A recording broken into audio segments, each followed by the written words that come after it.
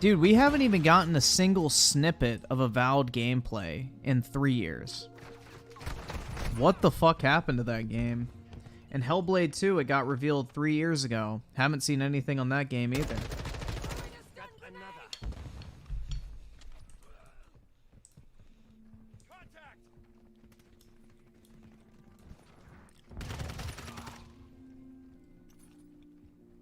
Yeah, Fable's in the same boat. Perfect Dark's in the same boat. Both Fable and Perfect Dark are being outsourced, by the way, which is not a great thing to hear.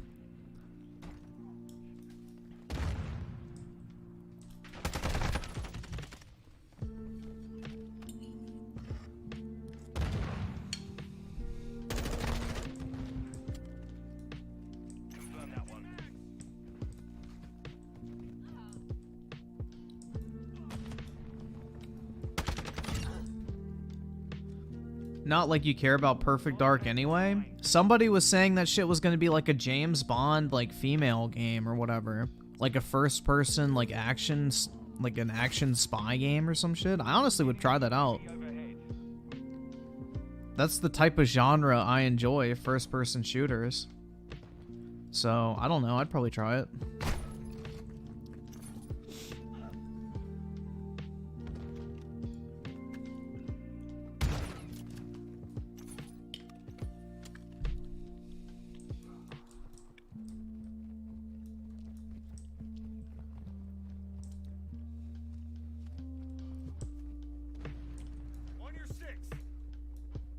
Mind explaining outsourced, meaning they're not developing the game internally. Instead, they're hiring third-party developers to come in and make the game for them. So, like, I believe Perfect Dark is being made by the team that made the Tomb Raider games, and the team that made, I think Deus Ex is making Fable. I'm not 100% sure on that. I know it's the old Crystal Dynamics and Eidos Montreal studios that are working on those two games that got sold to Embracer from Square Enix. But at the time, when they signed with Microsoft to work on those games, they were not owned by Embracer. So now, technically, the people that made Saints Row are working on those two games.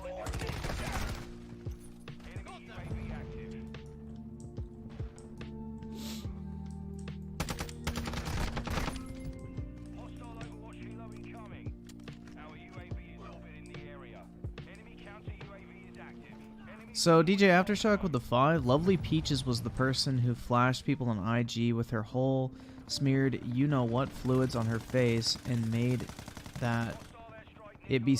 Oh, okay, shit. Yeah, alright, gotcha. I haven't seen much of that. I've seen like one or two, like, brief clips of that, I guess. I don't fucking know.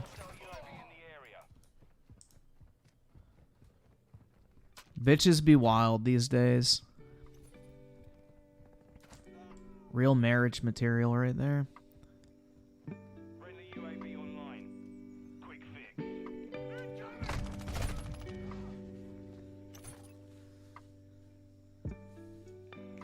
Gaming has peaked and is going down. I don't know. Depends on the game you look at.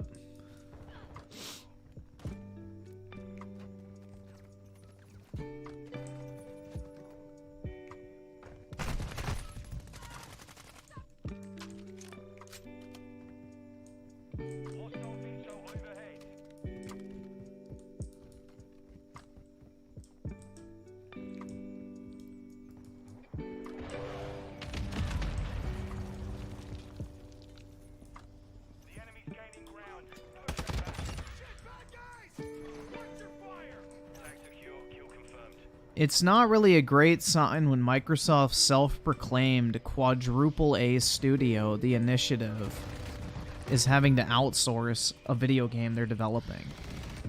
I'm just saying. I don't know, dude. That's not a great sign whatsoever. Like, if you're quote-unquote developing a, you know, quadruple A video game studio, you should not need to outsource anything.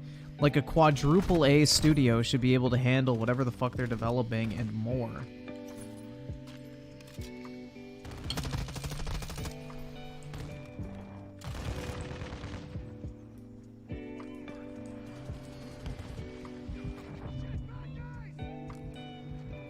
Oh shit. Fuck. They're wasting money at this point? Pretty much. I don't know, man. It's interesting.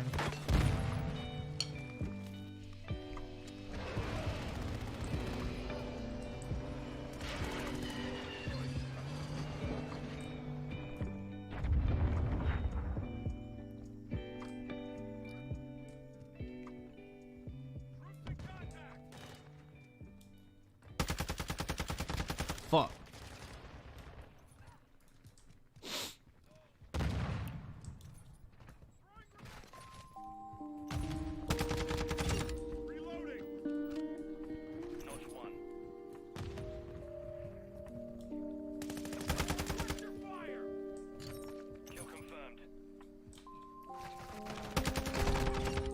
Hey.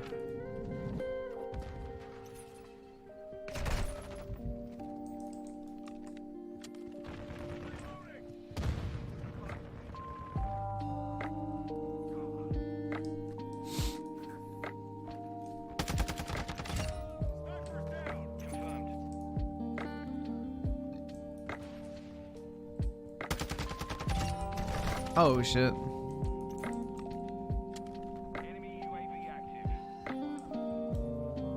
Needs playable Zelda cheeks? Oh, you want to see a caked up Zelda be playable? I'm sure you can mod that shit into the game once it eventually gets emulated on PC.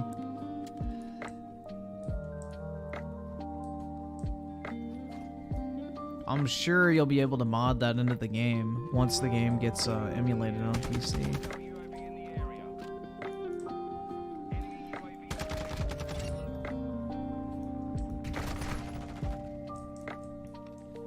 There's already a lot of mods for Breath of the Wild, right? I believe.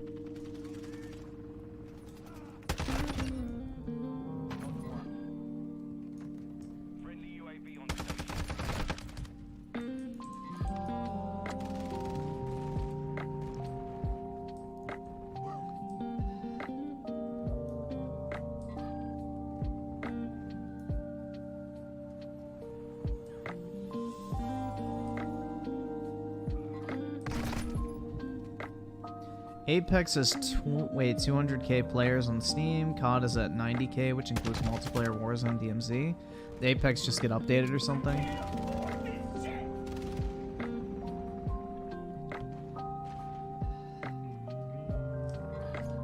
I don't know what's normal for Apex, because honestly I don't pay attention to it.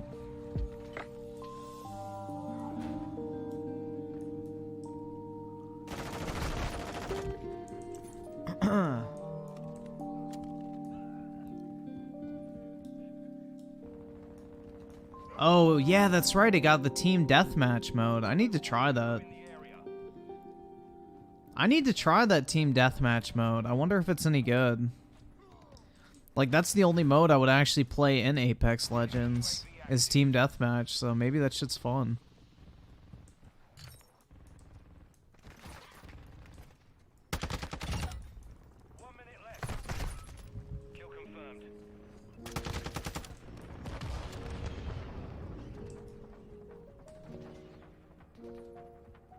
Why did the stream crap out the one night?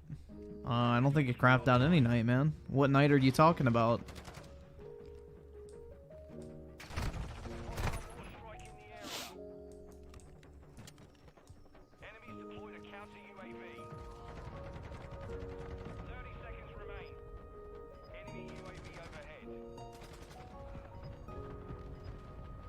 Monday night? I don't think it did.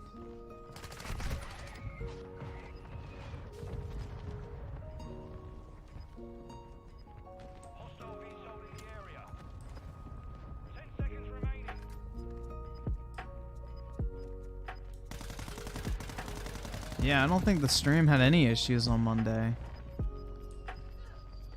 I don't know what you're talking about, man, honestly.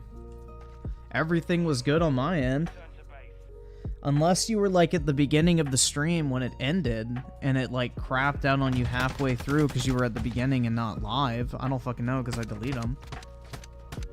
Griffin, you should play polo. That's a rich person sport. I don't have a horse and I'm not a member of a country club that has polo, unfortunately.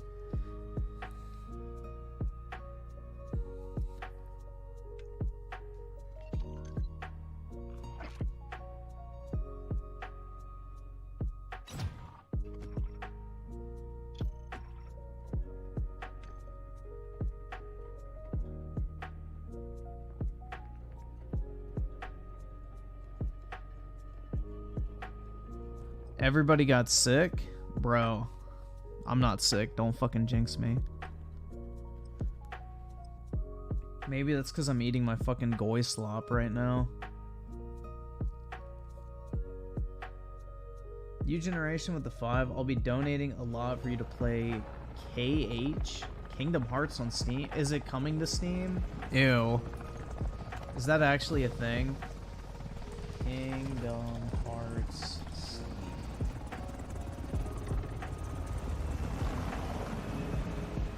I don't see anything about it coming to Steam.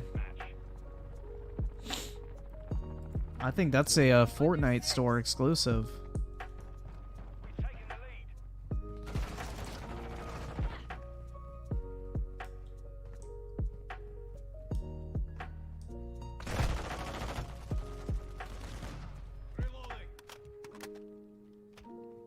My singing teacher got COVID. Did you make out with her and that's how you got it?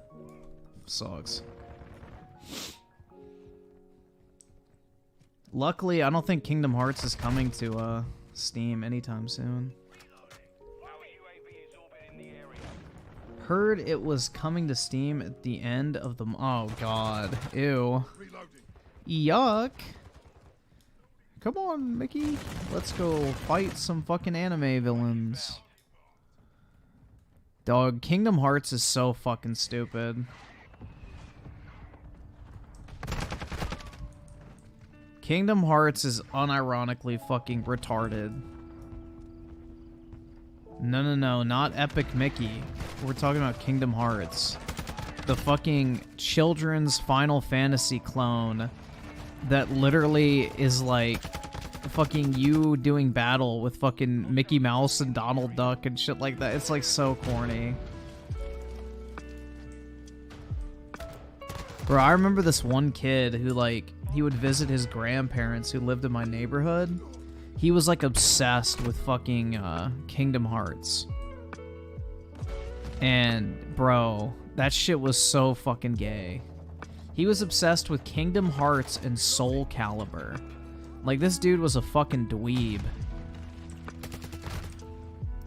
Like, I think I was like 9 or 10 at the time, too. So, like, bro, what 10-year-old likes Soul Calibur and Kingdom Hearts? Well, I guess a lot of 10-year-olds maybe like Kingdom Hearts, but, like, fucking Soul Calibur? Like, bro, what?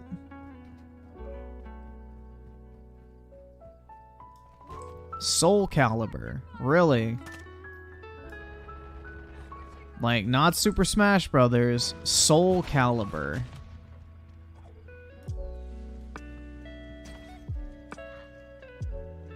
I don't know, man.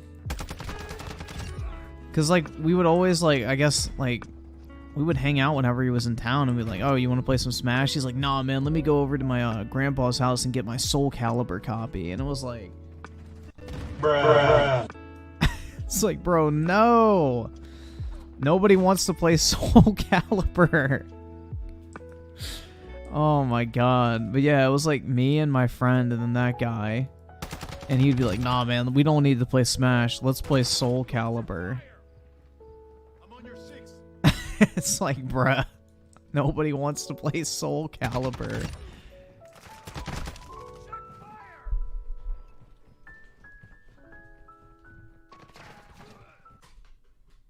Oh, shit. Ah, fuck, I lost the hole. Oh, go in. There we go. It's back in the hole. My mic, or not my mic, my headphones fucked up because I pressed the soundboard.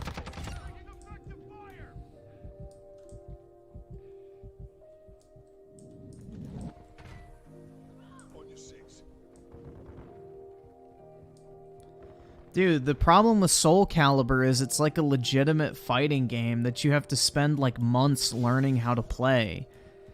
And none of us played fighting games. So this guy wanted to play fucking Soul Calibur because he was the only one who knew how to actually play that shit instead of playing Smash, which literally any human being with 2 thumbs can play. That was the whole point. Is like he just wanted to sit there and like body everybody and play fucking Soul Calibur because nobody else played that shit.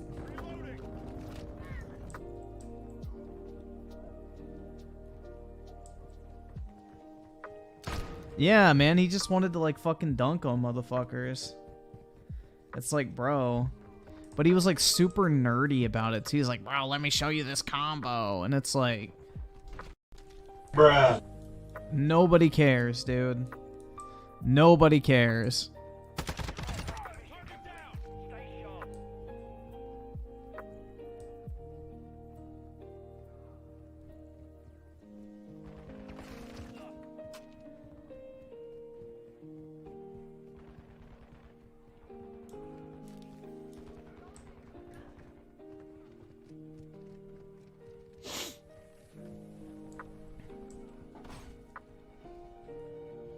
But yeah, Kingdom Hearts and Soul Calibur, and he would like go to fucking Barnes and Noble and buy like all the fucking One Piece mangas that would come out. And it's like, bro, what the fuck? Yeah, I don't know, man. That guy was kind of weird.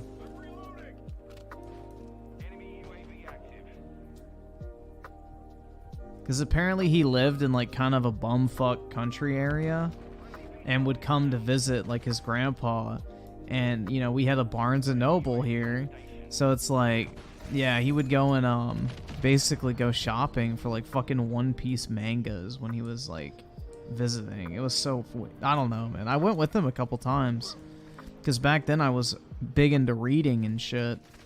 So I was like, oh yeah, sure, I'll go. And he goes like, yeah, man, we got to get some good books. And so he takes me to the fucking anime section or like the comic section, which I never went in because I never read fucking comic books. And he was like, yeah, let me grab all of these. I need to get up to date. And I'm like, oh my god.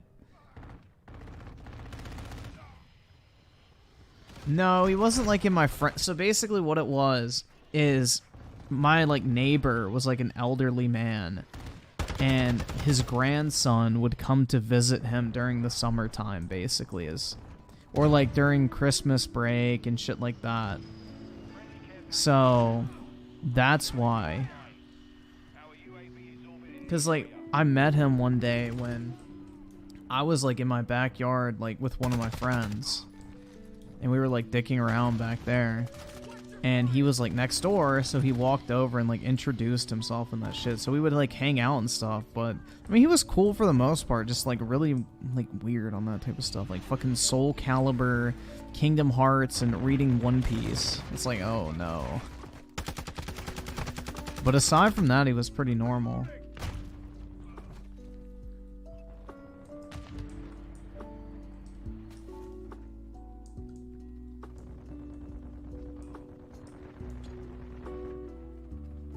If you haven't read something, you can't judge it? Sure you can.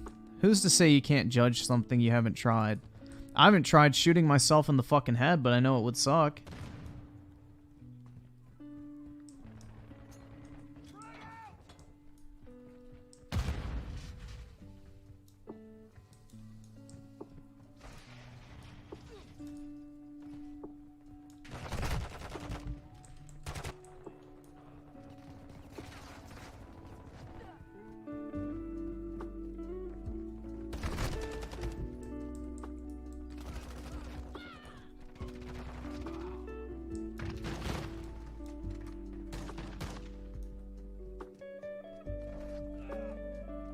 How do I like my iPhone? Honestly, I'm really enjoying it. I don't know. It's just everything's smooth on it. My battery life is great. So I'd say it's a pretty big W. I didn't charge my phone for like 2 days now. And what am I at? 34%.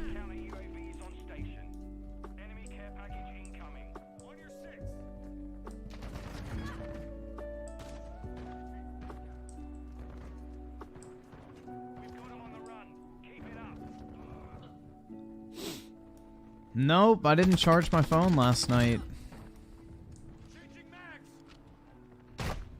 Not gonna lie, my teenage years were just reading slice of life manga. That's really depressing, man. Instead of reading about other people having a life, you should have gone and had one yourself. Don't fall into the weeb trap. That's how they get you.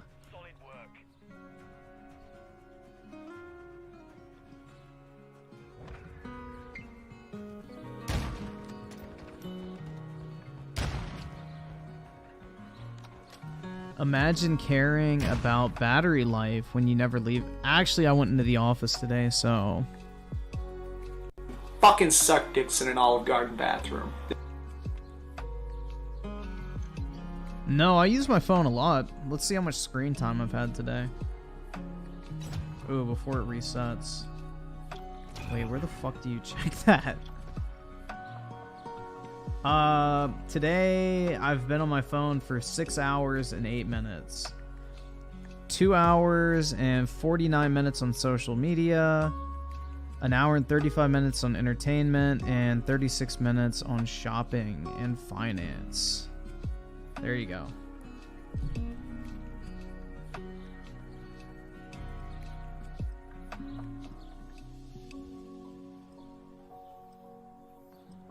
Any baddies? I didn't really see anyone. It's usually pretty empty at the office. There's not really ever many people there because most people just work remote.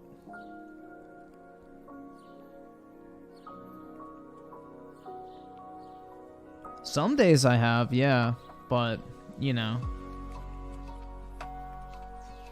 Not really too anxious to go flirt at work. If you feel me.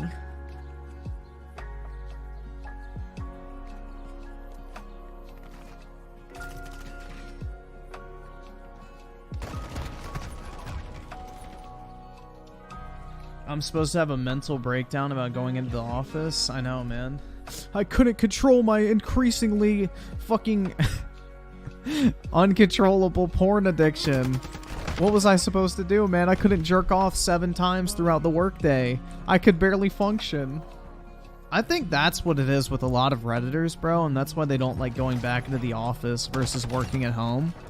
Because they've all fallen into the trap of like becoming massive fucking coomers. So they probably just jerk off all day, and when they have to go back into the office, they can't fucking jerk off during work hours, so it like gets to their mental. Because they're used to fucking cooming. They need their dopamine hits.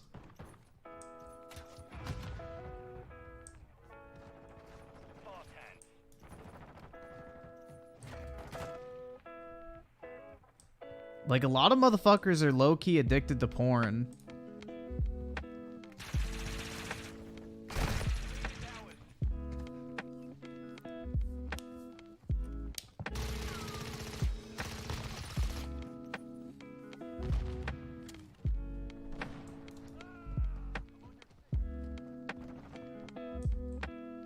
Oh my god, Brit Chan's back. What's up, Brit?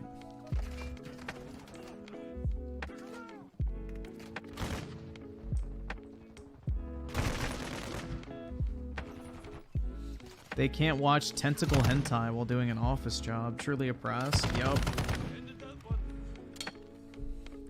Or check their OnlyFans feeds.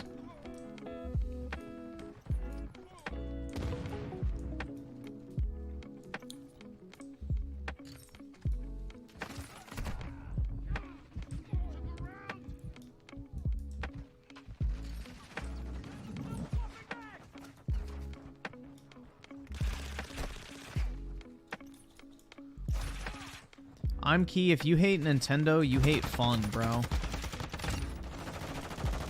That's pretty sad, honestly. Like, if somebody doesn't like Nintendo, I have to wonder if they're even alive as a human being. Like, how the fuck do you dislike Nintendo? Like, what the fuck is wrong with you at that point?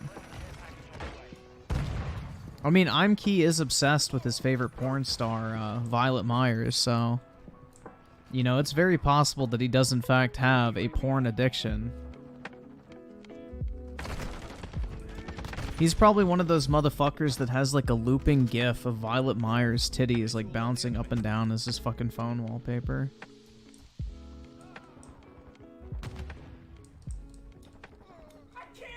Timothy Marco with the 5. Watch, I have concerns about City Skylines 2. Guy rants that cities which rely too much on roads are... What the fuck? Alright, yeah, we can maybe check that out. So apparently, is he one of those fucking Euro dumbasses that's like, oh my god, America needs walking cities? It's like, no, dude, just stop being fucking poor and get a car. Nobody fucking wants to walk around in 90-degree heat. Dumb shit.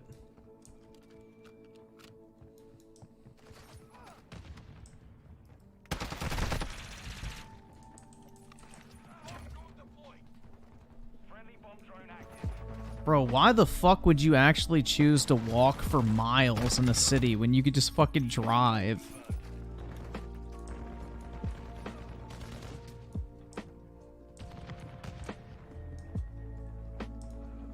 Like, that's a trend I've seen recently where Europeans bitch about American cities not being walkable. It's like, bro, have you seen how big American cities are versus European ones? The Europores have small little fucking cities. Like, their megacities compared to our megacities are like nothing. Like, the city of Atlanta or Los Angeles or New York City is way larger than their biggest cities. It would literally be impossible to fucking walk from one end of New York City to the other. It's just absolutely fucking asinine that they think that's normal. Like, sorry, our cities weren't built in fucking 300 AD. You know, God forgive us for our sins of, you know, actually being technologically advanced enough to, you know, geometrically plan out our cities with the systems of roads. So sorry. Please forgive.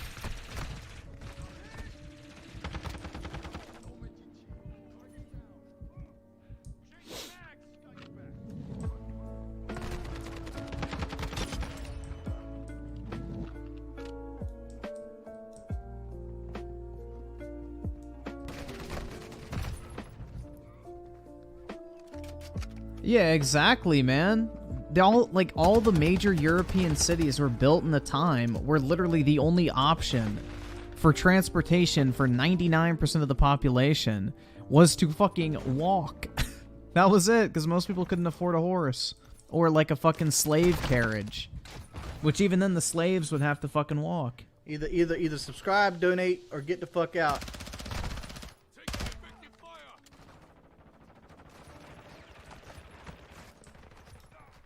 Oh, I think I missed a couple super chats. My bad. So King Crazy Boy with the 5. Pick one.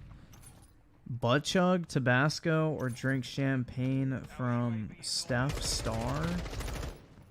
Why is this censored? Steph Star. Oh, Sterling's? Shoe. Butt chug, Tabasco. Let's see.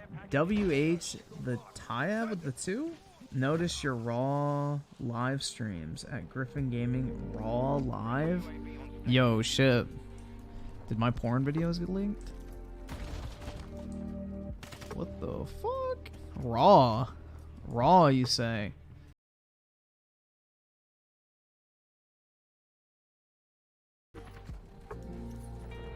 But yeah, there's, I think, a couple re-upload channels. I don't know. Personally, I don't do it, but I don't really care if others do. Timothy Marco with the 5. Oh, wait, no, I read that. So, Waterboy with the Tier 3 membership. Really appreciate it, man. Big ups. Bill Clinton with the 2. If you think Europe cities are small, see Australia. Really? I would think that Australia would have pretty large cities.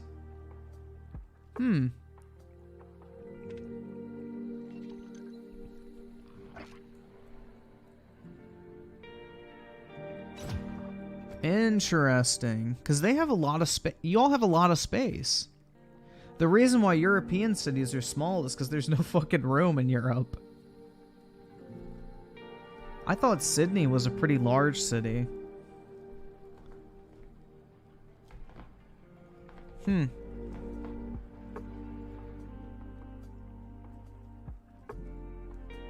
Well, most of Dubai is a desert, and they still managed to build a mega city.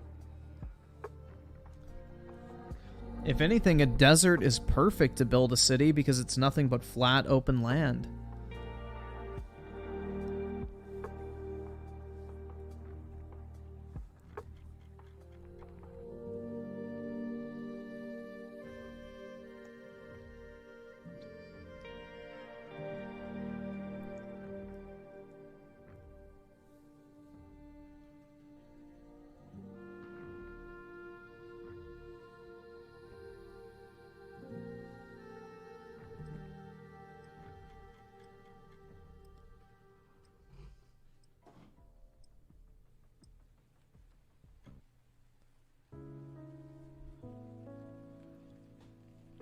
Yeah, honestly, if I was like in charge of the country, I would move the nation's capital to the Midwest.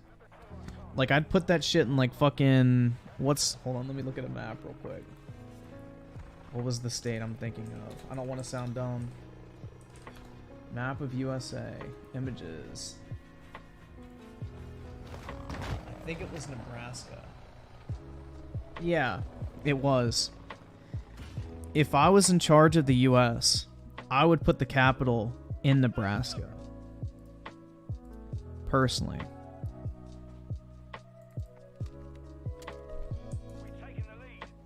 Yeah, it's a much better strategic location. It's in the middle of both major, like, coasts. And on top of that, it keeps, let's just say, foreign influence to a minimum. Not to mention it's strategically located around the nation's farmland. So that if natural disaster or whatever ever struck, you know, one, it's insulated from basically all hurricanes and, you know, tsunamis and like that type of shit. But also, you're surrounded by farms, which means resources could be diverted to the capital in case of emergency.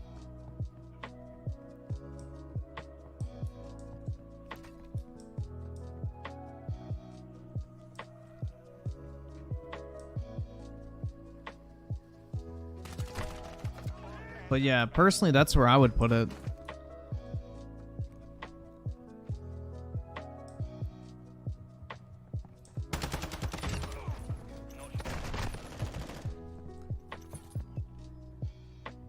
I'm with you.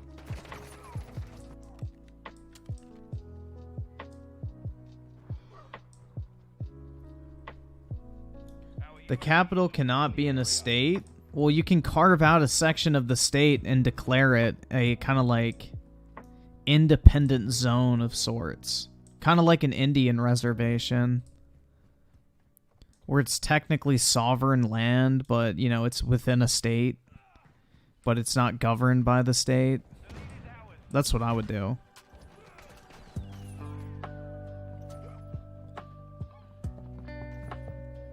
How would I move the White House? I wouldn't. I would just build another one. A better one. Dude, do you really think the building is important? No, the people who are inside the building are what are important.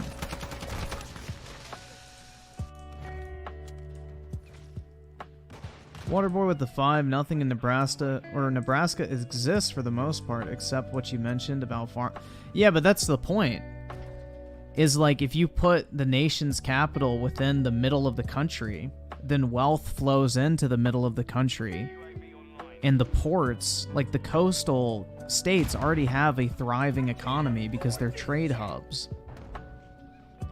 Like, coastal states don't need the propping up of, like, government money, I guess you could say, from, like, you know, all the federal functions. If you put the nation's capital in the middle of the country, the wealth from those functions would kind of like all emanate into the middle of the country and then expand outwards from it.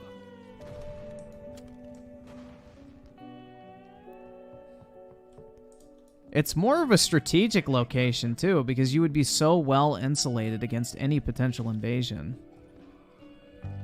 Whether it's from the north, south, east, or west, you know, nobody's getting to the middle of the country without a massive fucking fight. Oh yes, Nebraska would want to lose land. Are you kidding me? Bro, any state would kill to have the nation's capital next to it because of all that fucking money it brings into the economy. Are you kidding? Bro, what? No. That's what the fight over where the capital of the US is currently. The reason why DC is where it is today is because the southern states demanded that the nation's capital not be in a northern section of the country because the North would get all the money as a result of the nation's capital being within, you know, I guess, that region of the country. So the compromise was to put DC in between Maryland and Virginia, a northern and southern state, and that way the wealth would be diverted into both Maryland and Virginia. Because people who live in those two states are going to work in the nation's capital and support those federal functions. Like, I live in the DC area, even though I live in Virginia, technically.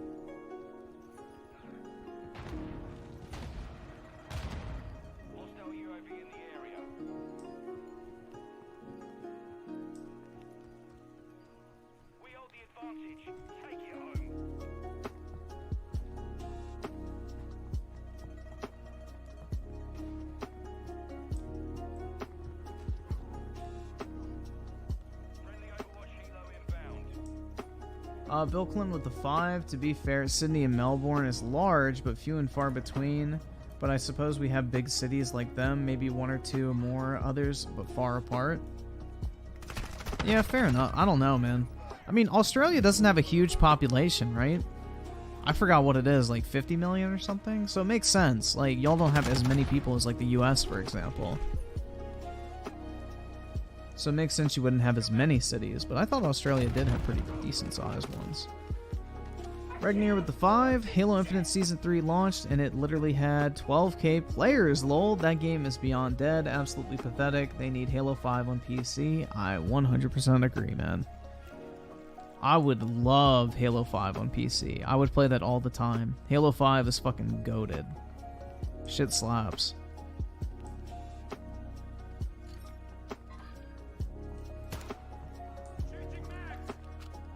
That's right, Britt. What about the people playing on the Xbox app on PC and on the console?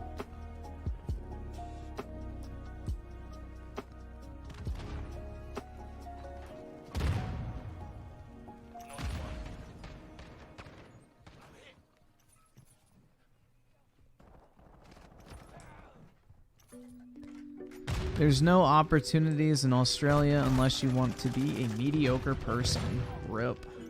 That's unfortunate.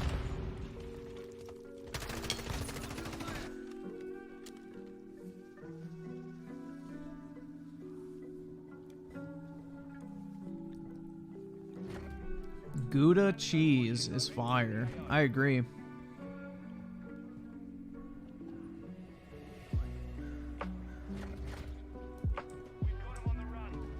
One time at the store, I got like this smoked bacon Gouda cheese, and bro, that shit was fucking fire. Also, I got champagne flavored Gouda cheese, which was also really good. But yeah, it's hard to go wrong with Gouda. That shit's really good. No pun intended, right? Australia has 25 million. Oh shit, man. Yeah, y'all got a small population.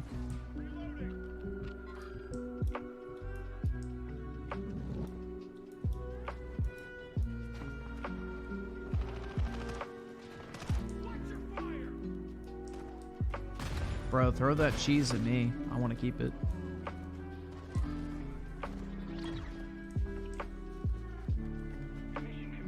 Did you see any of the January 6th footage? Yeah, I saw like the thing where like the cops were escorting people through the building. Like, yeah, you can go in there. It's like... Bruh. But this was supposed to be an attempt to overthrow the... Dude, that's the thing that's always made me laugh. Like, how the fuck is that going to result in the overthrowing of the United States? Like, bro, if a couple hundred people walking inside of a building is all it takes to overthrow the government of the United fucking States of America, we have bigger problems to focus on.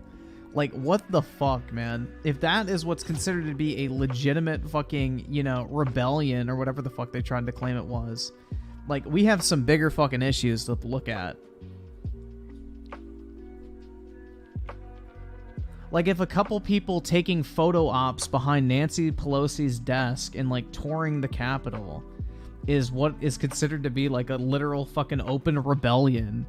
Like, motherfucker, we have some big issues.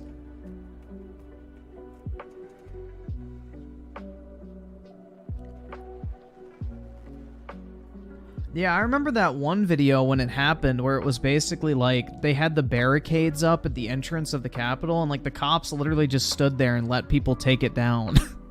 Like they didn't fucking do anything. They just literally let them take down the fucking crowd walls basically. And people just walked right in. It's like, bruh. Now that whole thing was like, you know, controlled op shit. I 100% believe the fucking, you know, FBI would do that type of shit. 100%.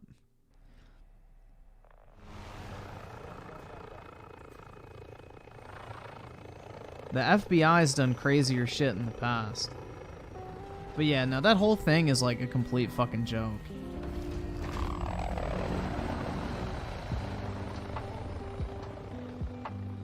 Northern Virginia is very dependent on DC. The reason why Northern Virginia is such a massive population center compared to the rest of the state is because of Washington, D.C. Like, all the auxiliary companies that do, like, government contracting and consulting and things of that nature are located in Northern Virginia or in D.C. itself. So with all those companies, it brings people in who work at them.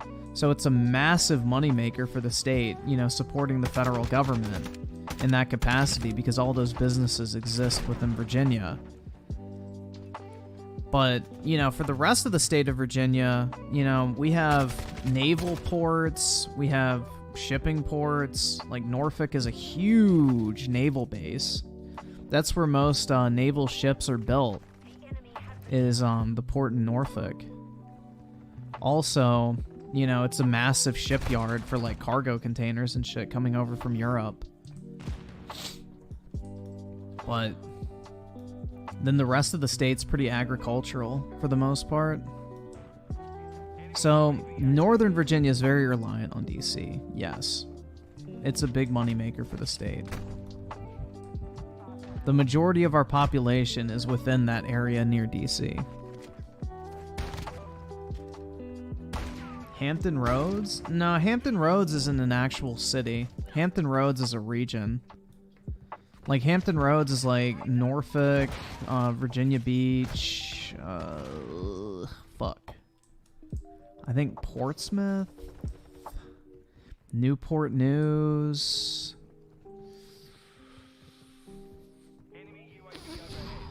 Fuck. It's like a bunch of cities. It's a region. It's not an actual, like, city. Hampton is a city. But Hampton Roads is like a region in Virginia.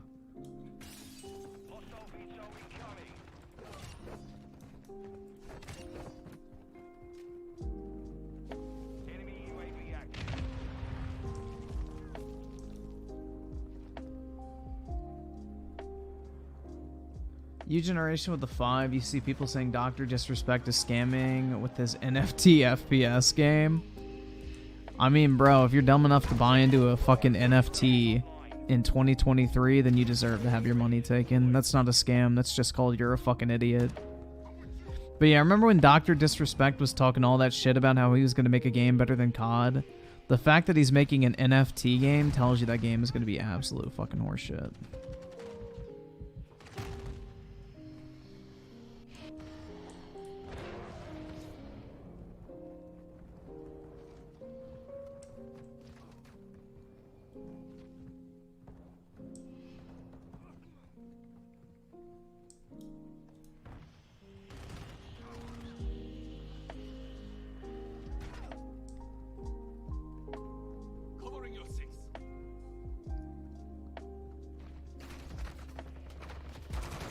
Oh shit.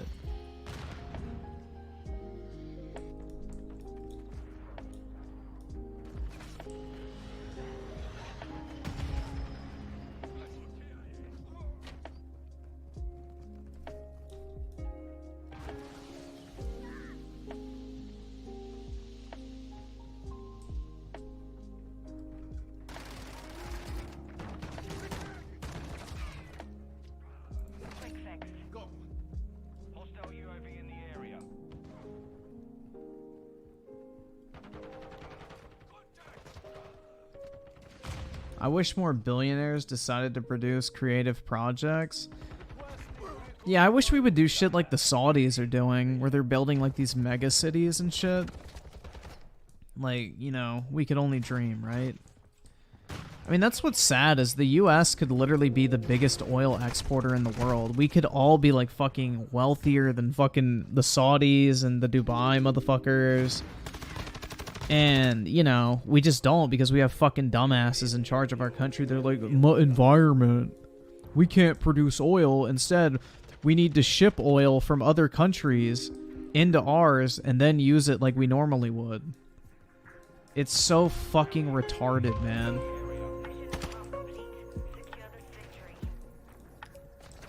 But yeah, we literally could have more fucking money than any country ever to do that type of stuff, but we just have incompetent leadership. We have absolute incompetent leadership. We literally could have the greatest cities on planet Earth.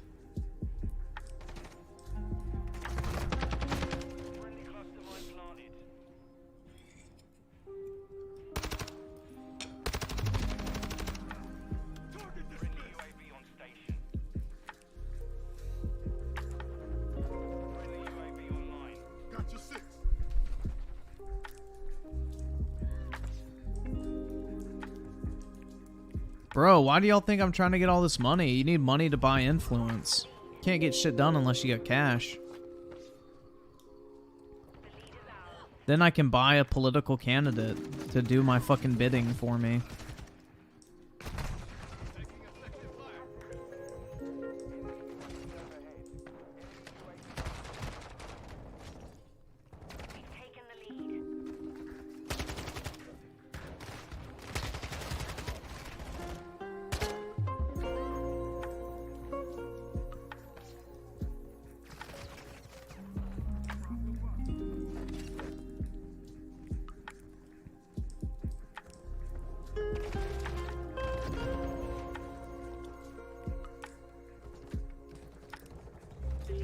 Waterboy with the 5 ever noticed most of the politicians are very old? Yeah, that's because most people associate age with knowledge, wisdom, and experience.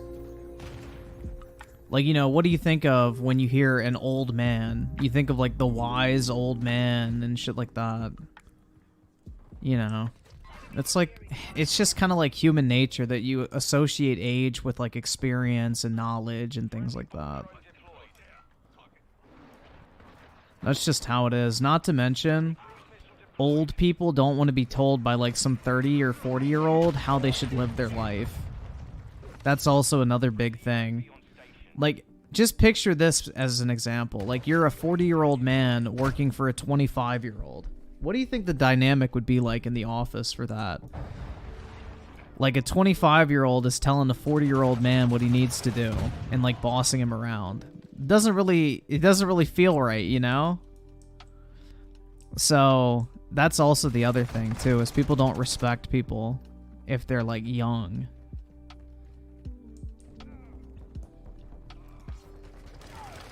I think of Griffin when I hear old man. Oh my god, thank you, Britt. That's so sweet.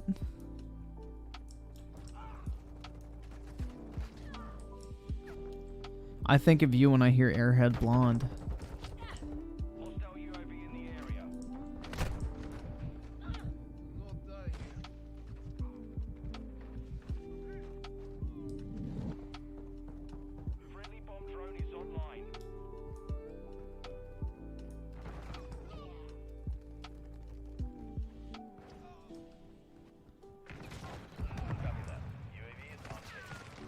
Yeah, I think of Britt also when I hear. She belongs to the streets. Facts. We're gaining ground. What do I think the max age for a politician should be? I don't think a max age should exist. I think a total year in public service, quote unquote, should exist. Because there's no such thing as a fucking public servant in Congress. I think there should be term limits on those motherfuckers. That would weed out a lot of the issues. Because then people wouldn't be around long enough in politics to remain relevant at age 80.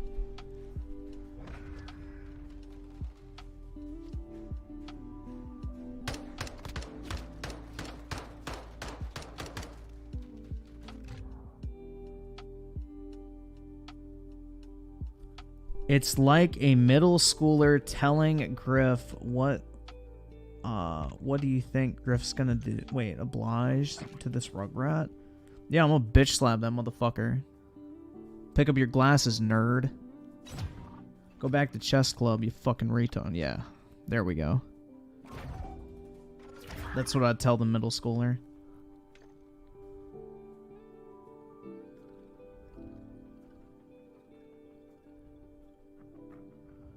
Lol, Griff flirting with his GF. Yo, I have a GF. What the fuck? Thank God. Thank you, Lord. My prayers have been answered. Who is it? Better not be I'm Key. That femboy fucking. Oh man. Please no. Need term limits for members of Congress? Yup.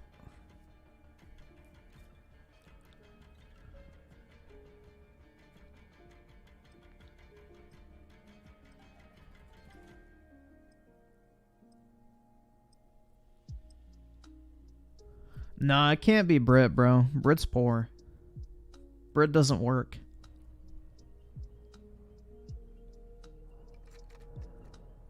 I don't date brokies.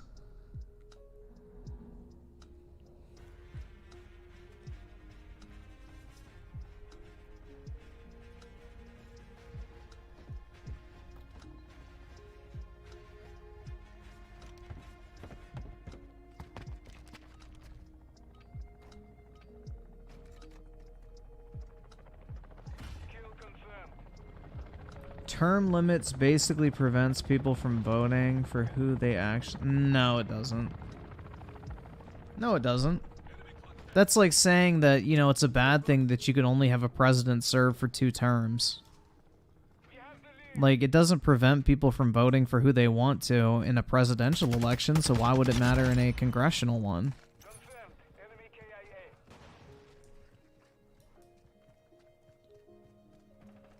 By that logic, we shouldn't have presidential term limits either. The whole point of term limits was to prevent, like, nepotism and, like, an oligarchy from forming. Because, like, look at FDR, man. That guy would have literally run for as many terms as he was alive for.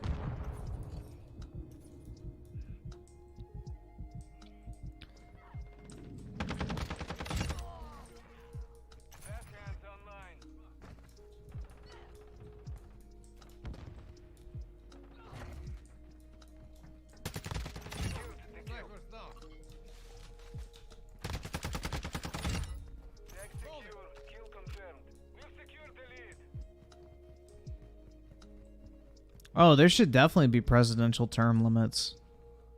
There should be term limits on every politician, I think, with the exception of judges. Judges, I think it's fine. They serve for life because they're supposed to be above, like, political affiliation. So that makes sense. But, you know, congressmen, senators, presidents, they should definitely have term limits because... basically what happens is, since the party gets to pick the candidate in each state, basically, you know, you have basically an unofficial, like, oligarchy or aristocracy that forms, where the same politicians are the only candidate every single time, because the party picks them to run because, you know, they're in the party's pocket, or vice versa. So, that's the issue, is not having term limits encourages corruption. Because then politicians focus only on staying in power versus getting shit done while they have power. So if you're a congressman, for example, and you're like, okay, I only have 12 years to fucking get shit done, and then I'm out, regardless of if I get elected again, their motivation shifts from, oh, I need to do everything I can to stay in office for as long as possible, to... hey, I'm out of here in 12 years, I better get some shit done so I have something to show for it when I'm out so then I can land a job when I'm done. Versus people just being obsessed with being career politicians and doing nothing else but getting reelected. And using corruption or whatever it takes to maintain their position in office.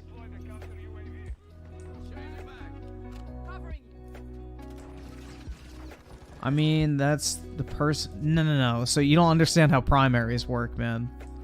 Like, prime example, the Democrats, Democratic primaries are nothing but a fucking joke because the Democrats have a super delegate system. So at the end of the day, the party gets to pick the candidate. But on top of that, if say you're running in a primary, the party gets to determine who gets money to run. So the Republican Party gets to pick which primary candidates receive money from the party in order to run for congressman, senator, governor, you name it. So the thing is yeah, sure, you could technically vote for whoever you want in the primaries, but the party basically makes it so you've never fucking heard of them because they give them no campaign funds to actually go out and campaign with. So that's the thing, is the party basically determines who you get to vote for because they put the candidate they want to run in front of people.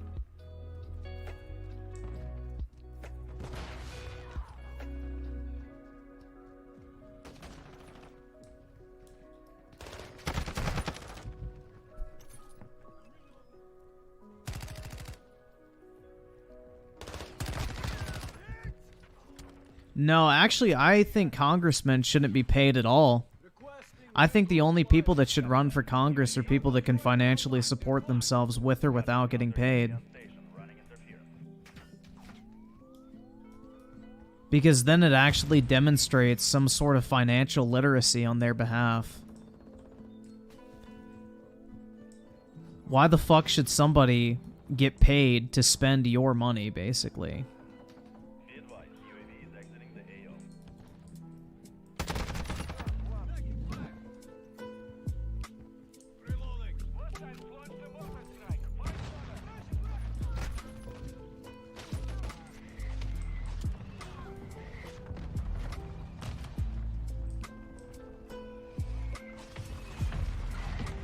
Yep, it stops people from becoming career politicians because that way, you know, they can't hold a job while they're in office, so they have to, like, save up money to basically live.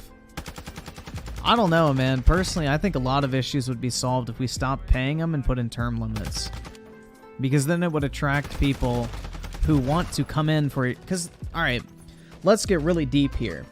So, basically, the founding principle of government service in the United States, you know, public service is based on the Cincinnatus model, which, if you guys aren't familiar, Cincinnatus was a Roman farmer who was appointed dictator for a 6-month period to come in and fix the republic.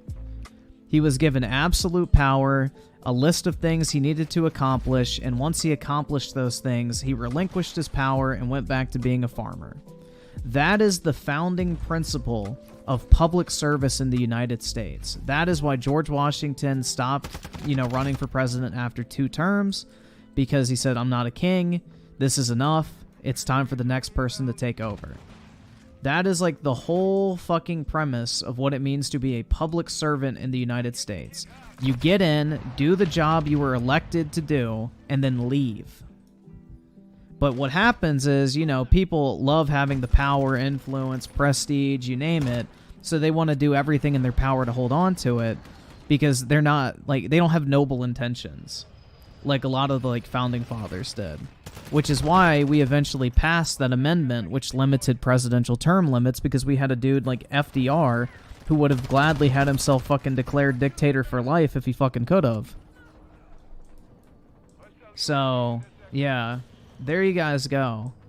That's basically, like, the whole principle behind why George Washington stepped down after 2 terms. That's why it was always, like, kind of a given. Like, okay, presidents only serve for 2 terms. It was until FDR, you know, decided, I'm going to run 4 times, that people finally realized, oh shit, we probably should actually have a limit on that because, you know, it's not really a good idea. He was the first one to, like, break that tradition of presidents stepping down after 2 terms.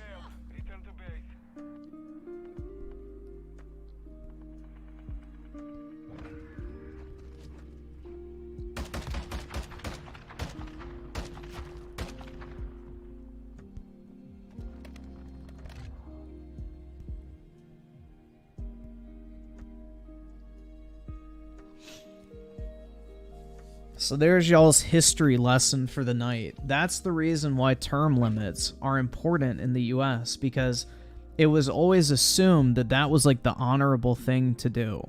Was after you accomplished what you got elected and put into office to do, you would step down and let the next person come in.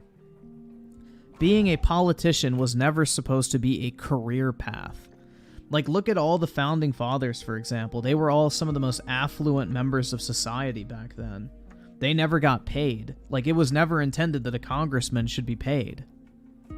Because they were supposed to represent, like, the pinnacle of society. People who knew how to run a business, people that were financially successful, literate, had some sort of knowledge based in reality that would allow them to contribute to the overall growth and benefit of the country. But nowadays, you have fucking dumbasses like AOC who get paid $200K a year to act like a fucking dumbass and literally spout some of the most ignorant shit you've ever heard in your entire life because she gets hundreds of thousands of dollars to be that way. Whereas before, someone like her would never be able to take political office, and for good fucking reason, to prevent dumbasses like her from having any sort of influence.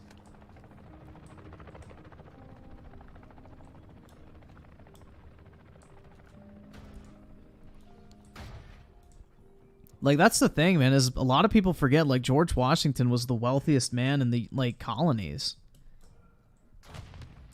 He was the wealthiest dude in all of the British colonies. There is a reason why he was so smart, because he was not some broke fucking dumbass, you know, who couldn't fucking rub two nickels together. Like, that's the thing that blows my mind, is like, it's so funny that people say, like, oh, rich equals bad. It's like, bro, the reason we even have the fucking country we do is because a lot of rich people gave up a lot. Like, George Washington probably would have net benefited from never rebelling against the British. Like, that motherfucker was ballin'.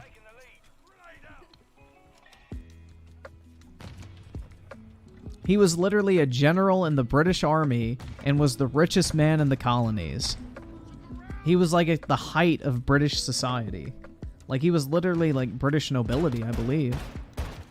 That motherfucker would have been perfectly fine, with or without the revolution ever happening.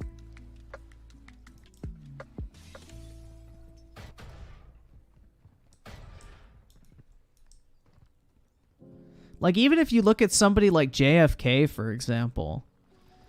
Like, JFK, his family got really wealthy from bootlegging during Prohibition.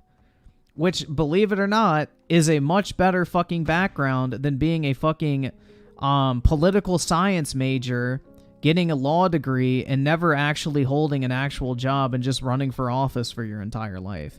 Because it actually teaches you how to run a business, manage people, and, you know.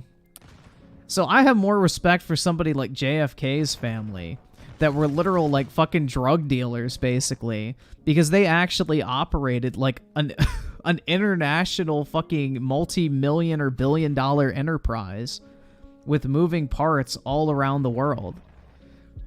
Like, that's a much better background experience than being some fucking loser who went to law school and never actually used his degree once.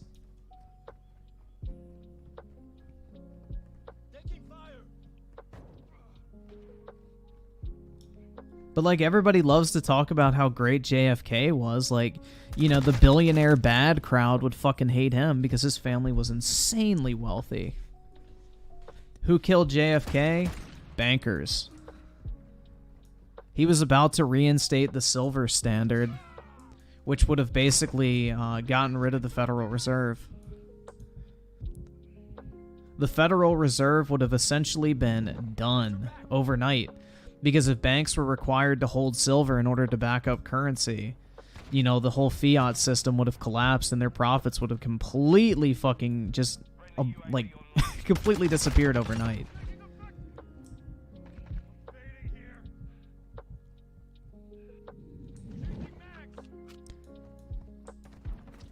Yeah, the CIA thing's another thing, too. But I think the banking one's more realistic because money talks, man. Money talks.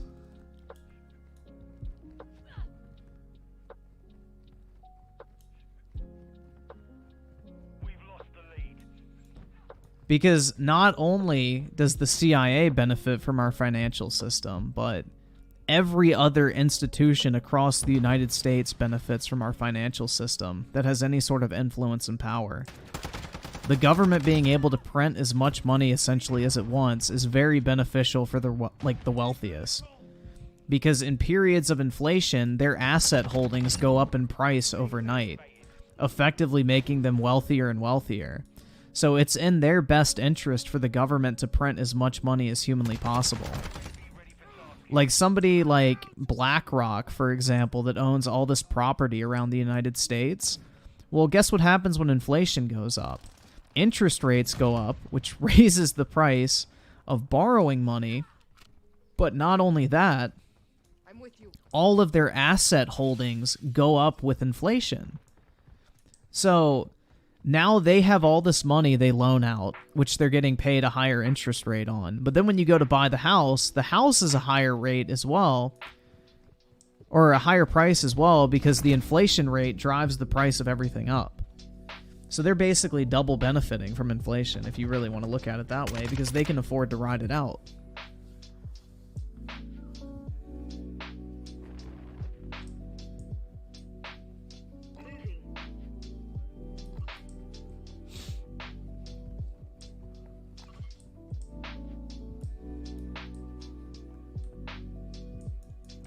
Yeah, I'm pretty sure Trump put in like a couple $100 million into his campaign at least. You can look it up.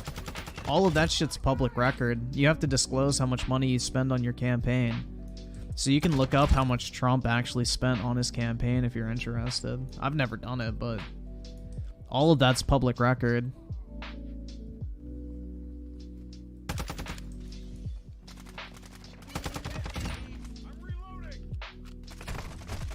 Here, let's see. How much did Donald Trump spend on his 2016 campaign?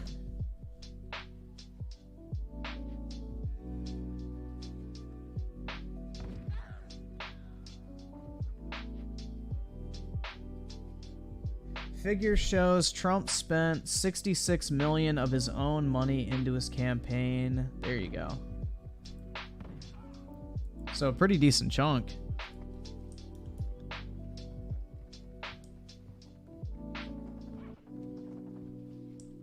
So probably between the two election years, probably at least 100 or 200 million would be my guess.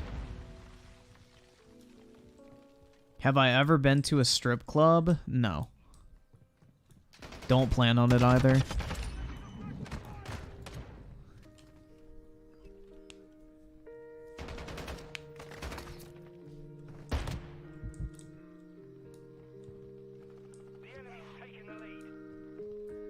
No, FDR was a fucking glorified communist, bro. That dude was a fucking dumbass.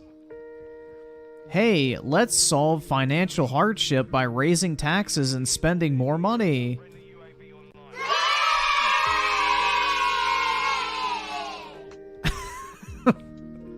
That dude was a fucking mental midget, bro. He was desperate for any reason to get involved in World War II to save the fucking economy. Because the New Deal was a fucking disaster. It made shit worse.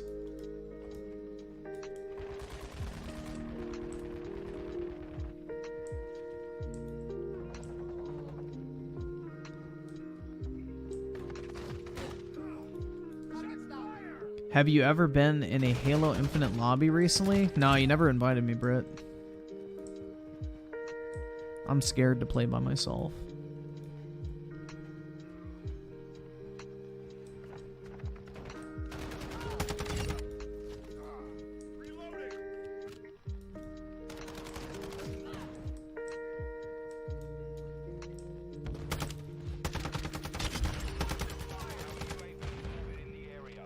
Waterboy with the 5, Trump spent his own money on his campaign. That's based? Yup. Guess he actually put his money where his mouth is, right?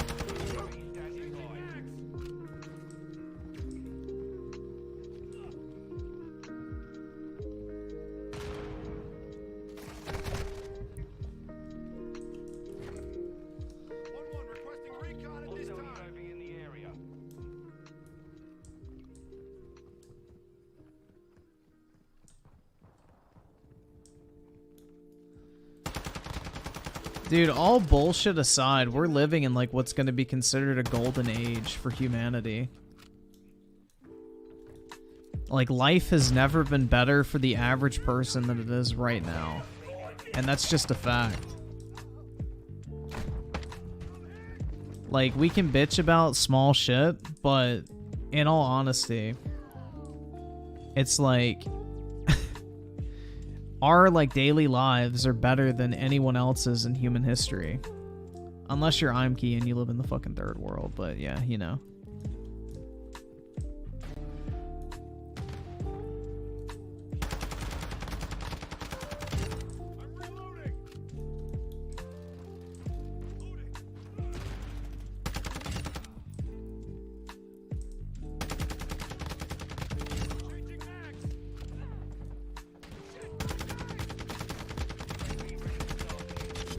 Damn, man. Keep them coming.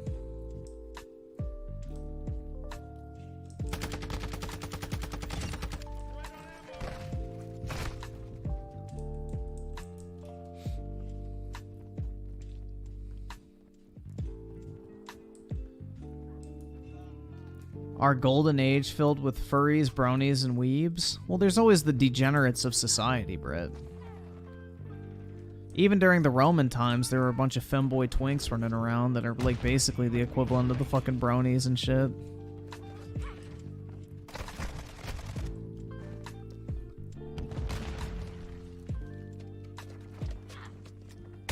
If you could pick one person to be president other than yourself, who would it be?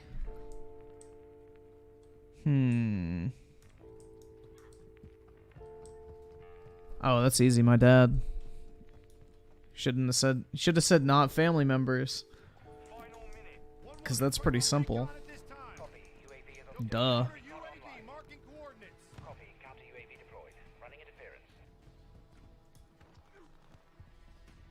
My dad's the president. He's gonna drone strike your house if you don't stop bullying me.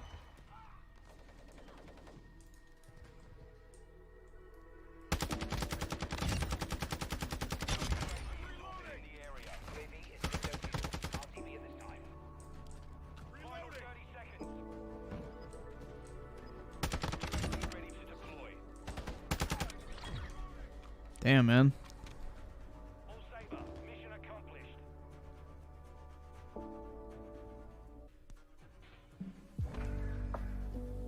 Griffin, would you rather be royalty or... Duh, royalty. Why the fuck would I want to have to worry about elections? I'd rather be the king. I'd rather be the king, just chilling on my throne, not having to worry about what the lowly plebs think about me. I could do whatever the fuck I want. Duh. All I'd have to do is make sure my military stays loyal and we'd be Gucci.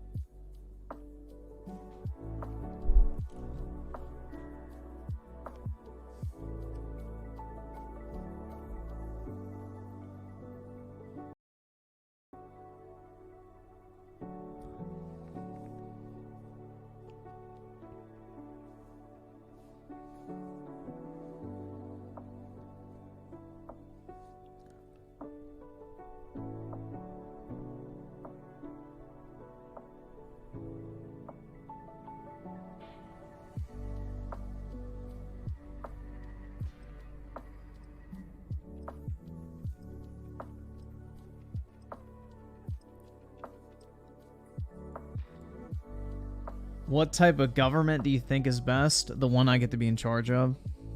So a dictatorship where I get to call the shots. That's what I think would be the best.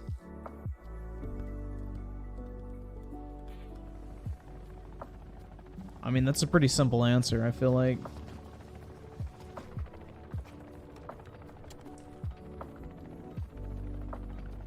Yo, Andrew Tate as president would actually be low-key based. That shit would be funny as fuck.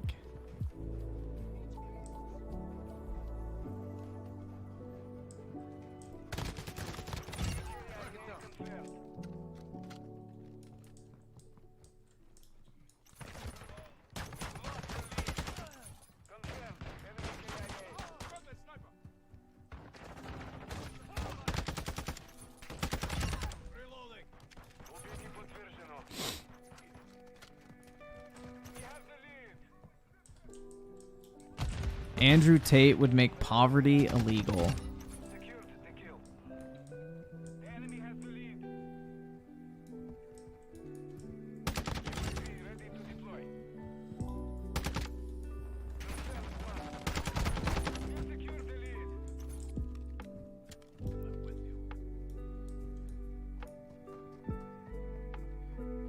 Well, that's easy, bro. Jackson, the Trail of Tears, bro.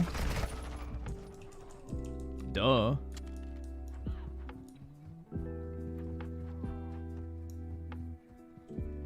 Requesting recon flyover. Copy. UAV orbiting the AO. Recon is online. Isaac Himmler with the 5. There are leaks saying Fortnite is going to have a first-person mode as an option. That's pretty cool. That'd be neat to try. And Shiki with the 15, watching AI voice versions of of Trump, Biden, and Obama debating most mundane stuff in YouTube. Gamer tier list is pretty sci-fi, not gonna lie. Yeah, it's interesting. I mean, the best way to tell that, you know, a Biden clip is AI or not is the fact that it has it flows as a coherent thought. So I guess that's an easy way to distinguish the fake Biden clips.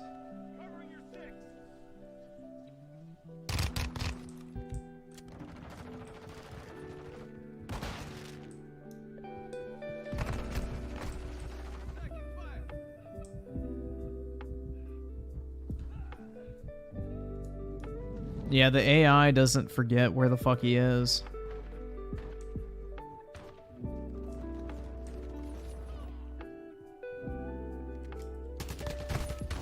Fuck.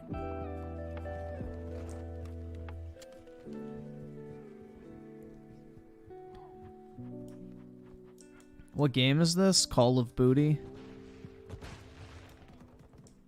We've lost the lead. Quick activation. Friendly UAV online. Hostile UAV overhead. Reloading. We have the lead.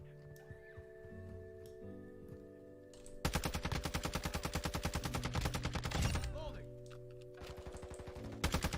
UAV ready for tasking. Changing back. UAV ready for tasking. Loading. Enemy has the lead. Low on ammo.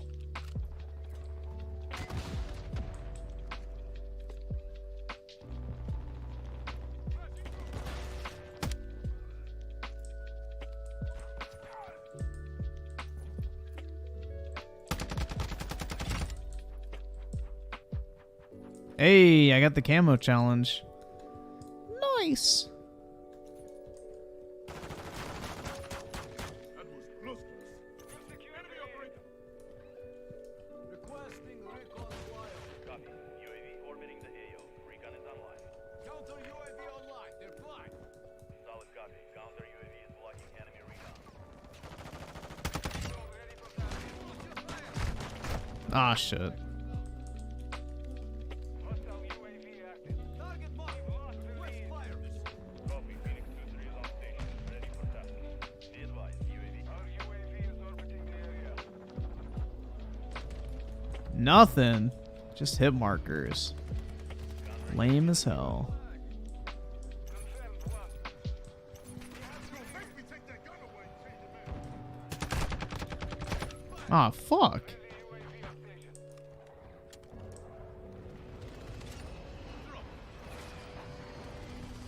Friendly cruise missile inbound.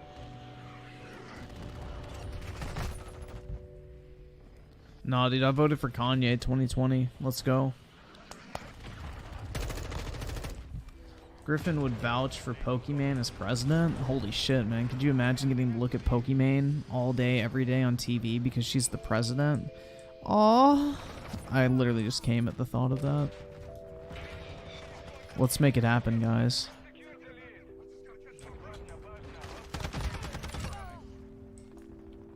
Убейте подтверждено. You're halfway to mission. Reloading. Reloading.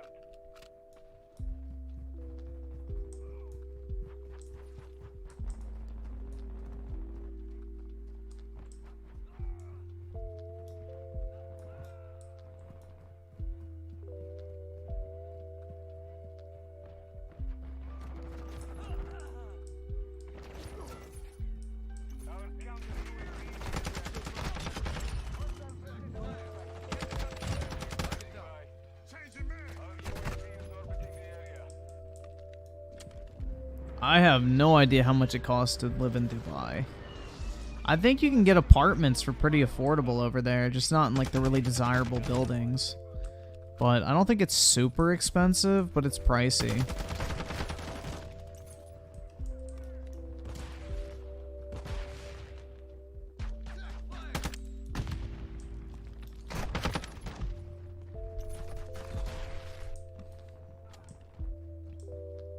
Be advised, UAV is exiting the AO.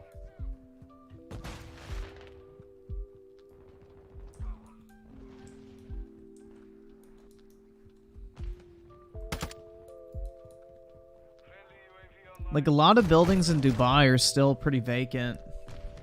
Like they really built that city up extremely quick, so they're still looking for people to move in.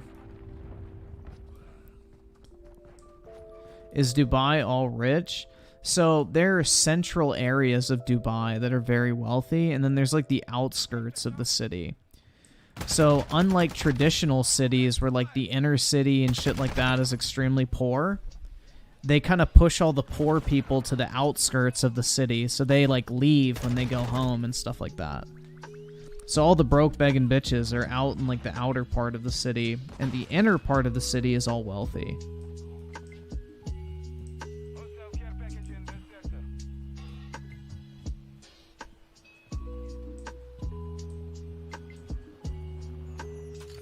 Damn, bro. I'm looking kind of caked. Fuck, man.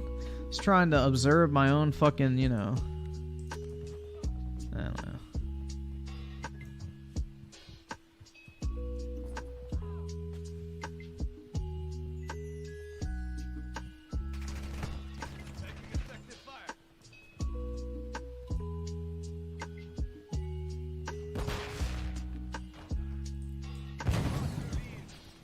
Hostile UAV overhead.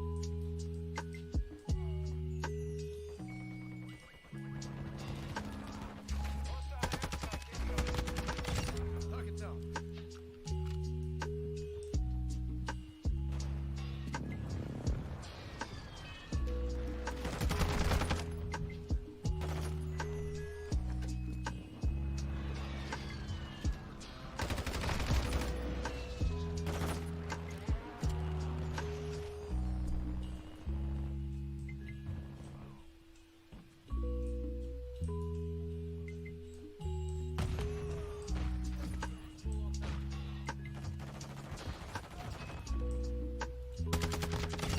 Seconds left.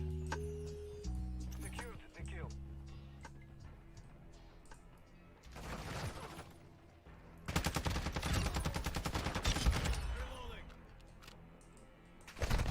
Ah, shit. I would never purchase a car online. I would have to drive it first. On your seat. 30 seconds. Hostiles called in an airstrike. Hostile UAV active.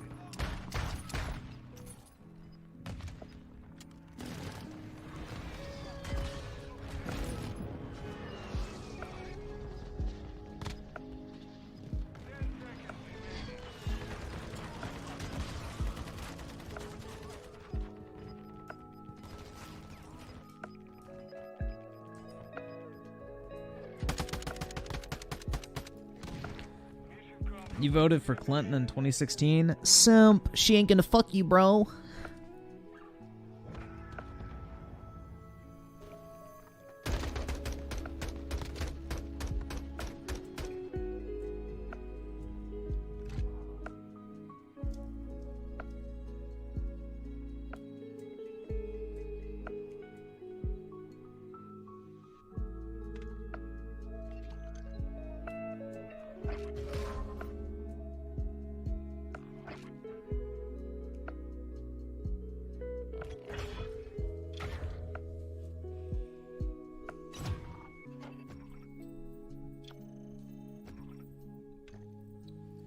Dude, I just vote for whoever's hot, honestly. Like, that's the way to vote, guys. Hot people make good decisions.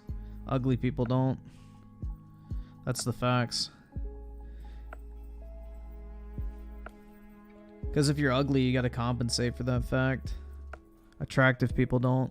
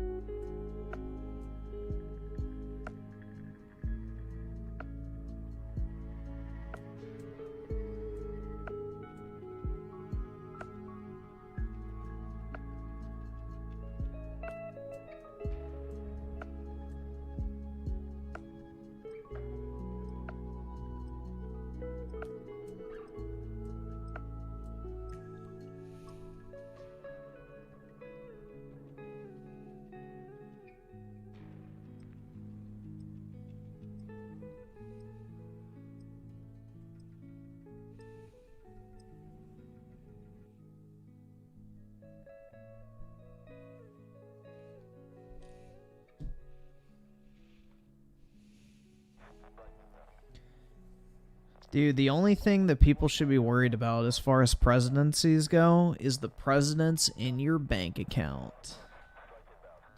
Get your money up, not your funny up. Midnight Mawwow with the 5. Yo, why does Sony have to reveal the exclusivity deals? Because the FTC said they have to because they want to talk shit about Microsoft buying games for exclusivity. So Sony has to reveal how much money they spend on exclusivity deals in order to prove that, you know, they're actually fucking victims of exclusivity like they claim. Is basically the argument they're making to the FTC that Microsoft shouldn't get Activision because of exclusivity. And, you know, Sony spending all this money on exclusivity deals kind of makes them hypocritical, so the FTC is like, oh, well, we want to see how much you all are spending to make games exclusive to the PlayStation. Also, I want more PS games on PC. I don't know what they are waiting for. I don't know either. I'm sure they'll come. Maybe they're waiting for, like, I guess, slow quarters financially. Would be my guess.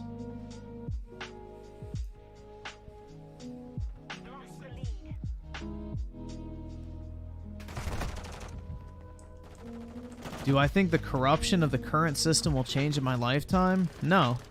That's why you gotta capitalize on the corruption, make a fuck ton of money so you can influence it.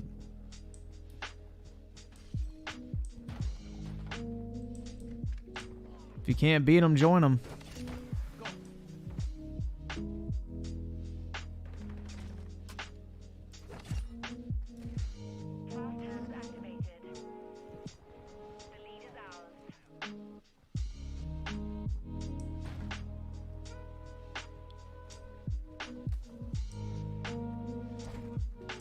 Say Monica 3 times in a row fast.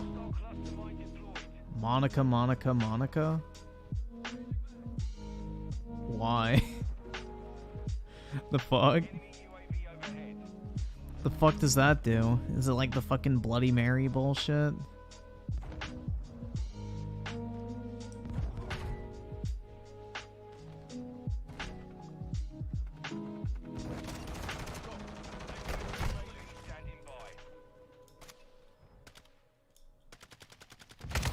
It's supposed to mean my N-word? The fuck? That's fucking stupid as shit. Say your respects to Bernie G, Griffin? No, I'm okay. RIP to Bernie G, though. I ain't taking the bait. Mr. Gores can, you know, be remembered for his great contributions to society, but I dare not speak his name, lest I be labeled a bigot.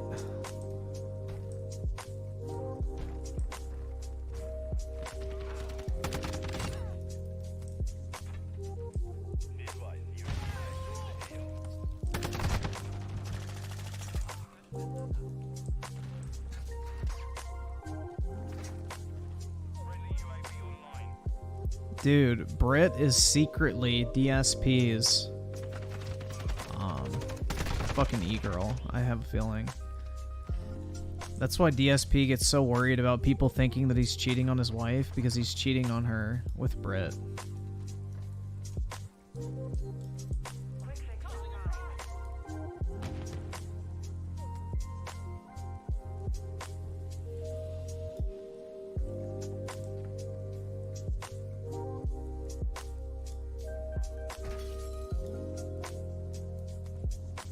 Do I practice stoicism? No.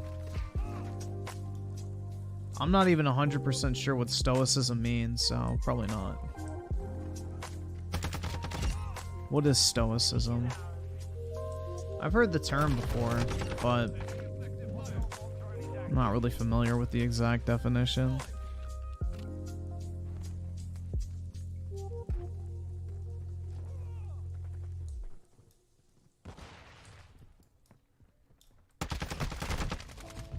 Let's see. Stoicism definition: the endurance of pain or hardship without the display of feelings and without complaint. Yeah, I would say I probably practice that. I'm not one to fucking bitch.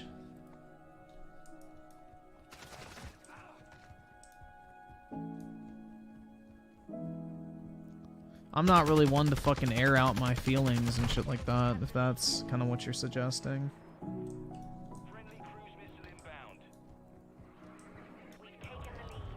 Yeah, if I'm like ever going through some shit, I'll be the only one that knows.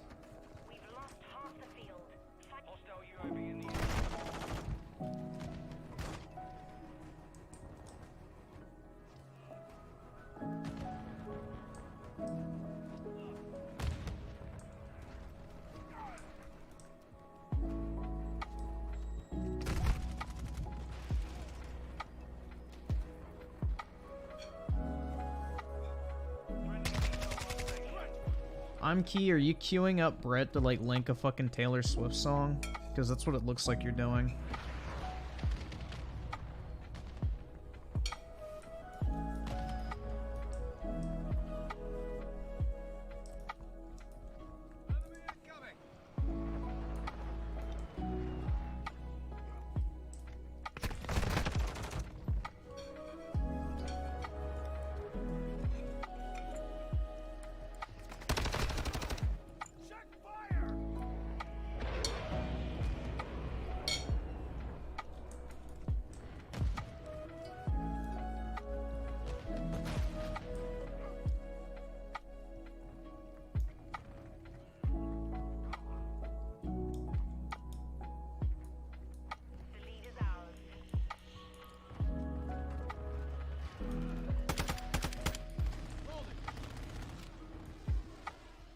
By the way, Griffin, apparently a lot of Euro poors are mad at Americans for buying soccer teams. Get fucked.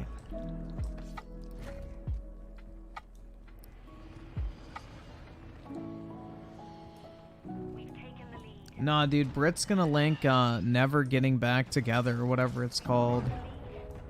That Taylor Swift song. And she's gonna like fucking at I'm Key with it. And then, yeah. That's what it looked like I'm Key was going for. He says, I think it's safe to say Brit is ready to get back together. Like, that literally screams, like, oh my god, bro, please link the Taylor Swift song. Like, I'm Key, you're really setting yourself up for that.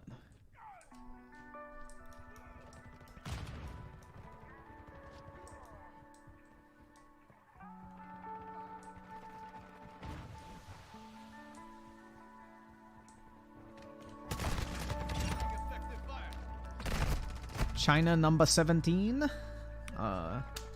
General So's chicken.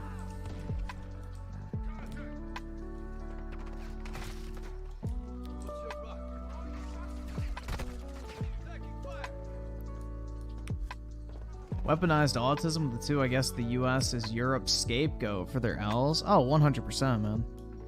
Like, the US is Europe's biggest fucking L of all time. Like, their former colonies surpassed them in every way imaginable. And it just keeps getting worse for them year by year.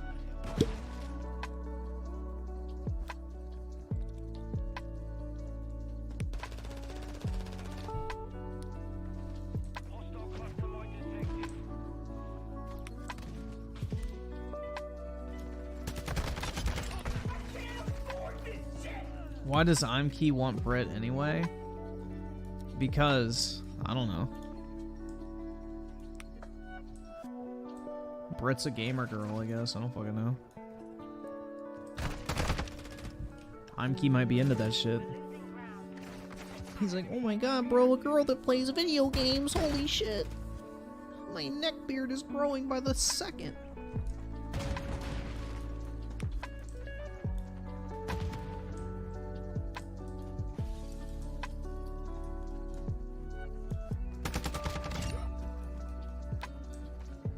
Yeah, the fucking Europores love to brag about their quote-unquote free healthcare as they pay 50+% in income tax.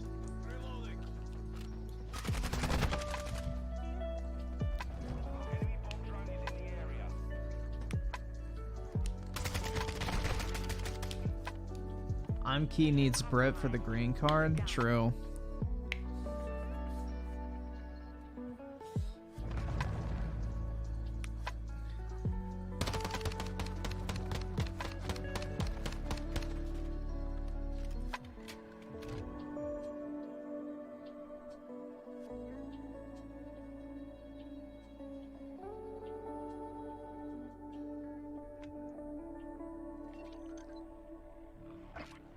I agree, Britt. That's probably for the best. Keep his ass in the fucking third world where he belongs.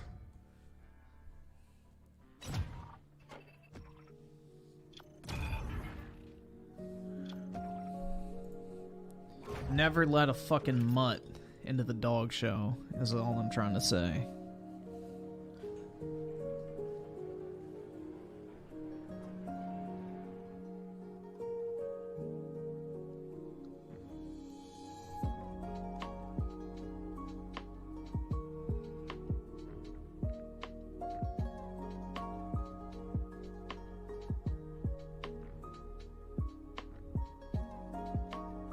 Yeah, exactly. I pay like $50 a month total for an upgraded health plan that includes dental, free contacts every single year.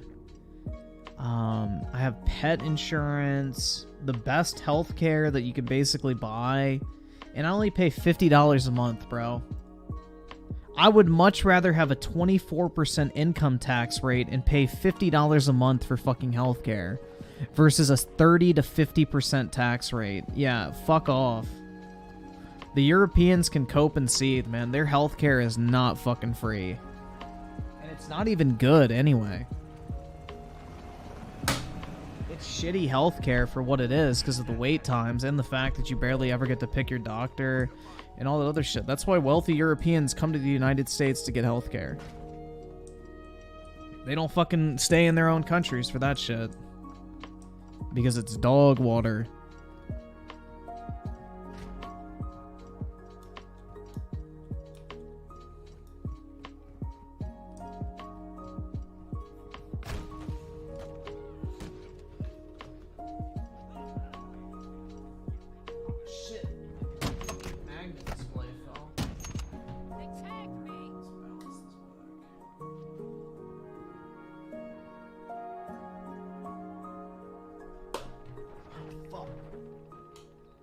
This thing fall?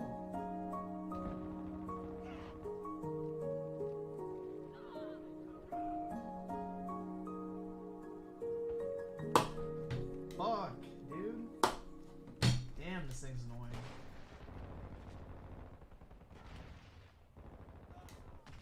Come on.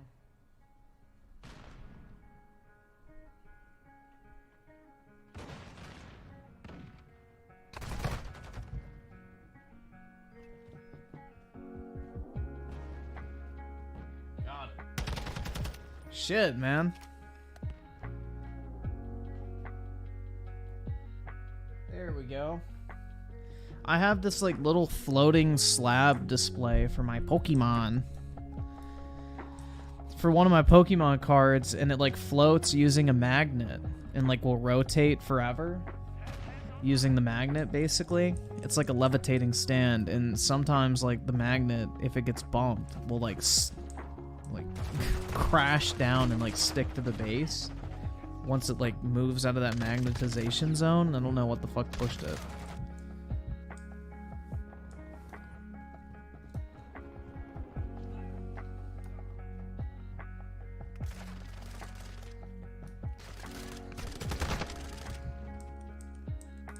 Yay, magnetism. Yeah, science, bro. Science is so cool. That's why I'm a scientist, guys. Because science is dope.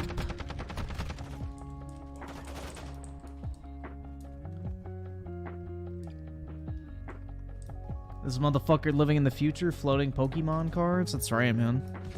Only the best. Have I ever been to a casino? Yeah. Bro, I've been on a bunch of cruises, and every single cruise ship has a casino on deck. That shit's fire. Other than the fucking chain smokers, that's about it. Because if you go to the casino, like, it's literally just a bunch of people, like, ripping cigs the entire fucking night. So when you walk out, you smell like fucking cigarettes. But aside from that, the casinos are pretty lit.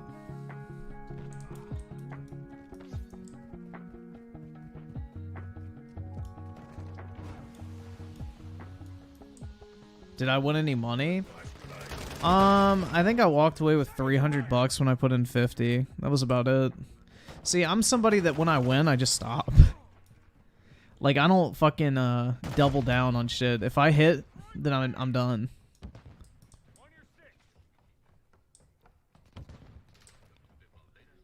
Oh my god, I have rights now? I can go to a casino now, lol? Well, Britt, since you live in New York, go to the beautiful Atlantic City, New Jersey. I hear it's great this time of year. It's still cold, so the crackheads may be off the street. I got your back.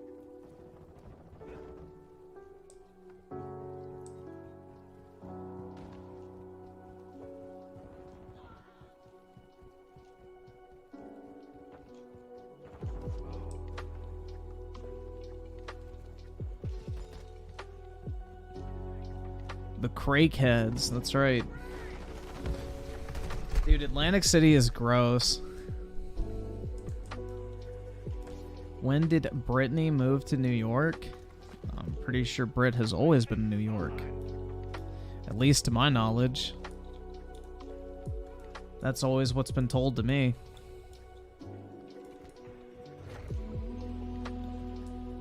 Be kind of awkward otherwise, because then I don't know where the fuck I was told to go.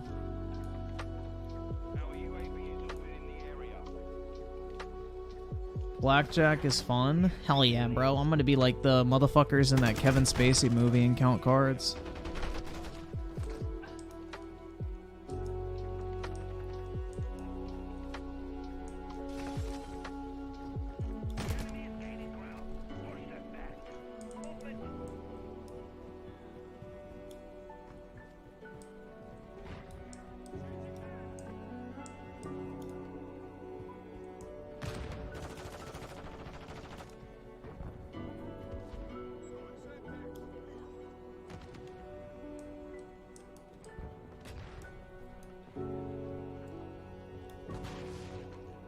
Help, I have post-nut depression. What do I do, Lord?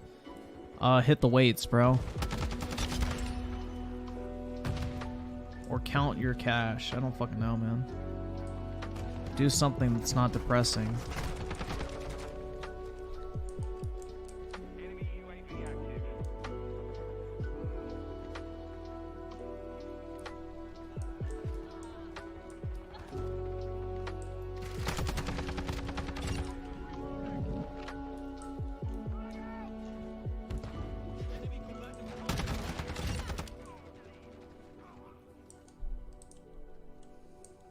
She can get drunk now? I'm pretty sure you can get drunk before 21.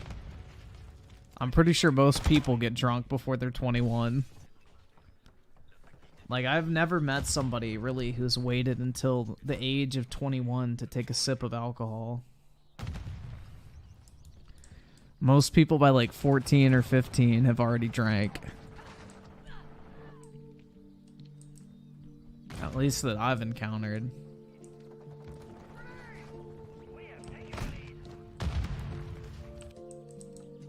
You don't drink, you generation? You could have fooled me, man, because you'd have to be fucking drunk to pay me to watch those dog shit videos, my guy.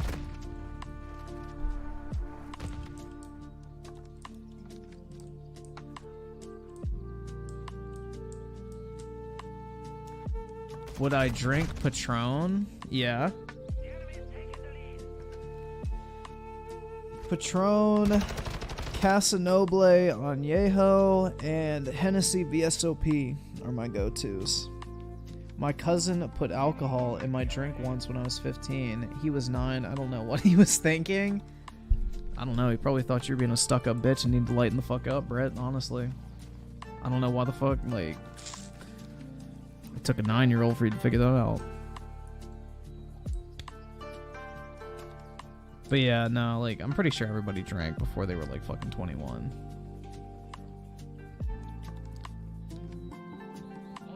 Griffin needs his lemon and salt to down... That literally makes it harder to down tequila. The fuck do you mean?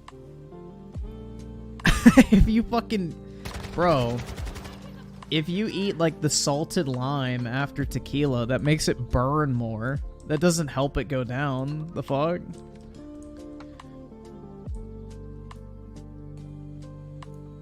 You do the devil's lettuce. Bruh. Sinner.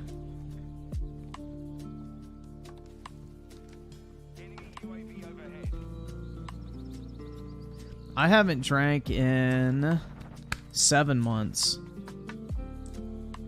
It's not very fun.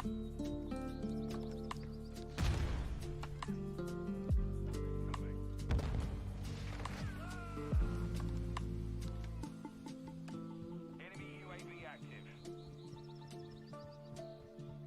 We're getting hit hard. Hostile counter UAV overhead.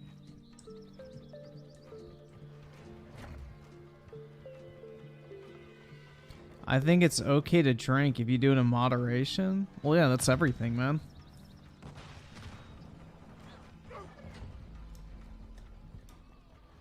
Mission failed. Return to base. Yeah, I've really had no reason to drink personally. Because if I'm just sitting here drinking by myself, it's kind of depressing. It's like, damn. It's kind of sad, man. Drinking by yourself, that's an L.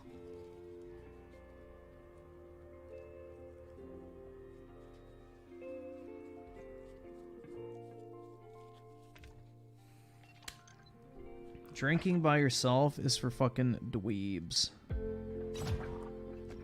That's why I used to do it.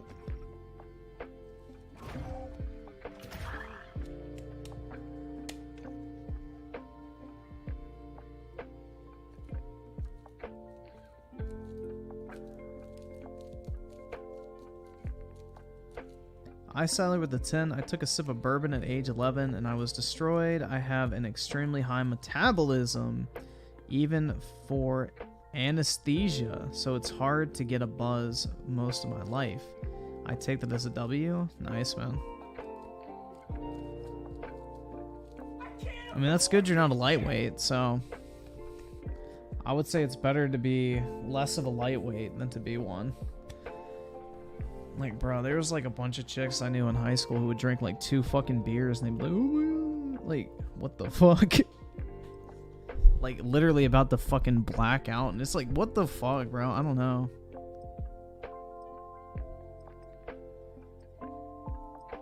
Waterboy with the 2. People that drink the pain away is pathetic. Yeah, man, it is. I definitely never did that.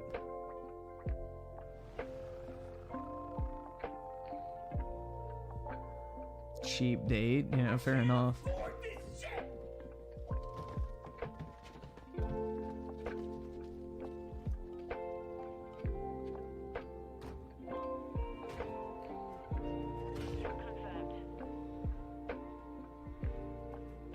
Text her back?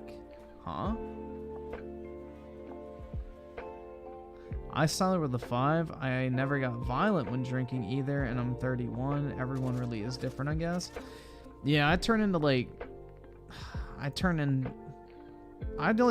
either really flirty or really fucking personable. I'm a nice drunk.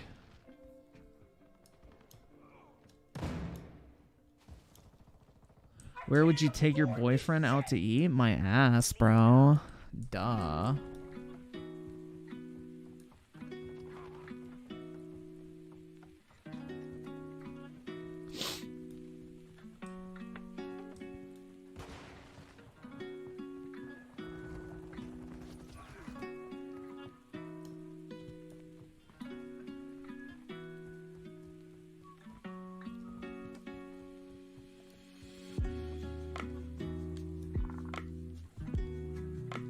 God damn, that gay voice is so perfect.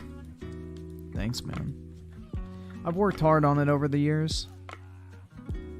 Just in case I wanted to pivot to the very profitable makeup sector of YouTube.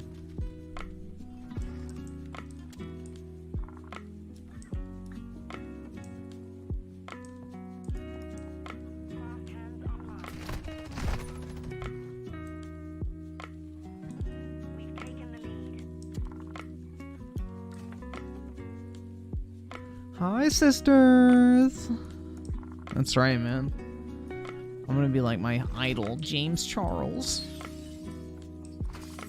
He's such an inspiration of mine. And oh my god, have you seen his fucking ass, bro? It's so... Never mind.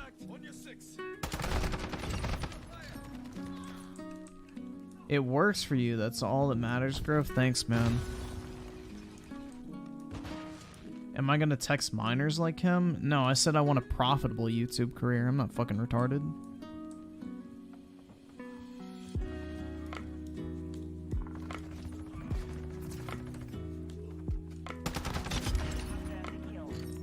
Why the fuck would anyone famous ever hit up a kid? Like, it's just so dumb.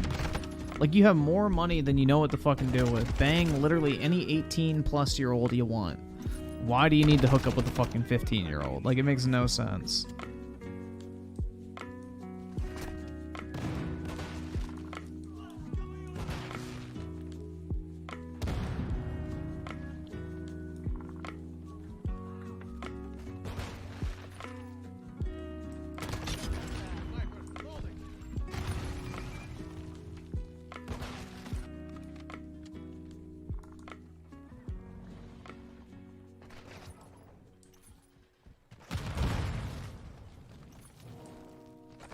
Dude, that Last of Us TV show just seems to be a bigger and bigger L by the episode from what I've heard. How was this week's episode? Was it good or bad?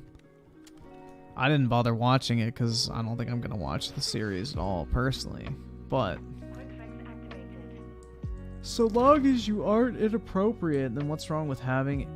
No. That's not the question here, I'm key. It's the fact that James Charles was, like, sexting a fucking 15-year-old. Obviously, if you're just talking to somebody, who fucking cares? Like, oh no, dude, you can't talk to someone if they're a certain... That's kind of dumb. There's a big difference between talking and, like, saying, send nudes now.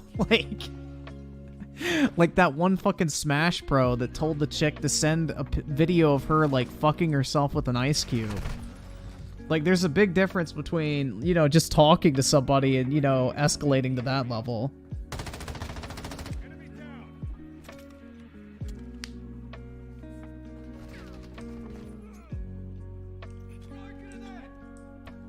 Bubblegum pink crab, huh?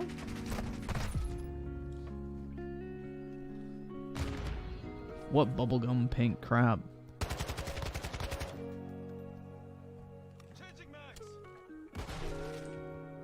New generation with the two sin bobs and vagine? Pretty lady. Sin bobs and vagine? That's right. It's just like clockwork, bro. You see any, like, semi-attractive white chick on Instagram post a fucking bikini pic or something, and some Indian dude is thirsting in the comment section. It's like a requirement.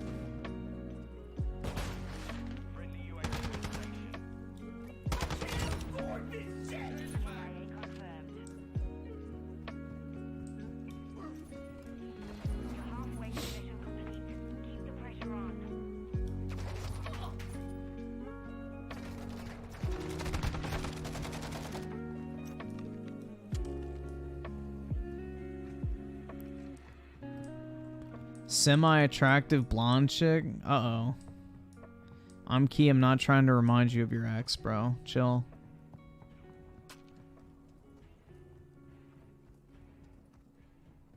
Friendly UAV online.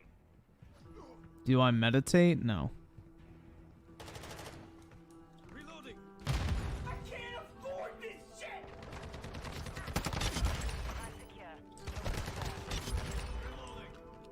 six. I side with the 10. It's good for casual viewers. Bella as Ellie is awful. The game version is better. She's more ruthless in the game and actually kills people. It makes more sense in that world. Yeah, and what I've heard is there's no action in this TV show. It's just all fucking dialogue. Yeah, I don't know. Shit seems kind of lame.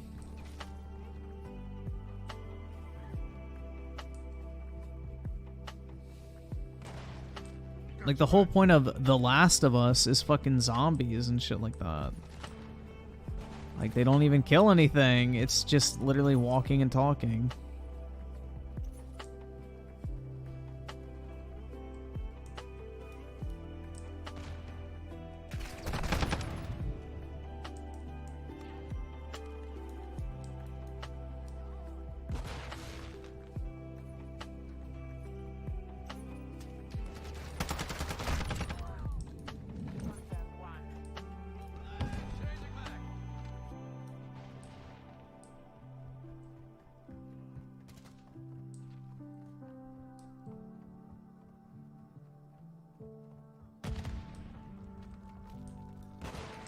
KIA confirmed.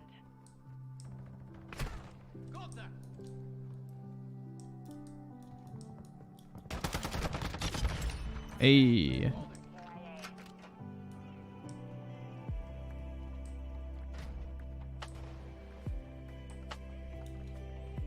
Well, yeah, that's the thing. Most of these, like, TV networks, whenever they have, like, actors that they've worked with in the past, they use them again.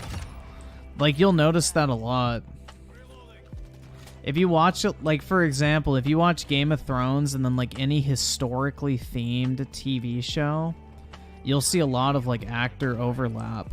Like, there was that one Netflix series, the fucking, the Medici one. The guy who played, the motherfucker that got killed at the Red Wedding. I can't remember him. Richard Madden, that's it. That guy is, like, the star of the fucking Netflix Medici show, for example. So, like, a lot of TV actors play a lot of different roles, but usually networks will, like, keep them and work with them again. Hostile cluster mine active. Trying to think of another example. Game of Thrones people. The guy who like works with Daenerys that gets like the grayscale disease. Do you guys remember that guy? I can't remember his fucking name. He's in a bunch of shit.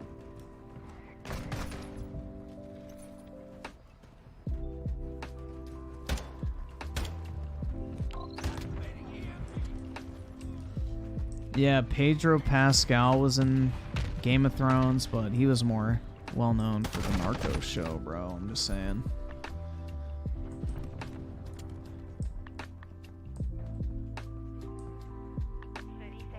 I cannot look at Joel in the Last of Us TV show and not think they're hunting for Pablo Escobar, man. I just can't get it out of my head.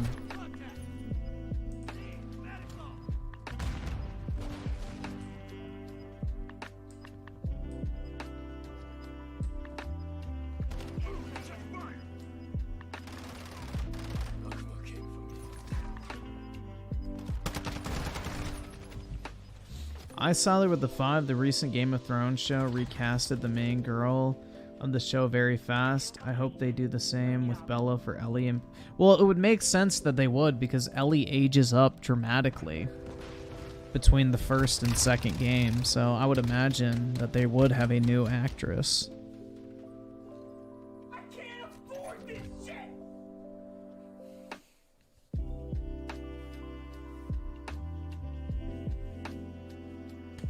R.I.P. Pop Smoke. That's right, man.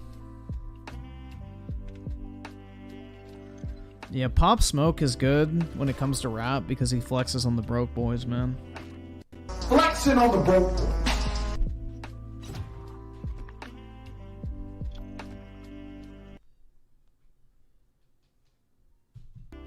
That's always appreciated in music.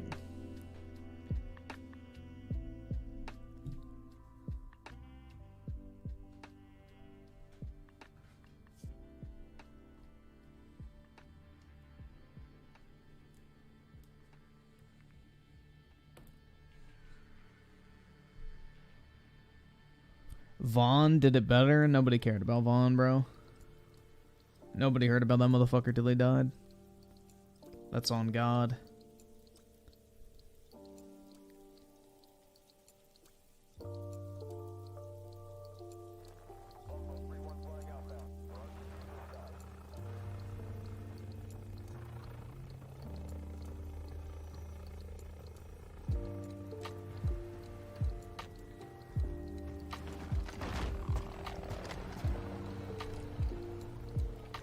Nah, dude, Pop Smoke was really popular for that Dior song. Pop Smoke was already pretty popular. That's why he got, like, super popular after he died. Because, like, he already had, like, some popularity. Like, people heard about him. That's why they, like, pushed his music so much after he died. Is because he actually had, like, a fan base.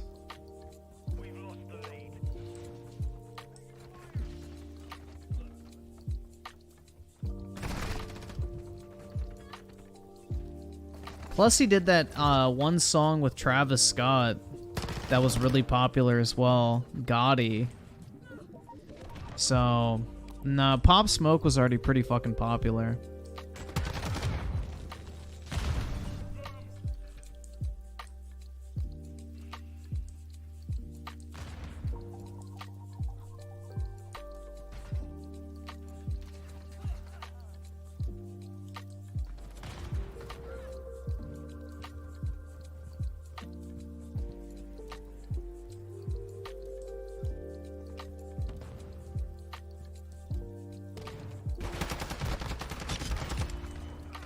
Collat. 6'9" Gotti greater than Travis. I could agree to that. 6'9's Gotti is much more catchy, I would say. Plus, that music video is fire, bro. Especially when 6'9 becomes a woman. I'd fucking clap.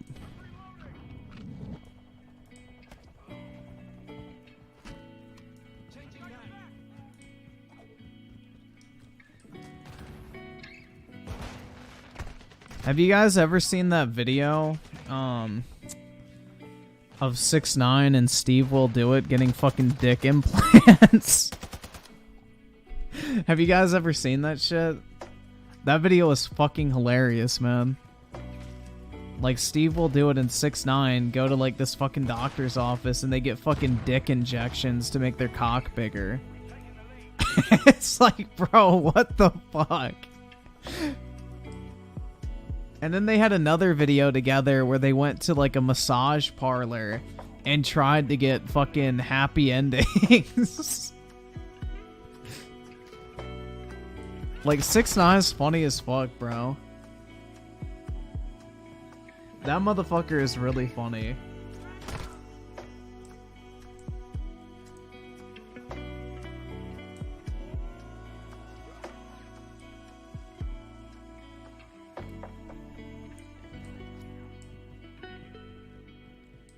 What do happy ending mean? It means the masseuse makes you come. No, it was like a, I don't know, like a time massage. I don't fucking know. I don't remember. But they were like in New York or some shit. And when they went to go get tuggies or whatever.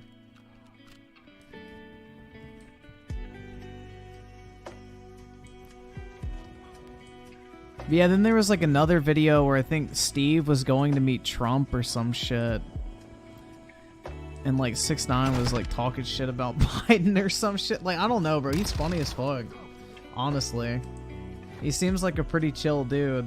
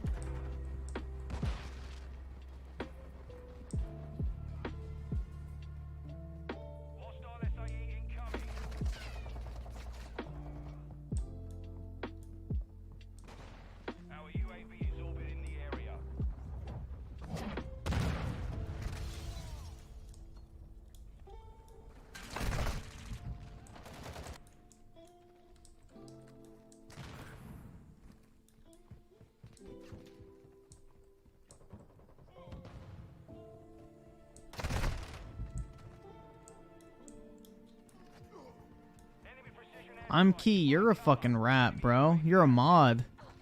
You're a literal fucking fed, man. Fuck you mean rats gonna be rats. You're a fed, my guy.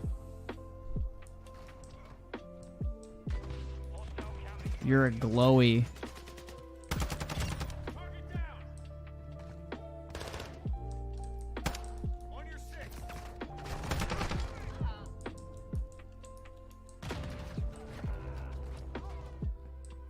I'm Key's the type of guy.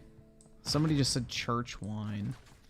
I'm Key's the type of guy to take a sip of wine at church and pretend to be drunk. Like, he's the kid that would drink root beer and pretend to be fucking, like, completely plastered. Like, damn, bro, this shit's strong.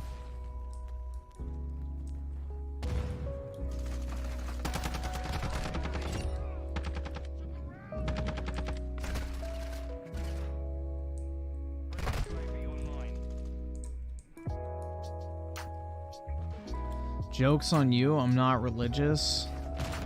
Yeah, sure you aren't. Shouldn't be saying that in Belarus, man. They're gonna stone you for being an infidel.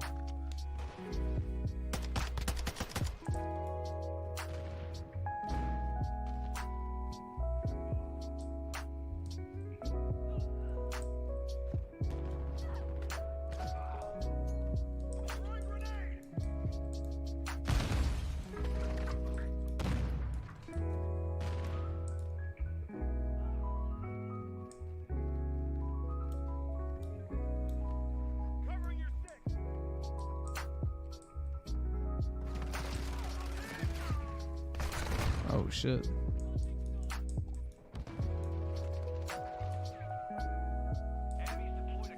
I'm Key worships Violet Myers. That's his goddess. He licks the ground that she walks on.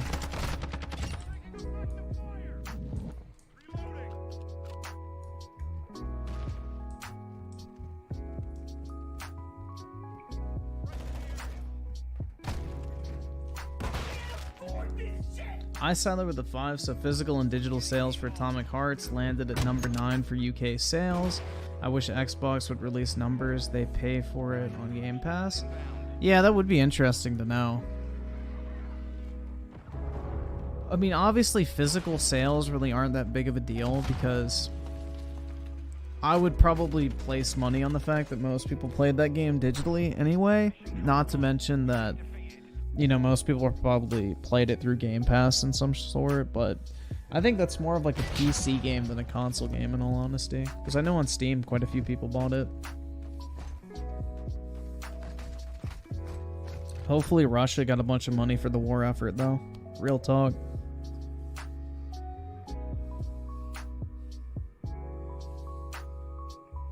Let's hope my boy Vlad is rolling in the cash right now.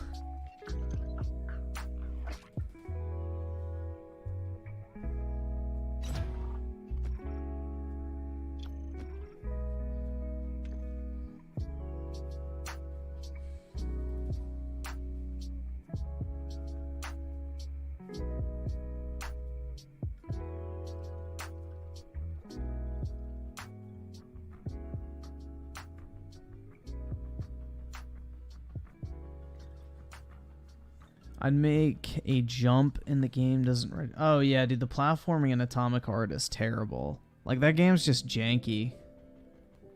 Janky is like the perfect way to describe that game, honestly.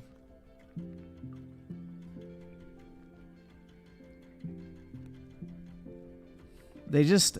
I don't know, it just feels off. Very off. Waterboy with the 2, you think Phil Spencer is doing near enough? No. I think he needs to crack the whip. Much harder than he is.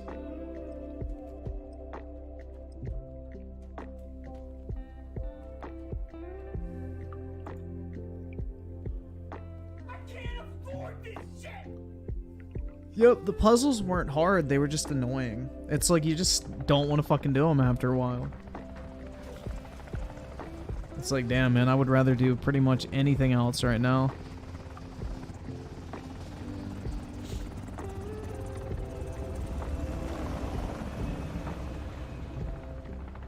Complete waste of time? I agree.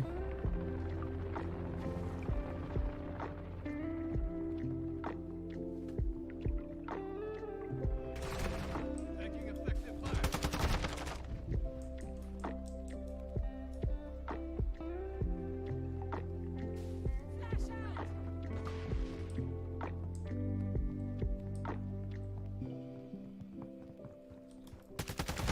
Crispy critters.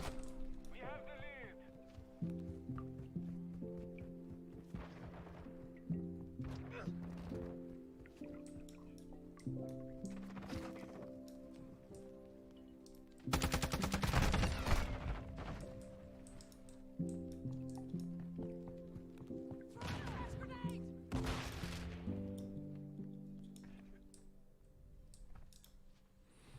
Why aren't I playing the Season 3 update for Halo? I don't know. Halo Infinite scares me, man. I'm afraid of mid.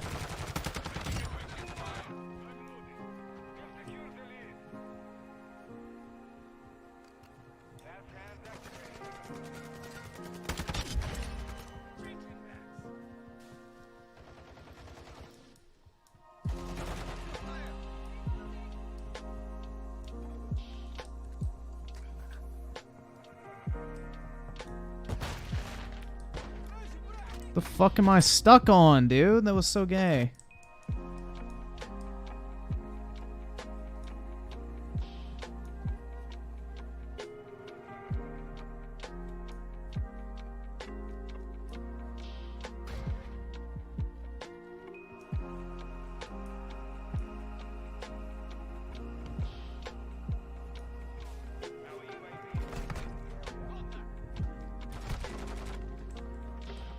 I also kept having my character get stuck in the ground, forcing a reload. Yeah, I don't know, man. Like, everybody's going like, oh, I never had performance issues, but my game was running like shit when I played it. I was getting like 20 frames per second in high, like, intensity encounters. Like, the game would run fine, then all of a sudden the frame rate would literally tank to the point where I would have to restart the game to get it to go back to normal.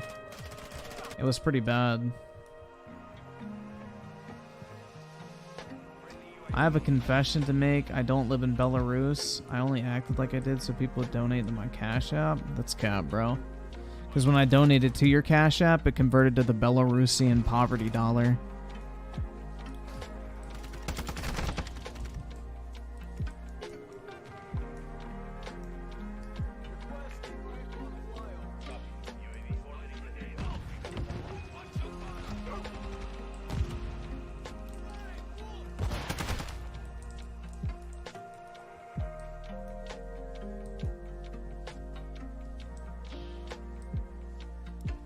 Siler with the 5 Resident Evil 4 reviews next week. That's pretty early. I'm getting quite hyped.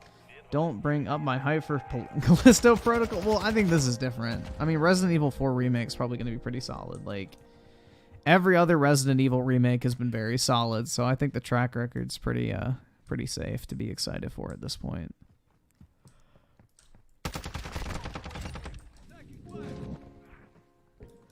I wouldn't be too worried.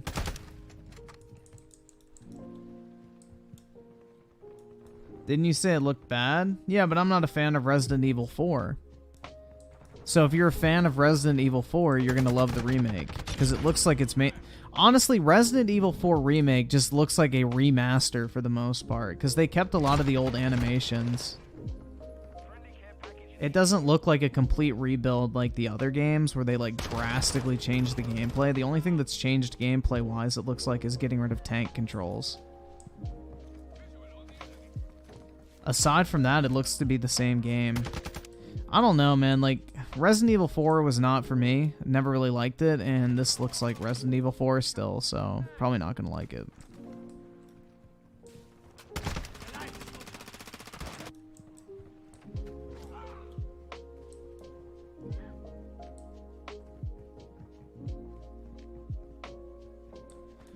Dude, I would be so down for a Resident Evil 5 remake. That shit would be fire, but I don't know if they're actually gonna do it or not. Yeah, I saw the January 6th shit.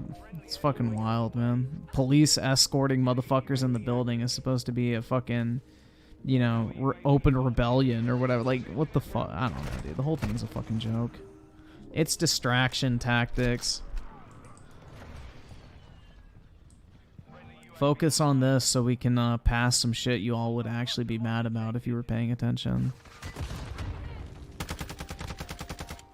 The fact that this shit is now in the news means they're probably going to reach a budget agreement. So this is my thought. And, you know, feel free to call me out on this, but I have a feeling this is what's going to happen. So the Republicans and Democrats struck a deal to pass a federal budget, and in exchange for doing so, the Democrats basically gave the Republicans this footage from January 6th to leak to the news or whatever, to make a big fucking deal. So that's what everybody's talking about. Then the budget passes and, you know, nobody blames the Republicans for allowing the Democrats to get their budget through.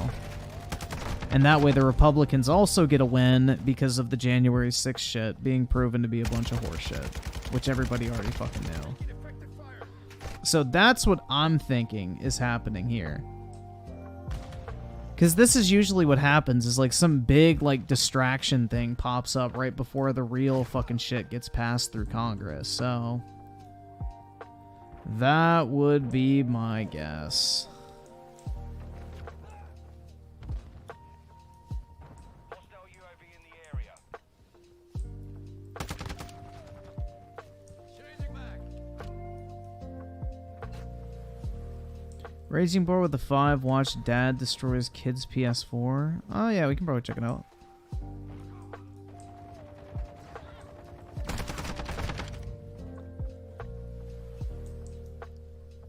Ooh, dude, it's fucking cold in this room right now. Usually Call of Duty heats up my fucking office, but it's like, damn, man. Shit's cold in here.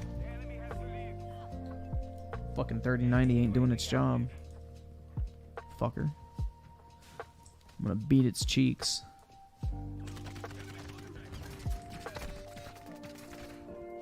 No, I don't have the window open tonight. It's cold out, man. Office? Yeah, I have an office, U-Generation. Is that an issue? It's an entire room dedicated solely to my PC setup and Pokemon card reselling and work. That's literally the only thing this room is used for. It's got 2 desks. One desk for my fucking gaming rig.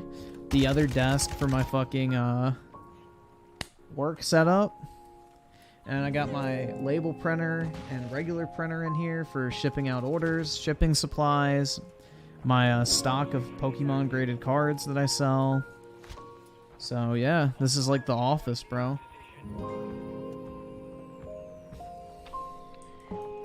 You have an office too, Britt? That's based.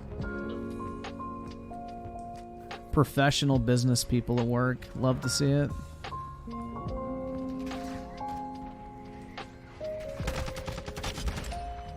The boss bitches of the stream.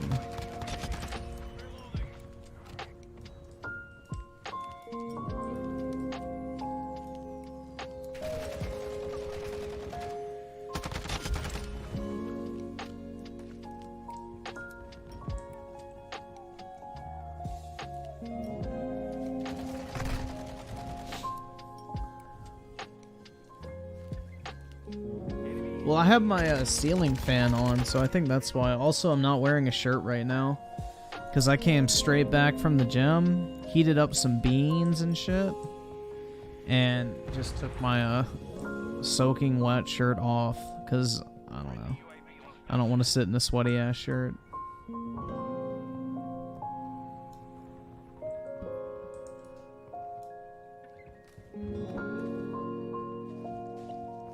Raging Boar with a 2, is your apartment a 2-bedroom? Yep, it's a 2-bedroom.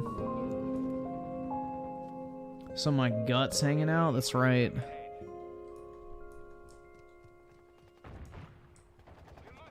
Well, I didn't mention the pants, but maybe.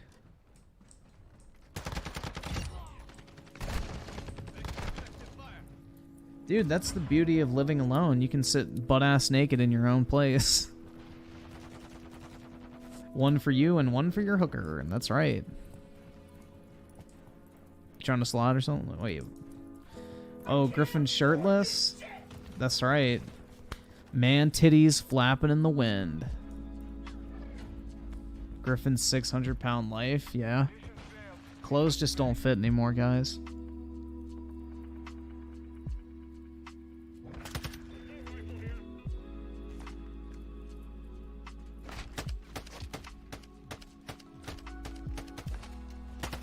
Yeah, I'm wearing nothing but black socks right now. But no, I'm actually wearing pants, just not a shirt. See, unlike Review Tech, you don't have to pay me to take off my shirt. I do it anyway, before I even start the stream. You guys should be blessed.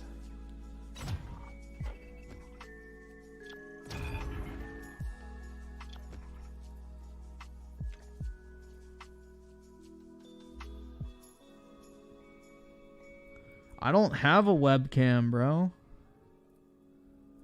It's cold in Virginia. Why shirtless? Because I got back from the gym and my shirt was like completely fucking soaked. Like after I do like cardio, man, I did the treadmill on 15 incline at 3.9 miles per hour for an hour and 15 minutes. My entire fucking shirt was like soaking wet. It looked like somebody sprayed me down with a fucking fire hose. I was sweating like a fucking pig out there.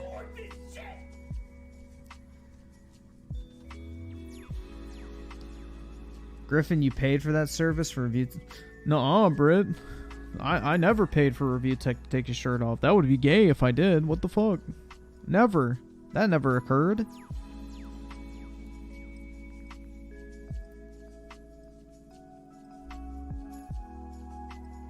Imagine not having an office in your apartment and an office at work. Bro, I can get a whole conference room at work if I want. Nobody ever rents them out.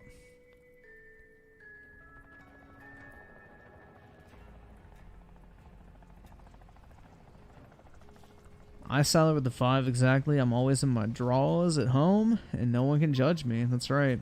Only my dog. He goes, oh, that's cute. I was there, you liar. I never lie, Britt. Why would I pay for Review Tech to take his shirt off? That would be really homo. And I'm not a homo, I swear. Please, guys, don't report me. Raging board with a 2. I tossed my shirt in the dryer after... Bro, you don't wash it? Yeah, like that's just like drying the crusty ass sweat on there. You gotta wash the shirt first. Damn. I don't know about that one, Chief. I'd have to wash it first. I can't afford this shit. I have a like hamper of clothes that are like designated workout stuff, so I just toss all my shit in there and then every week I just run a load. So, I mean, that's like literally all I wear. So like when I wake up in the morning, I just put on like what I'm gonna wear to the gym the next day for the most part. So I just basically wear workout clothes all day, every day, so I'm always ready to get those gains, man. Our UAV is orbiting the area.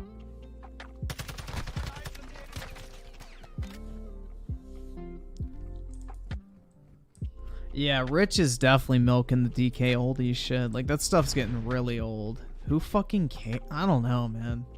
I mean, I understand it's getting him a shit ton of views, so fair play, but... Still, bro. Talk about manufactured outrage. Hostile UAV in the area. On your 6. Fast hands activated.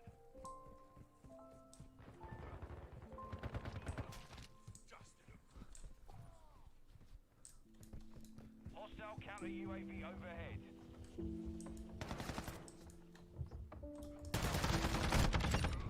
Sorry, I had to step out a bit. To listen to the police scanner. There was a party and a lot of people got shot. Yo, what the fuck? Damn, man. You like in New York City or Chicago or something? Damn.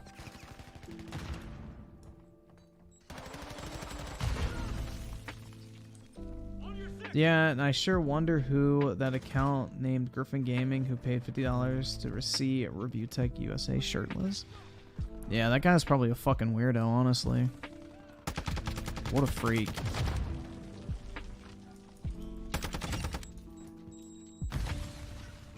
What a freak. Brett, thanks for bringing that to my attention that somebody's masquerading on the internet as me, donating to Review Tech USA to see his nipples. Enemy UAV overhead. Enemy UAV active. I would only pay to see Pokemon's nipples, not Review Tech. Come on now. You guys know me.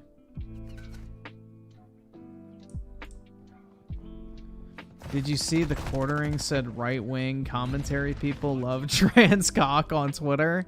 Yo, there's probably some truth to that. Like, look at Nick Fuentes. He would love to suck a femboy cock, especially if it's a cat boy in a mini skirt. A mini skirt so small that the balls hang out the bottom.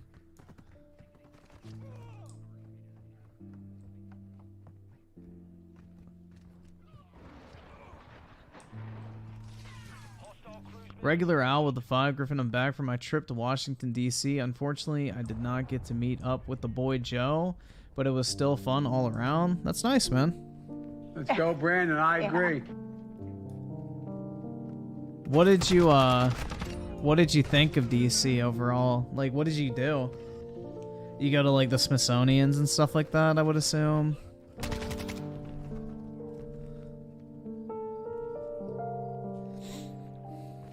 DC, I think, is fun to visit, but I would not want to live here long term. I can't afford this shit. Like, DC has no, like, real culture. It's just a bunch of fucking vagrants, basically.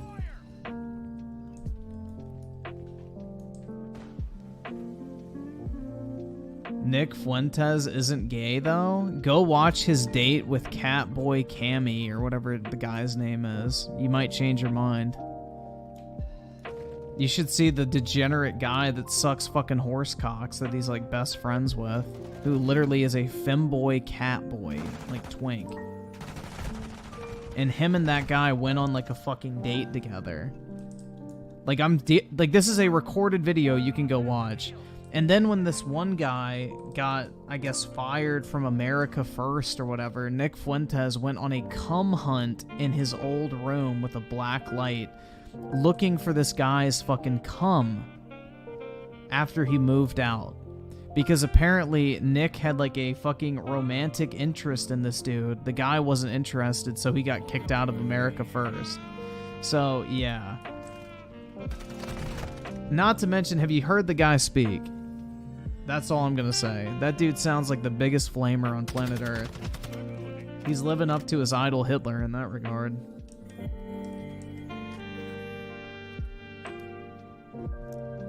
Rickenzie with the 2. Way I take my streamers and OnlyFans content. Male? Oh shit, bro. Hey, to each their own, right? That's what they say, man. Men make the best women, right?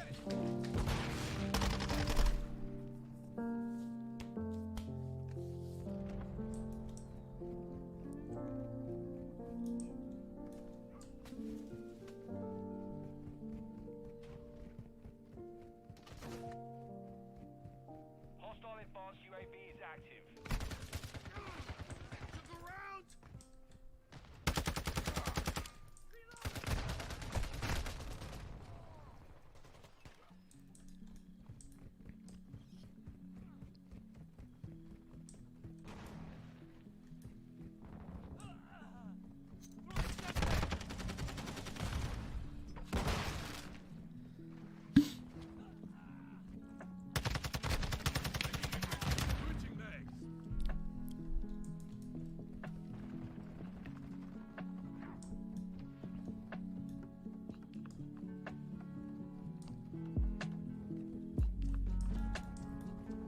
Have I heard of Gavin McInnes? No, I have not. 7 months too long. Wait, what? Enemy UAV overhead. I can't afford this shit. Deployed. Raging board with a 2. Do you wait? You have the bow yet? Oh wait, fuck. Yup. I got it. Hostile UAV in the area. You're 40 minutes behind? Yeah.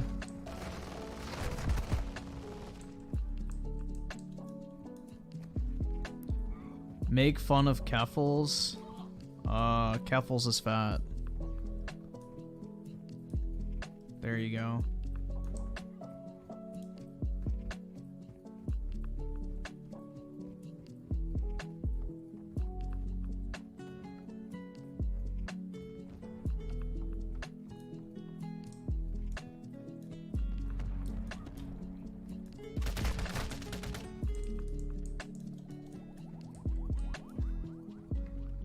Transphobic? That's right, man.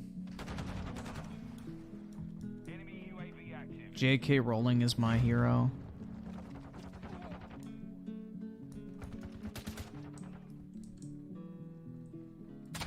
Oh shit, man. I fucked that up. Teeny Ginger? Who the fuck is that?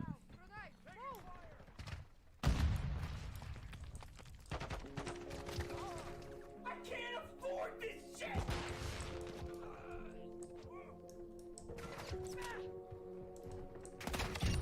Hey.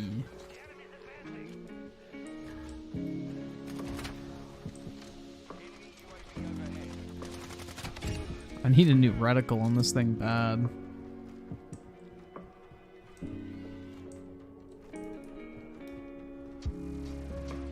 Where the fuck is that guy? Oh shit, I missed? Rick Rod with the 5. Did you hear Tucker Carlson exposed January 6th with the giant? Yep. Yeah, I mean, it's kind of already what we already knew, but I'm glad that he has like the actual video evidence of it now, so people cannot deny the facts that that shit is way fucking overhyped. Can I get the soundbite retard break from Keffels? Why? Why the fuck would I want Keffels on my soundboard? And saying something as tame as retard break. Like, what the fuck is significant about that? It'd be more interesting if Keffels was like saying retard rape, but retard break? Bruh. I'm an Ellie. Yeah.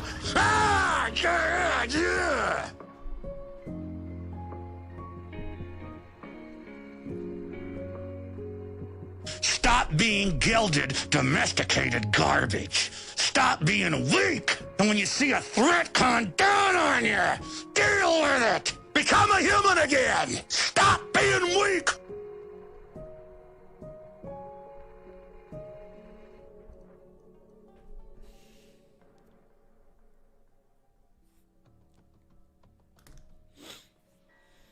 Become a human again. Stop being weak.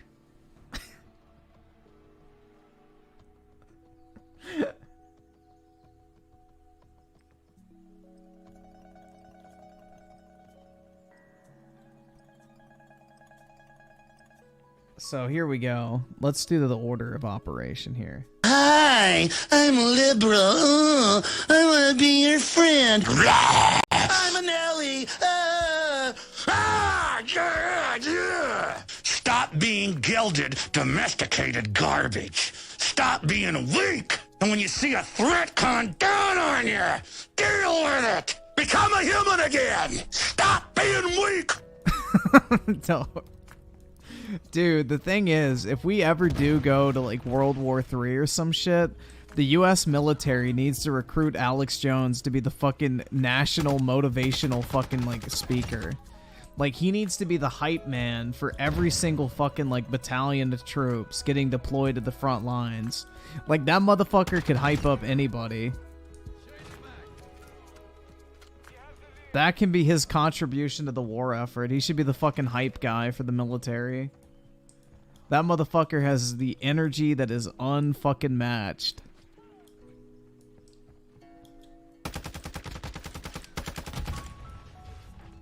Uncle Alex wants you to stop being gilded, domesticated garbage. Become a human again. Stop being weak.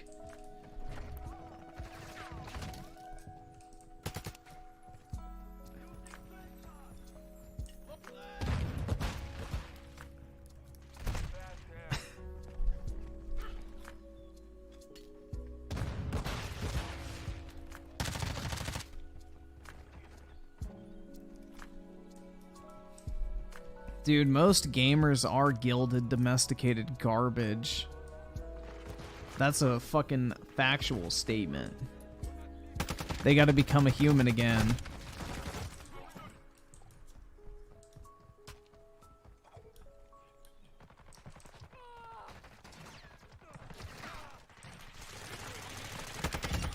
I just saved your ass.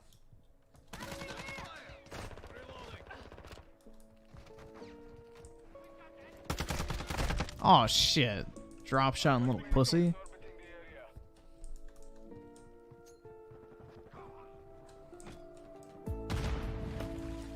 Oh shit.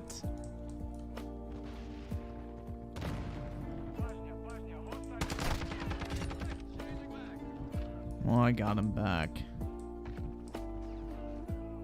I love how my grenade didn't even like damage that claymore. That doesn't make sense.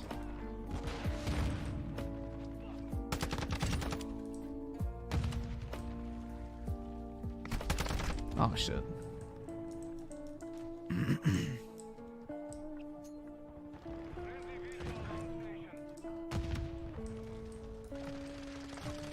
Alright, yeah, after this match we'll get to videos. Before it gets too late.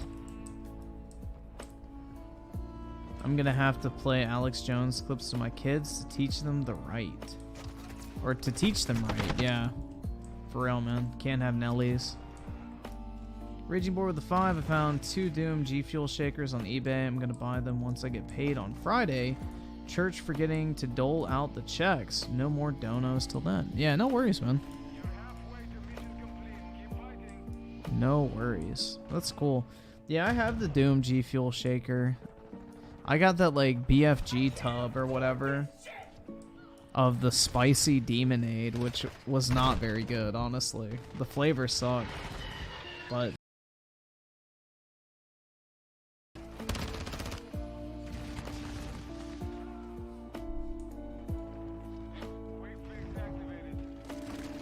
claymores are our cancer.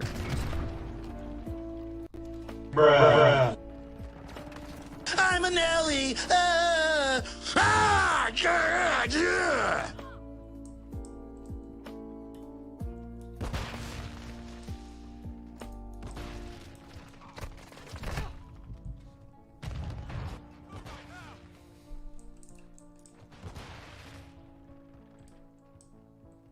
No, it was literally like lemonade, but with like red chili pepper flakes in it. Like it was small little micro flakes of chili pepper. So over time as you drank it, you would slowly get like a spice feeling in your mouth built up. It was weird. It was not good. Like it's a drink you'd have to like drink something afterwards to feel refreshed. Like you would drink it and then immediately feel like you need to drink something else. Yeah, it's not good. Not good.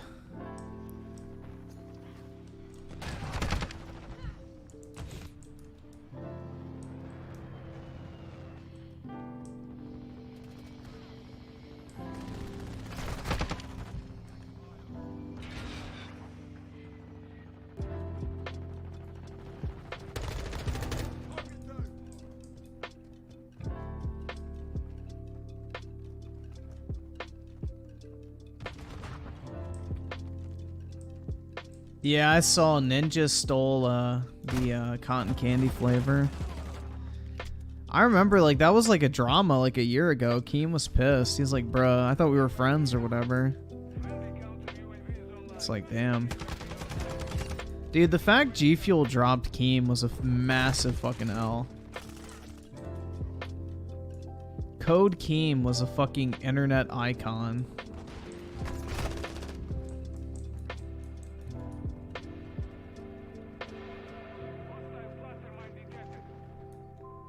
Yo, Britt, don't listen to him. I'm Key gave me his friend code when you weren't here.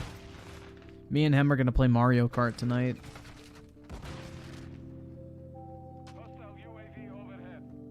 No. G Fuel only dropped Keem because H3 made that stupid fucking video accusing him of, like, Etika's death.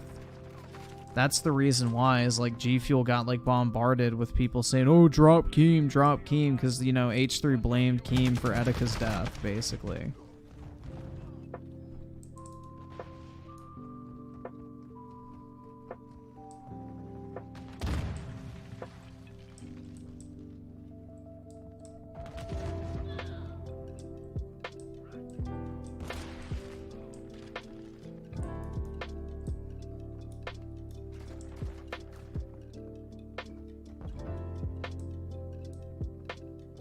Yeah, H3 is a fucking pussy-ass bitch, bro. Dude, honestly. H3 is one of the most miserable, pathetic human beings that exists on the internet. Poor shame me, Griffin. I bet you can't even afford... bet you can't even afford... what can't you afford? I don't know. Fuck it. You're broke! You're fucking poor!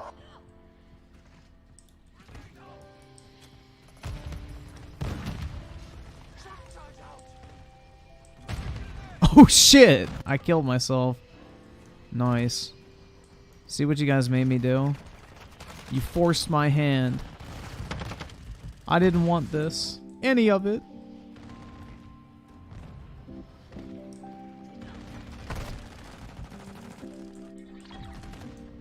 Damn, I did great.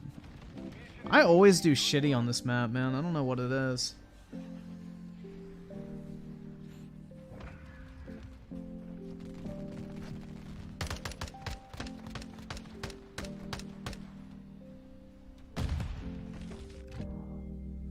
Nah, there wasn't a bridge involved, man. I didn't swan dive into fucking freezing cold water.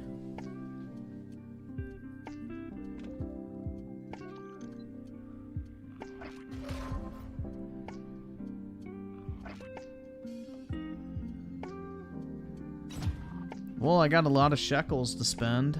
Let's go ahead and redeem those, and then we'll get to some videos. Video juegos. Although, that's what we were doing now. Montar en bicicleta. Whatever that means.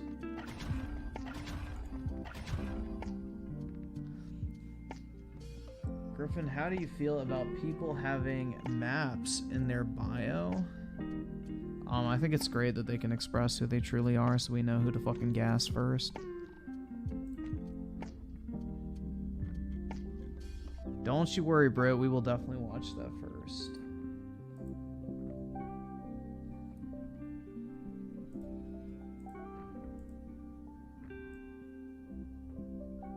Anything for my fellow non-brokey. Bro, what the fuck is this? Hold on. Alright. Guys, we got some thirst traps. Just kidding. It's not... well, we do have some thirst traps on fucking YouTube, which is not a shock. But look at this shit. Aunt Tate takes a shower. Right, people. My first ever shower on a plane. This is my huge, spacious bathroom. Close the door. On with the shower. It's a little bit Is that an actual thing? A shower on a plane? Why the fuck do you need to shower on a plane? I won't lie, but we are on a fucking plane. I've got a timer of how much time I'm allowed left of water. The main difference between having a shower on a plane or on the ground is that when you have a shower on a plane, you're in the air. Think about it. I'm using every fucking drop of water these are gonna give me. It's all for me. Let's crank it up to maximum heat and see if I can take the pain. Right on the edge of burning my skin forever and feeling okay. This shit costs like 50 pounds on the ground, but in the sky it's free. Get some of that. Put it on my beautiful bald head. When I fucking headbutt somebody, you have a silky smooth experience. Ooh, a dental kit. I love dental kits. More dental kits. Emirates are going bankrupt. Right, I'll fuck this place up. Right, people, my first ever shower on a... What the fuck, bruh? I'm guessing he's on like a private jet or some shit. Or like one of those like fucking Saudi or whatever Arab jets where it's like a fucking flying hotel basically.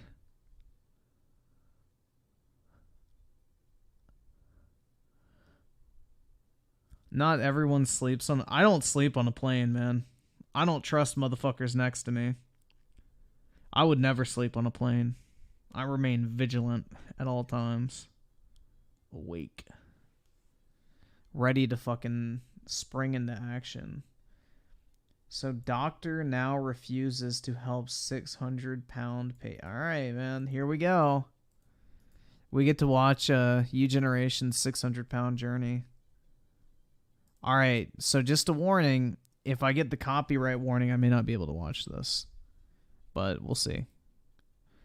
I'm just going to let it play like this so it doesn't recognize it for as long as possible. Okay? Because this is from a TV show, so there's a pretty strong chance I'm going to get a like copyright warning. Bahrain with the 2. Watch Trump, Biden, Obama try to make Zelda tier... possibly. We'll see. We'll see how we're doing on time.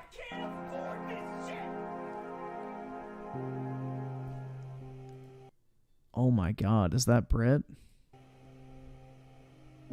Although this is the UK, so I don't think so. What the fuck? When I wake up in the morning, my first thoughts are a combination of How do you not just swallow a fucking bullet if you look like that? Why do you not just fucking kill yourself at that point? I really don't know. disgust at how my life is now. And shocked that I was even able to make... Ew, what the fuck? She looks like a fucking frog right there. Emergency.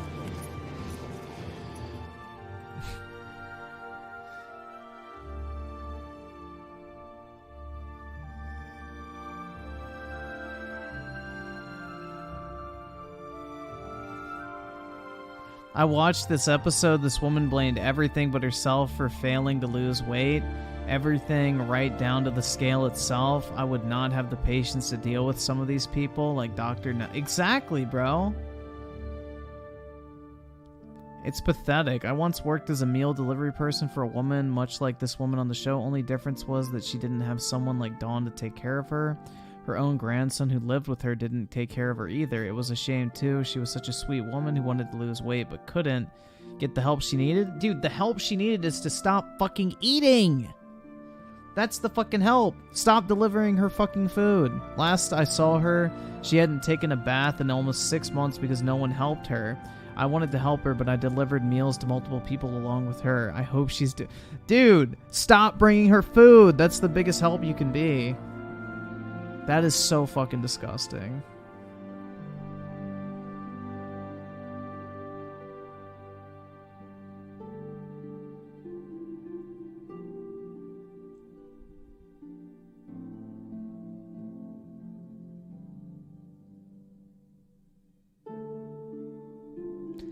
Can someone please hold my hand? With all the bad choices this lady made, she's still human and deserving of compassion. Even if this lady disgusts you, she is still deserving of compassion? Nope, because she won't make a positive change to help herself.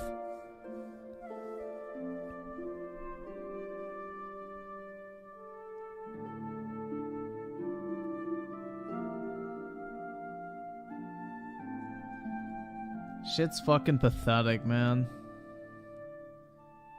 Shit's so fucking sad. Like, honestly, I don't understand how you can, like, get to that point. You have to spend so much money on fucking food. It's insane. Oh, damn, man. Dreamcast guy's been pumping out the content. Alright.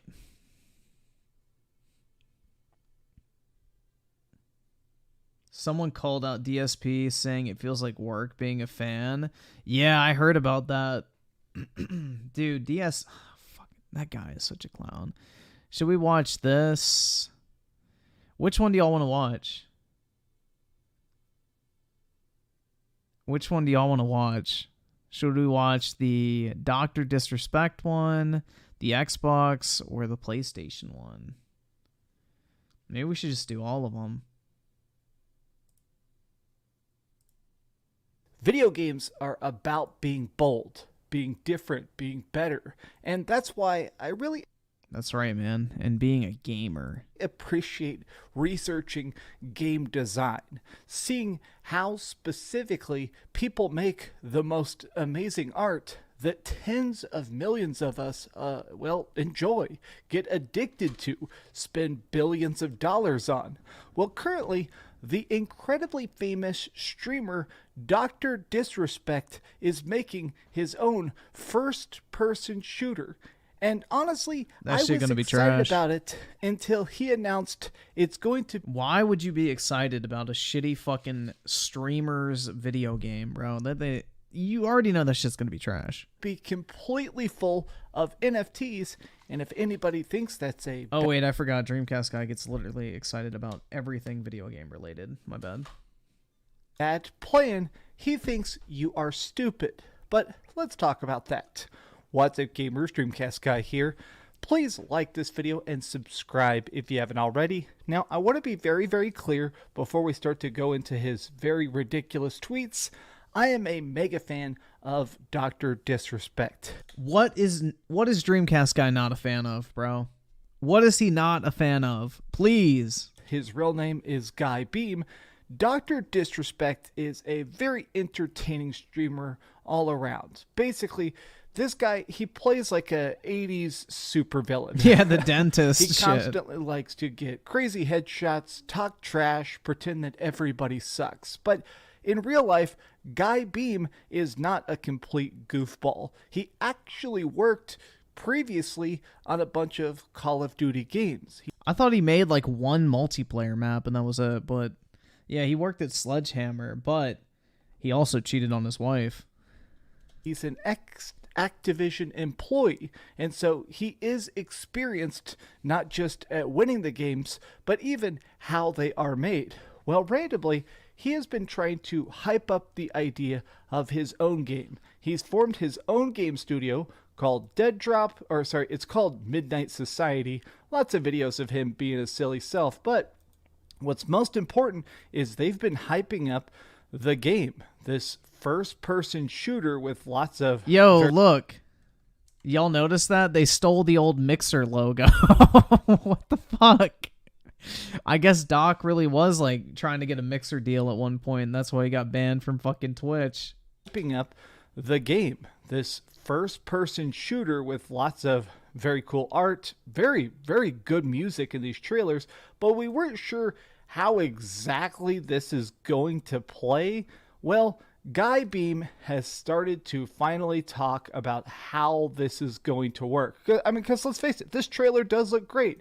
Well, it turns out... No, it does not. It looks like shit. What the fuck? How does this look great? Bro, it's like literally the bare bones fucking construct of a multiplayer map. You don't even know what the fuck the game looks like. Oh my god. The game is going to be heavily based on NFTs, non-fungible tokens. Essentially, he wants this to be like Escape from Tarkov. There's a game called Tarkov where basically... Ew, Escape from Tarkov? No thanks. Hard pass, bro. You go in with a singular backpack, and the supplies you find are the supplies you leave with. If you manage to find a big old Escape from Belarus from I'm Key. Huge assault rifle, really good body armor, a bulletproof helmet, things like that, you can leave or extract from the map, and if you do that, you keep that item. However, if you are killed by another player or a random NPC roaming across the map, your item is gone. Anybody else can loot your body and they take it. This plan, I think it creates a very addictive gameplay loop, but trying to put this into a game with an NFT system is absolutely insane. Truly, Why? This tweet, everybody on the internet is absolutely roasting him, and I think he deserves it here. Imagine trying to extract, or in this case, escape with an item you discovered that's worth $100,000. Think about the entertainment value as a viewer, let alone as a player. A new PvP experience is upon us. Well, look, Guy Beam, I know you're Oh worth my god, bro, I'm gonna lose my dragon lore op unless I extract right now. like $50 million. If I am playing a game and I find a, basically a weapon skin worth $100,000, the stress would probably instantly kill me. But additionally, no, the fact that you can lose a weapon that expensive will mean no weapon will actually be valued at that. Because if you can lose it that easily, no one will value them at anything actually realistic. he is saying this: the concept of digital collectibles in an online game is so exciting to me, especially in an extraction type. People saying this is a scam and are just brain dead followers. Oh my god. The same people that spend a ton on skins for an annual release of a game. Same skins everyone has. Look at this. People saying, oh my gosh, an NFT blockchain game? I thought you were better than that. I was looking forward to your game. Should have known that when you dropped that exclusive NFT tokens for it. Everybody, legitimately everybody in here is saying it's a scam. Look at that. NFTs are a scam. This is a scam. Now, what else is weird is that a lot of other big streamers, I think, are financially incentivized to back this. People like Tim the Tatman, who play with them a lot, I think they have a share in this company, Midnight Society. Oh, but definitely. People have been bringing up a very, very good point.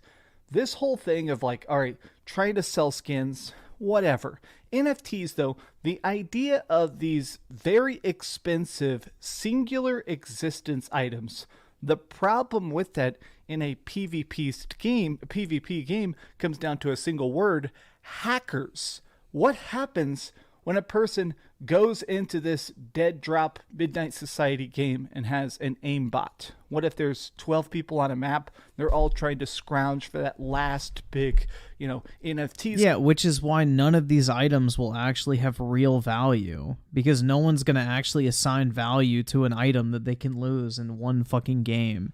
Like, the reason why CSGO skins have, like, actual value is because you can use them forever. You can sell them whenever. You can trade them whenever. If you can literally drop it at any given time, there's no fucking actual value to that item whatsoever. Skin so they can extract. And then suddenly, some guy rolls up and starts getting headshot, instantly locking onto every person one by one and taking them out. That hacker could easily take $1 million, a literal $1 million from a singular match of people that theoretically at some point somebody bought those skins. I mean, this is part of my problem with it, is not only does this just seem, in my opinion, not fun. Imagine playing a game and you do spend, I don't know, let's be generous and say you buy like a $200 game skin. I think some people probably, if this game does actually come out, some people are going to buy a $200 game skin, right? So their gun looks cool. Well, I think I would quit that game instantly, even if I was enjoying it, as soon as it doesn't get extracted with me. As soon as somebody that shit would kills be me fucking and obnoxious. takes that item from my backpack, why would I ever play it ever again? I think this whole idea of NFTs is very, very, very stupid, because honestly, they've done a bunch of research. The marketing line they keep saying is that, oh, in NFT, since you own it, you could take it and play it in a different game. Even Doc down here in the replies is like, deep down, he's being like, oh, you'll be able to take your game and put it into a different game. This will have multiple game platform functionality. Imagine having a digital collectible that has functionality in a completely different game that comes out 7 years later. They've done research. This doesn't work like that. Like, developers are not going to be... It does work like that if you actually develop the game with that in mind. So, no, that is not true. I mean, theoretically, that could work. But if you can literally lose it in one match, who fucking cares? No one's ever going to use their rare weapons. because they'll be afraid of fucking losing them. Be able to take a shirt, a skin, let alone a gun, and take it from one game and put it into a different game. And additionally, like, look at this. What incentives does a game developer have to place 7-year-old game items from a completely different game into their game? The incentive exists if they are the developers, my guy. This would be like if Valve made CSGO items usable in fucking the next Team Fortress 3 or whatever the fuck. So no, it's very possible it could be done that way, but the issue is you can lose everything. That's the whole point. None of these items are ever going to have value if you literally can lose them just from one fucking game. Also, how am I supposed to keep a $100,000 item for, years? How? On your account? Problem with this is that this feels like super gambling. This feels like a predatory nature from the top to bottom. NFTs are made for weird tech bros to get easy money. I don't think a single gamer on the planet is excited for this.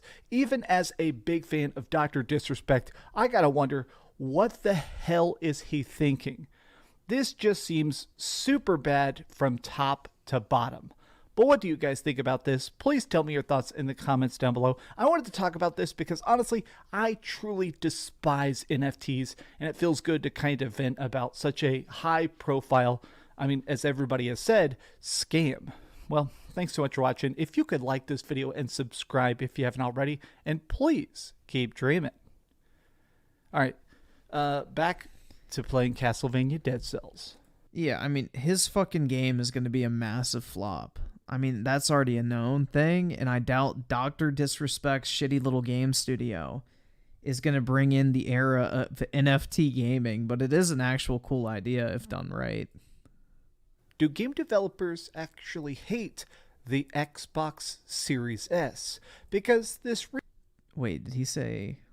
Do game developers actually hate the Xbox Series S? Yes. Because this recent interview by Digital Foundry is starting to seem like it, but I want to talk about that.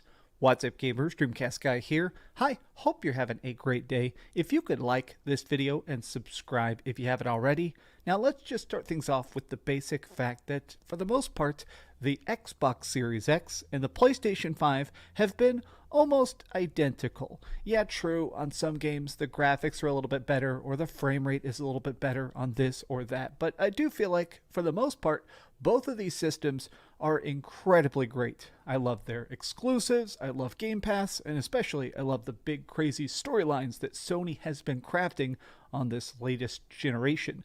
But there have been a series of little tidbits that have been coming out that the problem with current day design isn't the Series X or the PlayStation 5, it's the Series S, the slightly scaled down version of a cheaper game console that Microsoft is putting out. There's been these there's been these articles that have been popping up, like here's one over on NerdStash, that apparently in private, lots of game developers are annoyed because if you want to put a game out on anything right now, if you want to put out any game on Microsoft's consoles, it has to be playable. I can understand why they'd probably be annoyed, because I don't imagine the Series S has sold a lot of units compared to the Series X.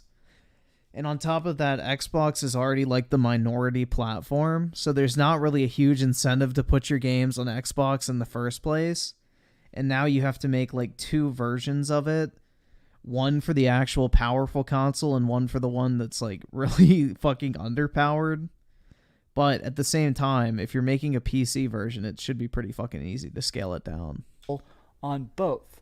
Now, let's be clear, the Xbox Series S is objectively weaker. It's just not as strong as the PlayStation 5 or even the Series X. So because of it, it means that you have to actually make a separate downgraded version of your own game in order to sell it on Microsoft's systems. And a lot of people have started to basically say, man, this sucks. Especially if you are a tinier indie studio, that literally means more development costs to make your game even work. But part of the reason this is just back in headlines is because recently we had the reveal of Baldur's Gate 3. This was at the State of Play last week, and a lot of people were actually very impressed by it. I've played Baldur's Gate 3. There's like an early access version of it on PC. It's fantastic. Very, very... Yeah, honestly, the Series S should just be used as a backwards compatibility machine. I feel like that's the best use case for it. Like, I just don't really understand why you would buy a Series S when you could just go get a PS5 digital for $100 more. That's actually going to play, like, next generation games in a very high fidelity form. Like, the Series S is cool for, like, backwards compatibility titles and, like, maybe some less demanding current-gen games, but I don't know, man. Using it as, like, a primary platform just kind of seems like an L. Like, it's a good, like, supplementary device, I feel like, but anything outside of that, like, I don't know. It's really underpowered for, like, new releases. Very goofy, very, very fun. Well, they've announced it's coming to the PlayStation 5, and now the developers over at Larian are saying, okay, let's be clear, we are making it for the Xbox. We haven't announced an Xbox release date because we've run into technical issues. Now, scrolling down to their actual specific statement, these are Larian's words right here, and they said, there's no platform exclusivity. We didn't sign any contract with Sony, but we've been unable to get split screen co-op to work on both the Xbox Series X and the Series S, which is required for you to ship your game. Apparently, inside of Microsoft, when you're about to put out a game, they have a very, very specific contract that says the game must run, the game must not be glitchy, the game must not be broken, obviously, but it has to have the exact same gameplay experience on the Xbox Series S and the Xbox Series X. Both consoles. You can't have split screen co-op in one and not the other. Yeah, Microsoft needs to change that very quickly. Well, the reason this has come up is because now Digital Foundry has decided to chime in. I fully trust Digital Foundry. They do tech deep dives way beyond my pay grade. That's why they have millions of subscribers and I have like 200,000. But these dudes have been talking about the implications of why there is this weird complaining about Xbox Series S from developers. Now, I want to listen to them here for like 30 seconds. So here we go. So I think it's actually a technical requirement laid out by the platform holder, in this case Microsoft. Both Sony and Microsoft have a whole range of technical requirements in order for your machine, in order for your game to be compliant with their hardware.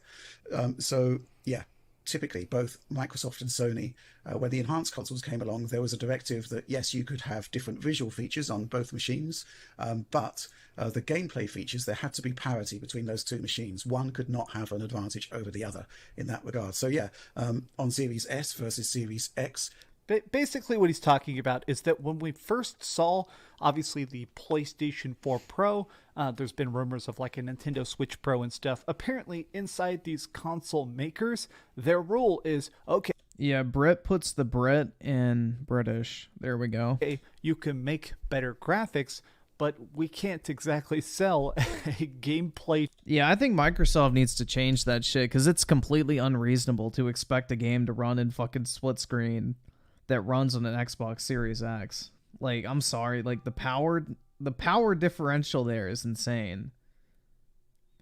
I don't know, man. The Series S is going to be like a real fucking thorn in Microsoft's side moving forward, I feel like, unless they change that fucking policy real quick. A trailer for your game, like on the box, if it's going to have different features depending on the different hardware. Now, here's a bit that they say a tiny bit later on. Now, this has been clipped by Red Dragon. Red Dragon, bit of a guy. He says right here he likes to troll people a lot, but he did find this interesting clip. Now, I want to listen to it. It's a minute long. We're just going to listen to like another couple seconds of it, but they start to talk about the fact that what if we begin to see a laxing of the rules? What if we... There should be a laxing of the rules. Start to see maybe some Xbox Series X games that perhaps don't have features of the Series S. Maybe they start to actually be allowed to drop certain limitations that exist with the Series S. But here we go. Ship Baldur's Gate 3 without this feature, then suddenly there's going to be a whole bunch of developers who might be struggling with Series S features going to Microsoft and saying, hey, if you've let Baldur's Gate go through without split screen, can you let us ship this game without this feature or that feature? Absolutely agreed. It's like the thin end of a wedge, isn't it? Like So basically what they're saying is that if somehow Larian manages to go to Microsoft and say, hey, we just can't get it to work. It's just not going to be possible, or it's going to take so many years of development that perhaps it will end up hurting sales, which means even for Microsoft getting their cut, that's going to be less money. If they get permission to cut split screen co-op, maybe other developers will start to come to them and say, hey, can we get a special exception for our Series S game? Can we cut those same corners? And what's interesting is that we are starting to see the fact that it does seem like Microsoft in the past has gotten more lax even with their own rules. Now, he brings up a good example here in a sec. I mean, we've seen it before. I mean, not off the top of my head, we had, remember the really arbitrary, in the 360 days, they said you could only make a downloadable game for this size. I think Castlevania had to be within 100 megabytes, and then one broke, and then several others were allowed to break over the course of the generation. So I think in this generation for them to make an exception, but they're gonna have to. You're right. This is like. So this was an interesting thing way back on the Xbox Live days, the early Xbox 360 era. We were seeing the first all-digital games. Xbox Live was a huge pioneer for indie games like Castle Crashers. A lot of weird, cool, tiny AA games finally got a big spotlight on them. And apparently, Microsoft had a rule where it had to be tiny enough because, honestly, storage back then was so incredibly limited. And so... No, it was not. Storage was not limited on the 360, bro. Like, I had a 320 gigabyte hard drive in my 360. That shit was not limited at all. What the fuck? Games were only like 5 gigs back then. They were fucking small. You could fit even if you had the 80 gigabyte Xbox 360, you could still download like 20 games on your console for the most part. So expensive. So they were saying, okay, you can't release. Like back then, the entire hard drive was 5 gigs, so they couldn't release a 1 gig indie game because... Yes, you could. You just buy the extended hard drive. Like, the fuck? They sold extra hard drive space. I mean, even if people did install it, they're probably not going to buy anything else. But over time, they got more lax about those 100 megabyte rules, and I think it made, obviously, Xbox Live become a lot more popular in the process. I think I have seen also a lot of pushback from some developers saying that apparently... I never had storage issues on the 360. I don't know what the fuck he's talking about. The Series S isn't that tough. Apparently they've said it is different, it is more limited in power, but they have basically said... Bill Clinton with the 2? Is he saying digital-only games helped gaming? Uh-oh, man. Maybe. He's being a traitor. Okay, it is annoyance. It is extra work, but it's still very doable. The Series S is still a strong machine. I'm not going to act like... All right, so does anyone know if there's a sales breakdown between the Series X and Series S? I would love to know at what rate the Series X is selling versus the Series S, because I have a feeling that most people are opting not to buy the Series S because I've seen the Series S get down, discounted down to $250. So I don't know what the actual market share of the S is, because if I'm a developer and let's say it's a 2-to-1 ratio, if the Series S has only sold 6 million consoles, why the fuck would I waste my time developing a game for that console? It just doesn't make sense. 6 million potential customers is maybe going to equate to a couple 100,000 sales in the best case scenario. So, I don't know, man. This thing is 10 years out. No, I would put money down on the Series X selling more than the Series S. You don't discount an item by $50 if it's selling well. Of date. This thing is just a step down from the beefy boy of the Series X. But I am kind of curious from my standpoint, just as a random gamer who buys a lot of different games, how many studios are making that decision in secret right now, saying, you know what, I'll take the PlayStation 5 as a platform, not because it just sold more. Like, obviously, there's a way more PlayStation 5s that have been sold, so you have a bigger group to buy your game. But additionally, it is cheaper since you're only making stuff for one console. I am curious how many console exclusives from third parties are straight up because it's cheaper to put your game there. I don't know. These are... Yeah, the only thing I would play on my Series S is, like, you know, indie games from the current gen, like really undemanding titles, like, you know, something like Octopath Traveler 2, I would play on the Series S. But yeah, the Series S I literally use as a back compat machine. That's literally it.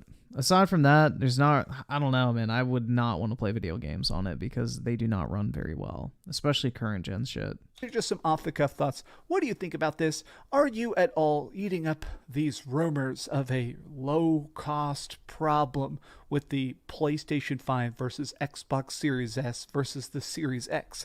Does this seem like an actual issue, or is this just whiny game developers? Tell me your thoughts in the comments down below, and if you enjoyed this video, please give it a big old thumbs up, share with your friends, and subscribe if you haven't already, and please keep dreaming. Series S can run 4K Blu-ray? That's the X, bro. The S doesn't even have a disc drive. Oh man, I've been playing so much delicious Castlevania Dead Cells. I want to make a review of it, but honestly, I'm really bad at Dead Cells. I recorded a bunch of gameplay, and I'm just getting my face stomped out of the dirt. Thanks so much for watching that video. If you want to see something else, you can always click this link to see what I put up last, or, you know, subscribe and see what's coming up next. Also, in the gaming industry, it feels like everybody is trying to buy everything. We, of course, have Microsoft spending tens of billions of dollars to buy things like Bethesda, and now possibly scooping up Activision Blizzard. Now, we've even seen this with third-party groups like Embracer, which is actually a huge chunk of the entire gaming business worldwide is Embracer, and people like Tencent. But one studio, one company, one publisher that's definitely been more hesitant about who they buy has been Sony. Now, this is interesting to me because, honestly, Sony's consoles... Based. Dreamcast guy has the black face plates as well. Good taste. Just keep selling so incredibly fast. The PlayStation 5 is the biggest, most profitable thing on the planet right now.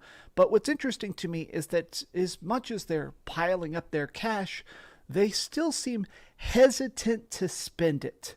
Well, they have now promised that this year they want to spend $5 billion on acquisitions. And I want to talk about that. Sounds like Square Enix is about to get bought, if that's the case. Because that's right at their price range for Square Enix. What is their market cap? Square Enix market cap? Squeenix.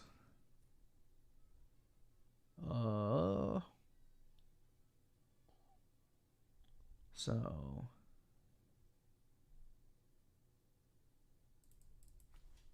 yen to USD. Yeah, Square Enix's valuation as a company is $5.6 billion. So that's right about the price. That because I'm curious who and when they're going to buy. Let's talk about that. What's up, gamers? Dreamcast Guy here. Well, if you're having a great day, please give this video a big old thumbs up. If you could, please subscribe as well. Now, to start things off, let's take a look at this article over here on PlayStationLifestyle.net. PlayStation has roughly $5 billion left for acquisitions before 2024. Now, sort of the way this works is this is money that needs to be spent. It's already allocated. That is not how corporate spending works, my guy. It essentially means that they've already made this cash. It's sitting in a huge pile. Now they need to spend it or they do not need to spend it. Invest it. I mean, they don't. No. Straight up, you got to try and burn that cash to make more money in the future. No, you don't. Well, people have been digging through Apple literally is proof that you do not need to do that. Their financials, and they have discovered that essentially they have said this money is already put aside for acquisitions. It's $1.3 trillion of yen that needs to be spent. Now, this is pretty interesting, or that's 1.3 trillion that's already been spent. So they have 0.7 trillion, which is $5 billion American, left for acquisitions. Now, some of the names people have been kicking around are quite frankly ridiculous. There have been so many rumors. A lot of subscribers have sent me. There's no way they can afford Take-Two. Take-Two's worth like 30 billion or something. Ain't no fucking way. The rumors of them possibly trying to buy Take-Two Interactive. My roommate is using the blender. We're just going to hesitate here for a second. There have been some weird talks about the idea that really it seems as if that everybody kind of wants to try and find a way to make Grand Theft Auto 6 a console exclusive, whether it is Xbox or PlayStation, because honestly, whoever does that, I don't think it's even possible, but if somebody did manage to get Grand Theft Auto 6 as a console exclusive, you would take over the freaking planet. But people are beginning to kick around names, because even looking at living with a roommate whilst rich is crazy. I don't think Dreamcast guy is rich, man. I don't think Dreamcast guy is wealthy. Like, the fact that he hasn't been to the fucking dentist in over a decade tells you that he's probably not very wealthy. And the fact that he has roommates and yeah, couldn't afford to buy a house. I don't think he's very wealthy, man. Like, I'm not like hashtag shots fired or anything, but yeah, no. Get this. This is the official banner of current PlayStation Studios. We do have a ton of success, and a lot of these are acquired studios. We have Blue Point Games here. Blue Point Games obviously made the Demon's Souls remake, and so many great things. They've worked on the Shadow of the Colossus remake, which personally I love so much. Right here, of course, we have Housemarque and their very interesting game Returnal. Even things like this, like straight up Naughty Dog doing, not Naughty Dog, freaking Sucker Punch doing Ghost of Tsushima, Ratchet and Clank. A lot of this stuff is acquired studios. So in the replies of this original tweet, Sony has $5 billion left. What should they buy? Some people are straight up saying, I'm tired of people buying anybody, which that's kind of understandable. The acquisition wars are definitely interesting. They're definitely different. Yeah, I think FromSoft would be a very good pickup for them. But then again, the problem is that company Kodakawa owns FromSoft, and I don't know what their market share is. Or market cap is. Kodakawa market cap. Yeah. Oh shit! It's not even that much. Kodakawa is only worth like $3 billion. So shit, they could pick that fucking thing up, and that's a media company. Oh damn! Yo, that actually would be a good pickup. What do they own? Kodakawa. I'm just curious what brands they own. Let's see what they fucking own. Business overview. Publishing. So they publish books. Video games. Let's see. So a bunch of anime shit. Gotcha games from software. So junk. Web services. What the fuck? I don't know what any of this shit is. Nico live streaming. Other businesses, let's see. So it's like an anime fucking platform. Interesting. Videos.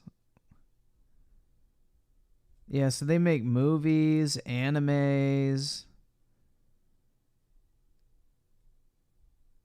and video. So yeah, I mean Sony could buy them. It's only $3 billion. Like $3 billion for that's not a bad pickup at all. Like shit, man. FromSoft is a like literal money printer if they keep putting out Souls games. Different. I think it's interesting. Right now, Destiny is trending worldwide. Everybody is talking about that. Even that is a PlayStation game technically, since Bungie owns, well, this. Now, of course, all my hashtags instantly change. People are talking about buying Square Enix, From Software, or Ubisoft. I have said this in a previous video. I don't think it's really... Ubisoft is a really big, clunky company with tons and tons of intellectual property like Just Dance and Rayman and obviously Assassin's Creed, all their freaking Tom Clancy games. I don't think anybody can buy Ubisoft. I think Ubisoft can be broken apart and sold in chunks, but I just think Ubisoft has become so big, it's rather impossible to even purchase them. Now, what? How does that make sense?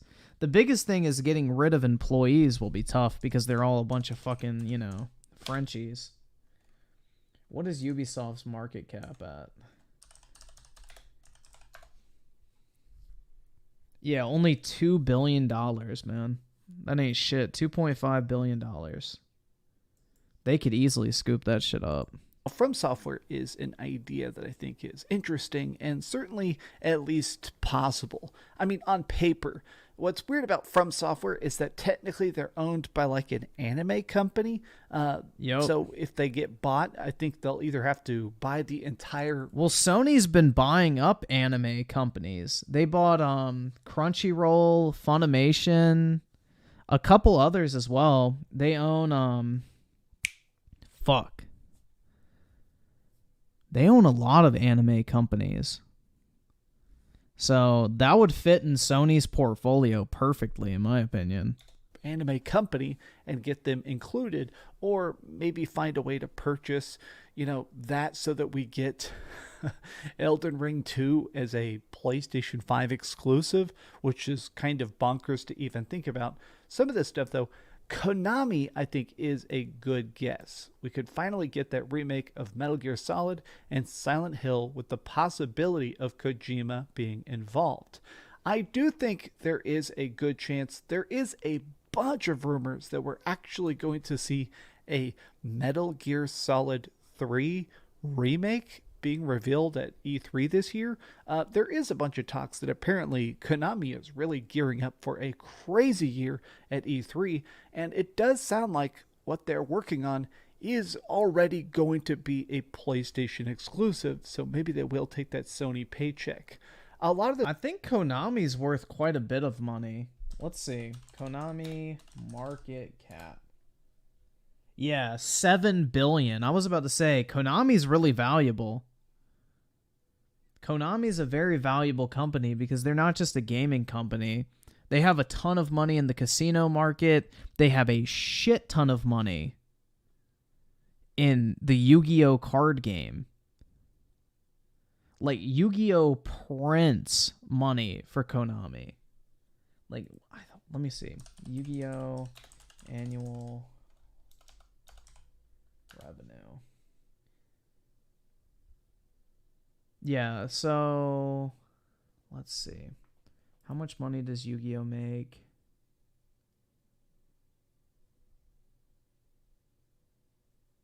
How much? Let's see.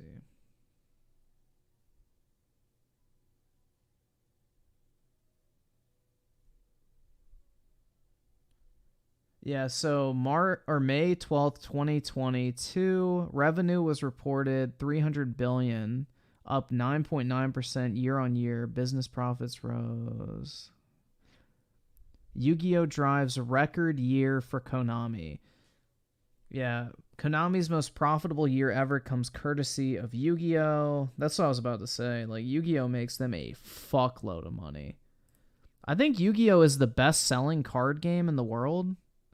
Maybe it used to be. Maybe Pokemon surpassed that, but bro, Yu-Gi-Oh! In Japan is not a fucking joke. Like, those motherfuckers take that shit so seriously. Like, Yu-Gi-Oh! In Japan is crazy popular. Like, if motherfuckers think Yu-Gi-Oh! Is popular in the US, Japanese Yu-Gi-Oh! Is damn fucking popular. Like, the Japanese eat that shit up, bro. They love Yu-Gi-Oh! Over there. But yeah, Konami makes a lot of money. I mean, casinos, fucking Yu-Gi-Oh! Cards are basically opening up a fucking slot machine if you really want to boil it down. Like, it's fucking, like, basically gambling.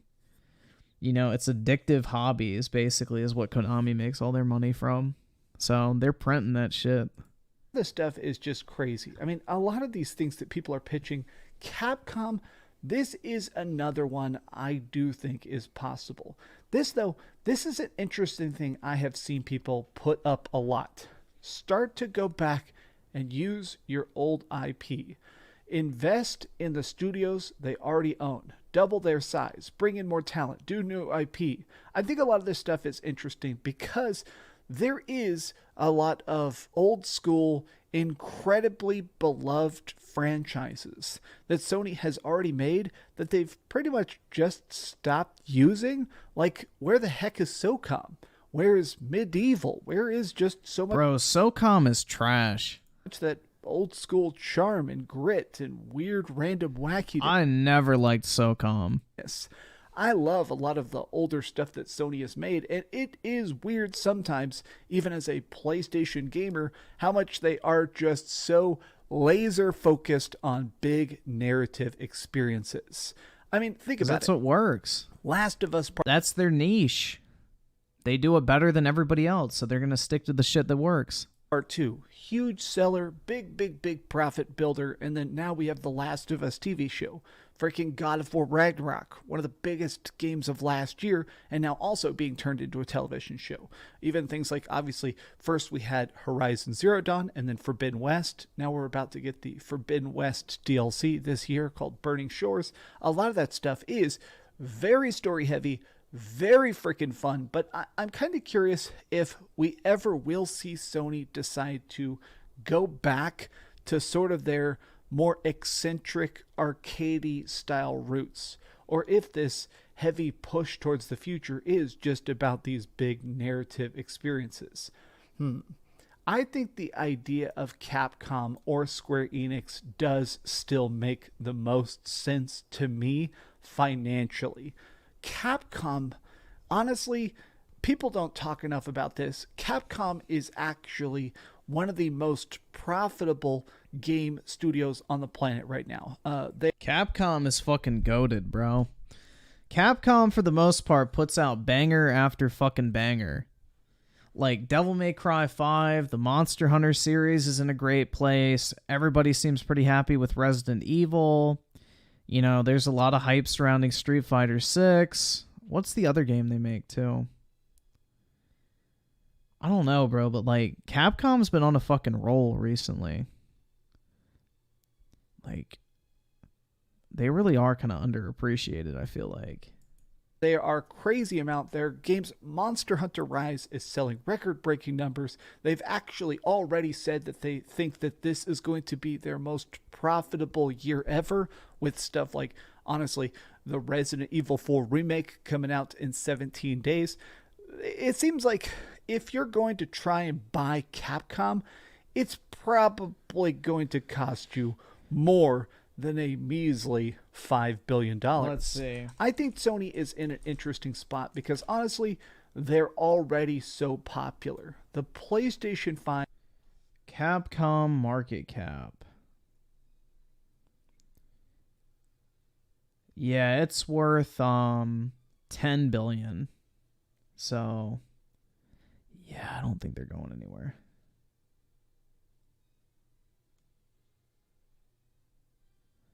It's worth maybe a little less than 10 billion, like 8 billion. Continues to just completely break sales records.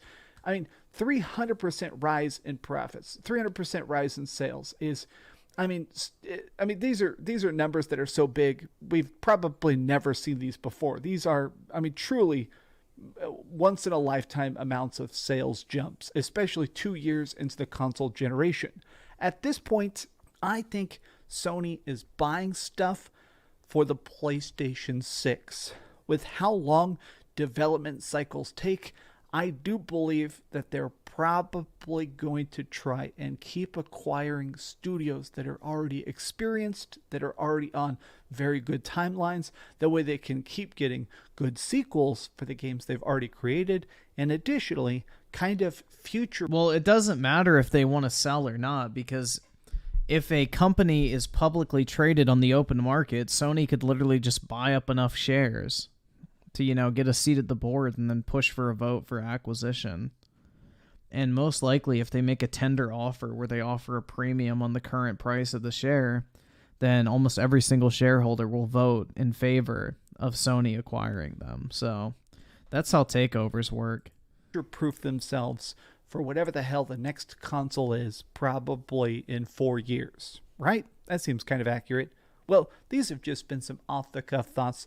What do you guys think about the future of PlayStation and specifically acquisition season? Tell me your thoughts in the comments down below. If you enjoyed this video, give it a big old thumbs up. Share with your... Nah, there's no point in scalping anymore. PS5s and Xboxes are readily available.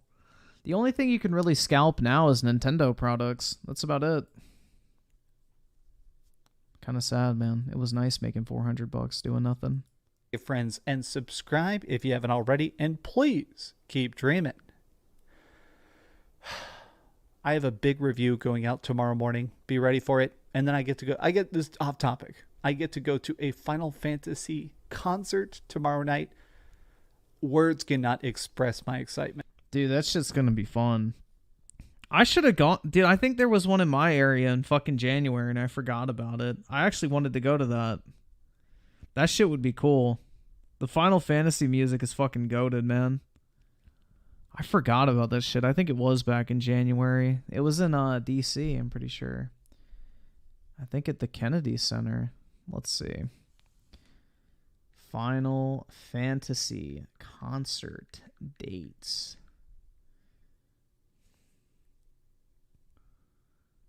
I'm pretty sure I already missed it.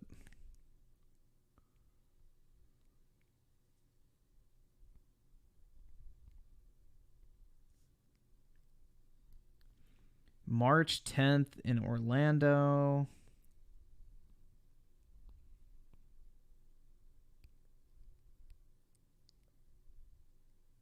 Oh no, it was in New York. Shit. Yeah, which is only like 3 hours away.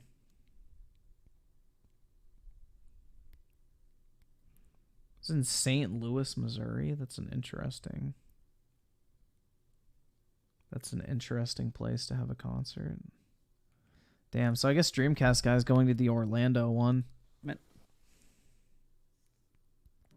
Thanks so much for watching that video. If you want to see something else, you can always click this link to see what I put up last, or, you know, subscribe and see what's coming up next. Also, I promise that whatever I do, it'll try not to... Bro, y'all are capping if you don't think Final Fantasy music is good. Y'all are uncultured swines. Uncultured swine. Shit is sad, bro.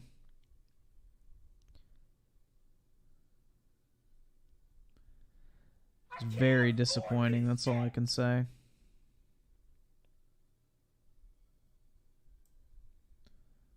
That's all I have to say. Y'all need to get some fucking culture in your life. Going to the symphony is a W. That is a rich person's pastime.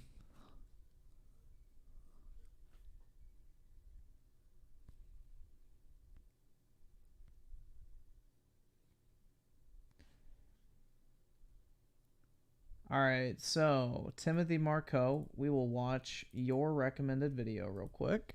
I don't think it's very long. So City Skylines, the wide... Oh, God.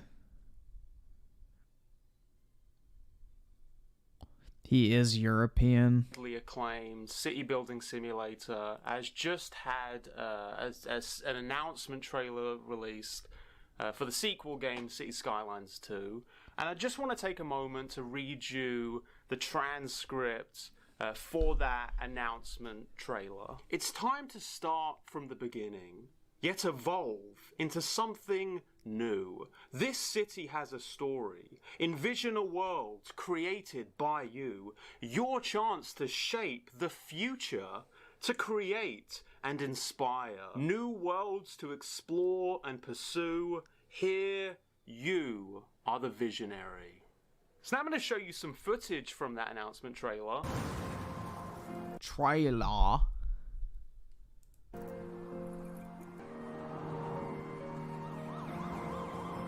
This city has a story. Envision a world created by you.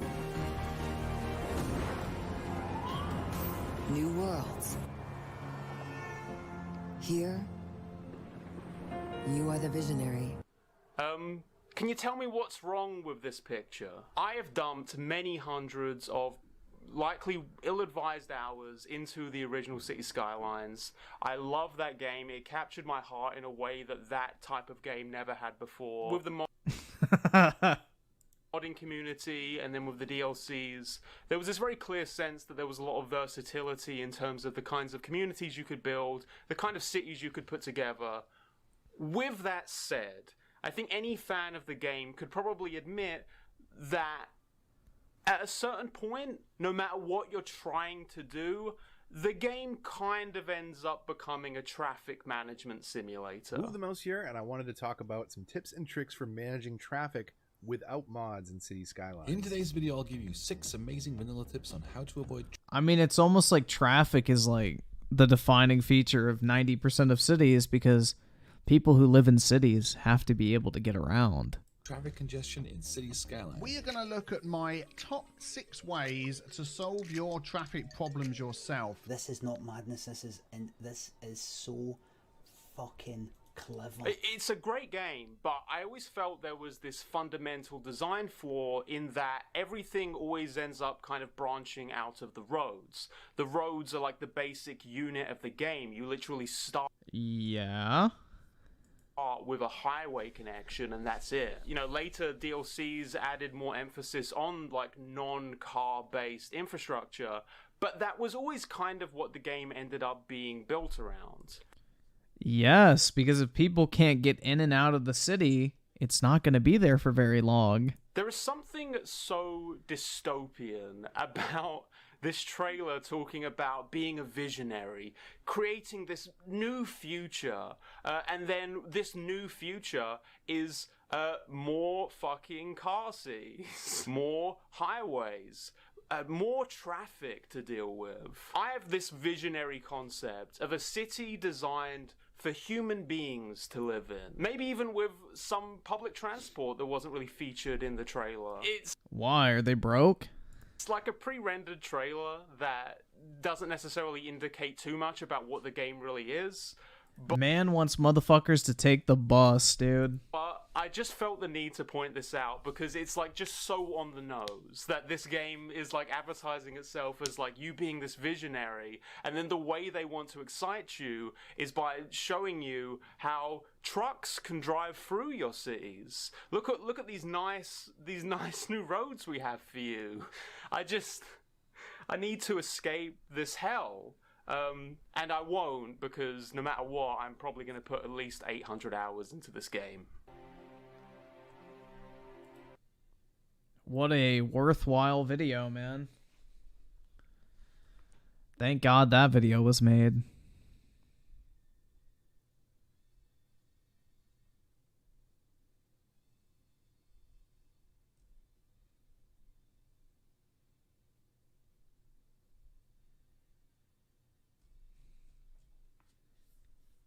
Bet he's a Tesla owner? Oh, definitely not, bro. He's British. He probably just takes the tube, as they call it, right? The tube. Here we go. DSP wine. We got a lot of these to get through. DSP whines about slow support after yet another Oblivion stream. DSP derails his own begging segment because a dent asked about DoorDash. And DSP whines that no one gave him money during Woe Long. Not the tube, but the tube. Oh, forgive me. All right, man.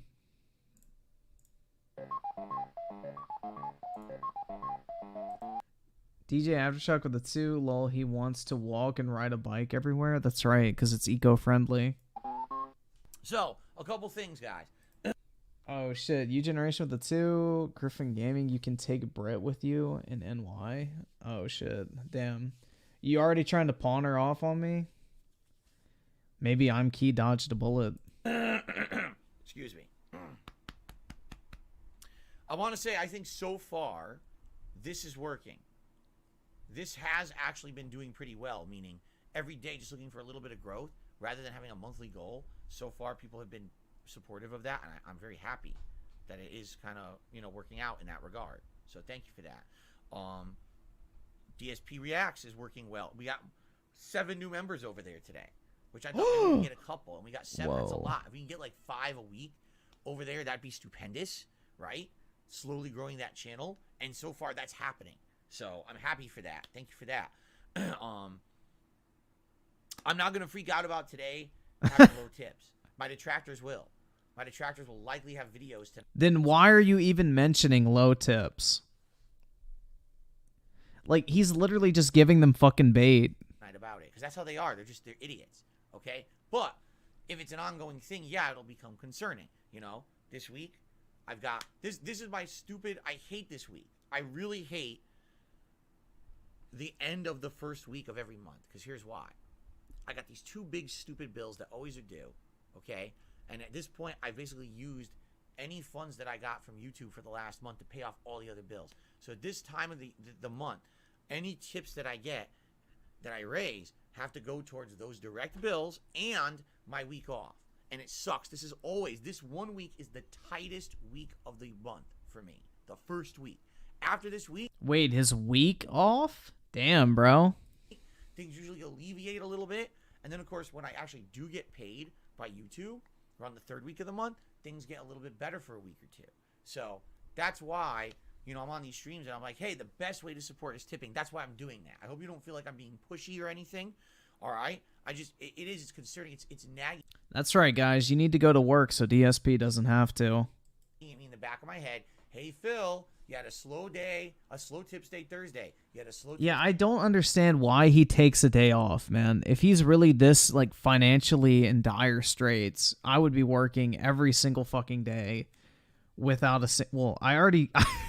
I mean, by DSP's definition, I do work every single day. Like, I don't take a day off, bro. Like, I work a full-time job and then still stream for, like, 4 to 5 hours every single night. So, by DSP's own fucking, like, definition of what work is, I never take a day off. But this motherfucker needs a whole day off to go and buy groceries and cat food. Because you couldn't fucking do that in literally, 30 minutes. But, pay for his lifestyle so he doesn't actually have to work is basically DSP's motto. Day today. Yesterday you did good because it was a new game premiere, but there's no guarantees. By the way, tomorrow you're only doing 1 stream, and it's bothering me, and it pisses me off. I don't like having those thoughts, but they do. They nag at me, all right? So I apologize if you feel like maybe today I pushed it a little too far. Yeah, you naggers. We did hit at least a tier 1 tips goal on that React stream, which was nice. Tonight was incredibly slow for that. What can you do? It's not the end of the world, but at the same time, yes, it bothers me, and that's why I have these feelings and these shortcomings, and they make me talk about this stuff. What can I do? Is there an ETA for Metroid Prime? Metroid Prime is what I would like to play next. Okay, like that's on next on the agenda right now. But I don't have time for it right now. Right now I'm juggling Hogwarts and Wolong as the daytime streams, Like a Dragon Ishin and Oblivion as the night streams. There's just no time to start another playthrough right now. Okay, if and when I finish something, and you know, we have time for a new game, that would likely be the next game to be added to the rotation. But also, by the way, right now I have no money for a new game. This week, I'm literally, the tips that are coming in are the money. Could you imagine this, guys? You're a 40-year-old man and you don't have $40 to buy a fucking digital Switch game. Like, that shit's so fucking sad. To have my day off on Wednesday and to pay bills on Thursday and Friday. So I can't spend any money right now on anything. Even if right now we decided no Wolong, start playing Metroid, I can't even buy it. I can't. I don't have it. Okay? That's just reality. So, you know, Please donate me a fucking Switch card. when things, you know, if things get a little better this week, if, you know, maybe next week things alleviate a little bit, then we can get a little bit more flexibility. I just don't have it right now. American Manga Undertaker says, I feel like you should work on your OBS skills. I feel like you could improve so much. Here's the thing, all right? There was a time, all right, when I did have time to do stuff like that. Oh, you know? God. If you remember, in 2016, I said I'm going to split my time between gameplay on DSP Gaming and edited content on a new channel called KO Gaming. This was many, many years ago, okay? And since I was only streaming once a day, I took the entire second half of the day, every day, to do voiceovers, editing, and learning that kind of stuff. And if you take a look at the stuff that used to be on that channel, KO Gaming, you'll see the quality. It's quite good. I learned techniques and things that I could use in, what was it, Adobe Premiere Pro. I was learning all kinds of stuff. And, you know, because I had the time to do it. But, you know, DSP acts like he's a surgeon that cracks 24-hour-plus shifts. Yeah, he acts like he literally just has this back-breakingly difficult job of sitting there and playing a fucking video game for several hours a day. I don't know why he needs a day off from that. basically what happened is the adpocalypse, boom. When the adpocalypse hits, I had to become a full-time streamer to make ends meet and keep stuff going. Since I've been a full-time streamer, I've got to be a full-time streamer 6 days a week. I've not had the capability of cutting back at all. And the few times when I told you things were looking good, I told you this 2 years ago. Things were looking really good.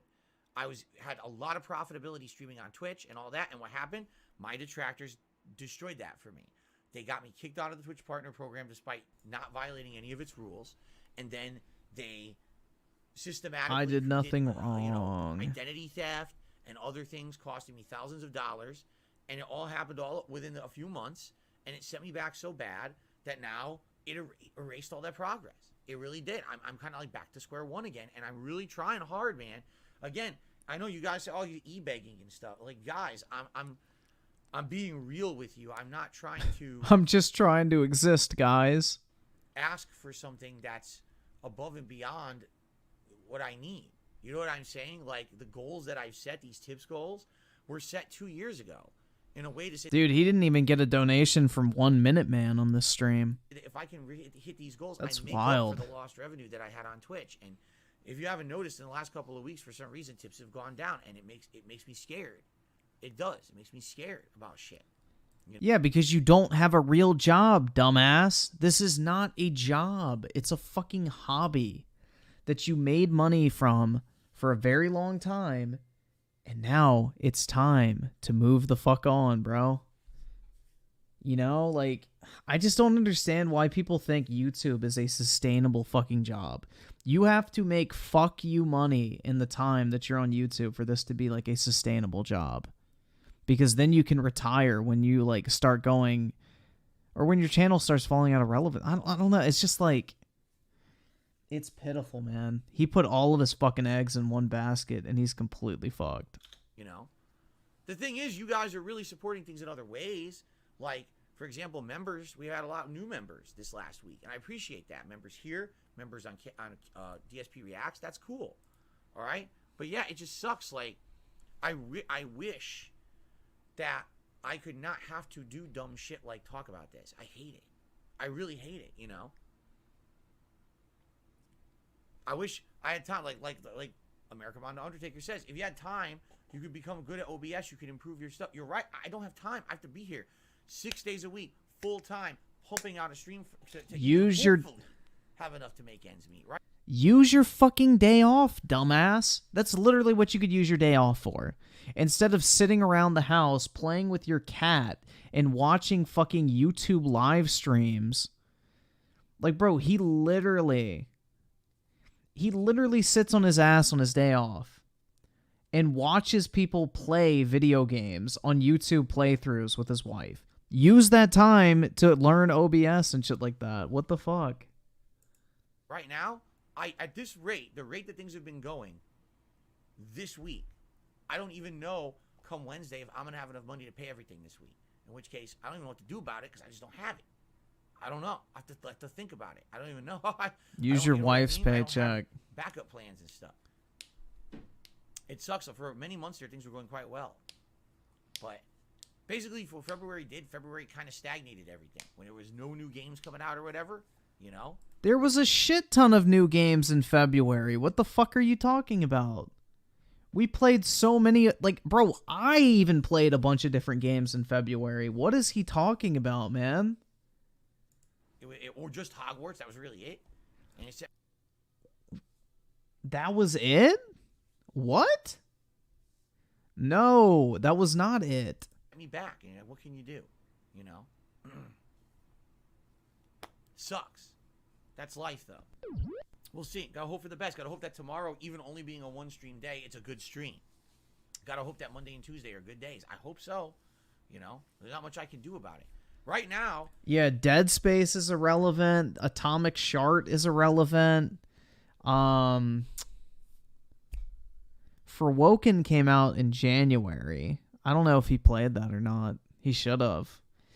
Like, this is the thing, is Phil doesn't want to play bad games, but bad games bring in viewers, man. If you guys were like, hey, we want Metroid Prime so bad, I couldn't even buy it. I just don't. I can't. Yes, you fucking could. Like, look at all this. Dude, it's just like, this is such a pitiful fucking sight. You have a 40-year-old man with all this, like, fucking pixel art and shit behind him, and he can't even afford to buy a $40 video game. Yeah, that money, everything's accounted for already, you know?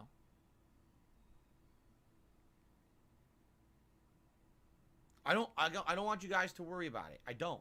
People who are going to help out and contribute will. Right? I'm not sitting here trying to harp on anything or ask for nothing. I'm just being real with my audience about what's going on. Because some people are like, "Gee, I wonder why Phil's bringing it up a lot and stuff like that." And this is why. You notice for a long time I didn't, because it wasn't a big deal. Now it has become a big deal. You always bring this shit up. What the fuck is he talking about? You notice for a while I don't bring this stuff up. Every single stream he brings this shit up. Deal again. Sucks. What can you do, right? You know, that's life. You don't have to worry about, you know, because a lot of people are like, oh man, I wish I could help you out more. I know you do. Those of you who are here every night, day and day. Well, dude, the thing is I don't really have a likable personality, and I'm not a fucking pro gamer by any stretch of the imagination. Like, I play all my shit on easy. The problem with DSP is he refuses to interact with his audience unless they either tip him or talk about him. Like, we talk about all sorts of random shit in this fucking stream, man. Like, if somebody brought up half the shit we talk about in the chat, DSP would fucking ban them. So instead of, like, fostering, like, interactive streams that people want to, like, interact with and support, he literally makes it, like, a punishment zone for anyone who dares to step out of fucking line. So by interacting in DSP's stream, you run the risk of basically being banned from those fucking streams.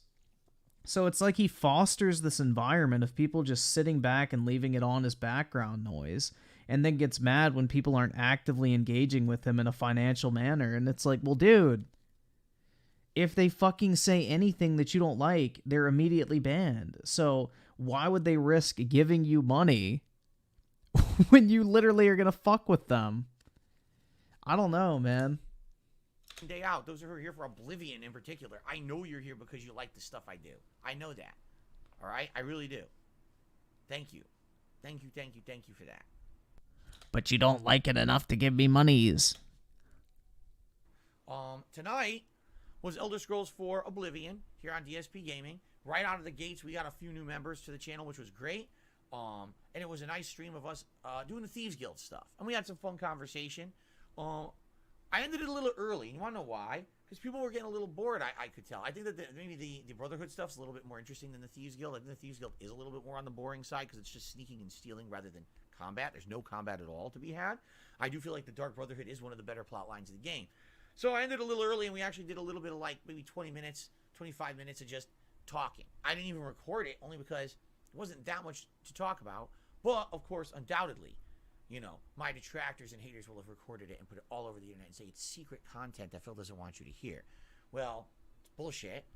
If it was secret content, why would I have put it out? Right?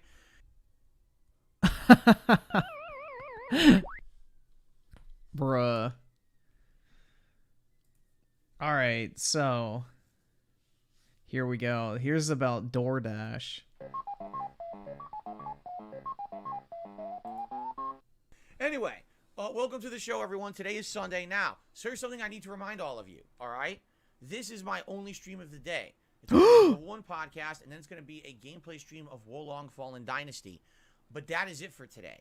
Why is there only one stream today? Well, there's a good reason, but it's just kind of really bad timing. Here's the good reason. I got to start working on stuff behind the scenes here, you know, for taxes and other things. I've already got pinged by my tax attorney. He's like, I need all this information from you, blah, blah, blah. I'm like, oh, here we go again. Every year. Got to sit down and get. It's not that I don't have the information. I have it. It's just I have to put it all together. A lot of these are documents that were physically sent to me that I have to scan. Then I have to send them. Then I have questionnaires to fill out, agreements to sign, all this paperwork to do to even get the ball rolling before I've even begun. Dude, it takes me like fucking 5 minutes to enter my YouTube shit into fucking TurboTax. Like, what? What the fuck is he talking about? To put together the final data I need for that to go. It takes me like 5 minutes to do my fucking TurboTax shit for YouTube. Like, it's literally nothing. Go through. When you own your own business, it's work. A lot of. That's why you do it throughout the year. You don't put it off until the end, bro. You keep track of this shit throughout the year so that you don't have to do it all at once. A lot of it is fun, but a lot of it is work. And this is one of the things that is work and it's crappy, but it has to be done every year. If I don't start on it now, all I'm going to do is make it worse for myself down. Maybe DSP should start charging his chat by taking off his shirt. I'm sure someone here would love that. Am I right? I can neither confirm nor deny that statement, Britt. But I will say, DSP does own the market as the world's most unique stripper.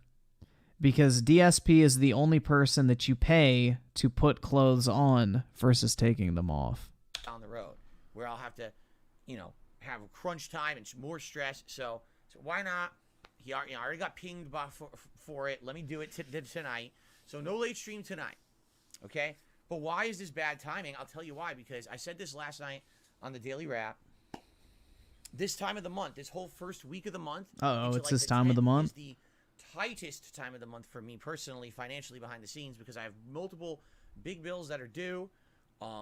Plus, you know, everything else going on with my day off. And it just so happens this month, my day off is Wednesday, which would be the 8th. Then I have big bills due 9th and 10th. And it's like... So why are you taking a day off the day before your big bills are due, you fucking dipshit? Bruh. Like, does anyone else not see the fucking just issue with that? You're pleading poverty that you have these massive fucking bills due the next day, but you're going to take a day off in the middle of the fucking work week because, you know, gotta go to the grocery store and the pet store? Like, dog, take an hour out of your day, buy some fucking groceries, and get your ass on the internet and start fucking streaming. It is not hard. Dude, this shit is pathetic. So basically, all my funds are gone because I paid all my giant bills, like my mortgage and stuff like that. And now it's always a tight time at the beginning of the month. Now, some months, things are good. Some months we got big releases going on. We've got giant amounts of support coming in, and it's not a concern. And I don't ever talk about it, right? Either subscribe, This donate, month, or what get the we're fuck out. We're coming off of a very bad ending to February, where really there was nothing going on for the whole second half of February. Ben Kessler with the Tier 1 membership. Really appreciate it, man. Big ups. We can admit, outside of Hogwarts Legacy, there was really nothing big going on at all that month. It was pretty much a solidly dead month. And it wasn't until, this week with Wolong that anything of big interest has happened. Okay? So now at least with Wolong, we've got something to kind of rejuvenate the streams. But outside of that, a lot of the other streams are doing slowly or poorly. And what can you do? Right? What can you do? There's not much that can be done. So, yeah, it sucks because, this is the time when I should be trying to do as many streams as possible, raise as much as I can, and I can't even stream tonight. I have to take this time off. I just have to. It's No, you do. Okay? So... He does not need to take time off. I have to take this time off. I just have to. It's more important. Okay? So, what we've got here is today's stream and 2 more days before my day off, and then all those bills being due. I gotta hope for the best. I gotta hope that things go well. So what I will ask up front, I'm asking that only if you were already going to contribute. I'm not saying please go above and beyond any means or anything like that. But if you were saying, hey, I was gonna attend the Wolong streams and support them, or either subscribe, donate, or get the fuck out. Whatever it is. 92 Vixter with a 12 months. Really appreciate it, man. Finally, a year. Let's fucking go. Sad news. I lost my grandma. Sorry to hear about that, man. That fucking sucks. I have been there. Not a fun time, but just try to remember the good times and focus on that. But really sorry to hear that, dude. If you were going to contribute and you had a choice of how to contribute, if you could tip me in the next 5 streams, that would be very nice of you, because that would help a ton. I need to basically get as many tips in as possible in the next 2.5 days that I'm streaming, because, yeah, it's in a really tight spot. Once I get... Why don't you fucking stream on your day off then, bro? Past that spot, things will alleviate. If things are so financially hard right now, why are you taking a day off in a job that you literally can work as many hours as you want? He does realize that, right? He doesn't have to, stick to his normal streaming schedule every single day. DSP could literally just go fucking live tomorrow and stream, I don't fucking know, him mopping his floor or some shit. Bro, you have the easiest fucking job when it comes to flexibility on planet Earth. All you have to do is fire up your fucking stream and literally interact with chat. It's not hard at all. You can make your own hours. You could stream for 24 hours straight if you wanted to, and probably make a ton of money doing so. But no, he'd rather beg and put in the minimum effort possible and stick to his little fucking schedule where he spends, maybe 3 hours of a 6-hour live stream playing video games and then plays an hour and a half of video games at night. It's just pitiful, man. U-Generation with the 5, all the money I donate now goes towards Kingdom Hearts Fund. Oh my god. If it even comes out, man. I don't know. So, Ezekiel Astaroth with the 5. Appreciate it. Big ups. And Prophet with the 2. I'm late. What's Sony L? I got more work lined for myself lately. Well, sounds like you're taking a dub unlike DSP, but basically it's just the whole Sony thing where they have to disclose every single dollar they spend on exclusivity deals. Because they're trying to claim that Microsoft buying exclusive games is a negative thing, but here's Sony literally spending potentially billions of dollars on that exact same thing. A little bit, it'll be a lot less stress, okay? But I'm just being real and honest with my audience. Now what'll happen is my detractors will take this honest segment and say, Phil is doing e-begging and monstrously trying to milk his fans for every dollar possible. Give me money! That's not begging. That's advertisement. I'm only giving you the heads up. It would help me more if you were going to contribute via tips. That's it. Maybe some people were thinking, oh, I'm going to renew my membership, or I was going to do Yo, Griffin said my name right. Finally, someone did. I'm glad I did, man, because honestly, I'm really shitty with names, so that was my best guess. I'm glad it worked out. It would help a lot more, and I'm saying if you can't do it, that's fine. I'm just saying if you can, that's how it would help me a lot more. It's called being transparent versus just kind of, you know, flubbing along. And then what would happen is, well, let's be honest. If I did not say anything I just said, okay, and basically something happened and, you know, now, for example, I don't have enough funds to do anything I need to do this week. Griffin says my last name wrong. I thought it was Brittany Dick. Or Brit Titties or whatever the fuck it was. I don't actually know what your last name is, Britt, so I can't say something wrong that I don't know, but do not share that because that is not wise. So now I'm like, well, guys, it's an emergency. Now, if you can The first time Griffin read my name, he butchered it. Hunter? I'm guessing it was something else before that. help me out, I'd really appreciate it. Oh, but that's bad too. So I can't be honest and transparent with my audience. That's bad. But then if there's an emergency, I can't talk about that. That's bad. Everything's bad. All right? What I'm supposed to do is just sit here and pretend like I'm a robot and pretend like I don't have anything going on in my life ever. Right? Oh, wasn't it like Hunter Amalong or something like that? I don't remember. I think it was something like that, right? Never tell you about any of it. I shouldn't share anything. I shouldn't be honest with my audience. I should just be a cartoon character, a face, a pretender, an actor on stream. That's what apparently should be. That's, you know, don't ever talk about anything. You know what I'm saying? No. Keep it all. Everything must be always behind the scenes hidden. How dare you be human? How dare you show an emotion? How dare you be honest and transparent with your audience? That's not allowed. That, in fact, I'm serious. People saying being transparent with the audience is abusive and manipulative. What did I just say on this stream that's abusive or manipulative at all? Did I say... Dude, he's trying to guilt trip everybody in his audience right now. Like, oh, you know, I'm gonna go. I don't know what I'm gonna do, guys. If I can't pay my bills, you know, I don't know what's gonna happen. It's scary. I'm scared. I'm stressed. Oh my god, bro, the guilt tripping is incredibly high. Say something absolutely ridiculous like, open your wallets and give me all of your monies. That's what you want to fucking say. Give me monies! Give me monies! Give me monies! Give me monies! Did I say something absolutely ridiculous like, open your wallets and give me all of your monies? No. Yo, that's probably a good soundboard clip. Open your wallet and give me all of your monies. I mean, that's one of the rare honest moments from Phil. Honestly. That's when he's saying something he really means.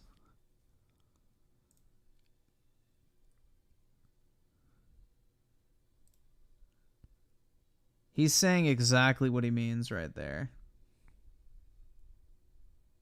DSP is full-blown mask off in this moment. Why the fuck is it taking so long to download? It typically only needs one... Alright, there we go. 1 second. Let me open up Premiere real quick. We're doing it live. Alright, so... Show in folder.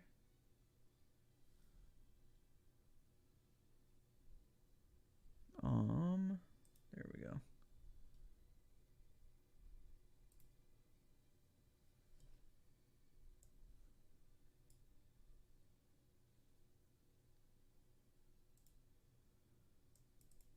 So 547. Did I say something absolutely ridiculous like, open your wallets and give me all of your monies? Perfect. All right.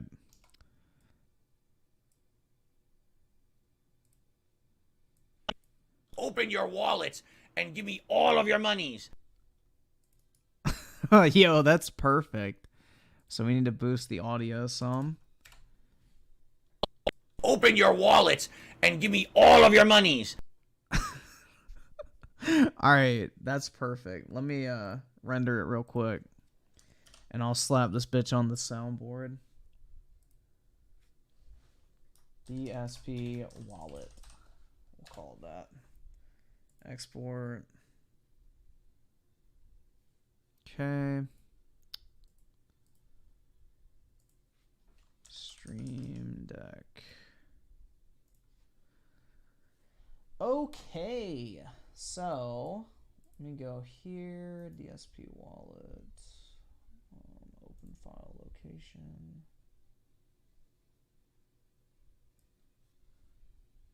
Put it right here. I can get rid of that. Gotta preserve space on this thing. I'm almost out. These are the last slots I have. This one's like completely full.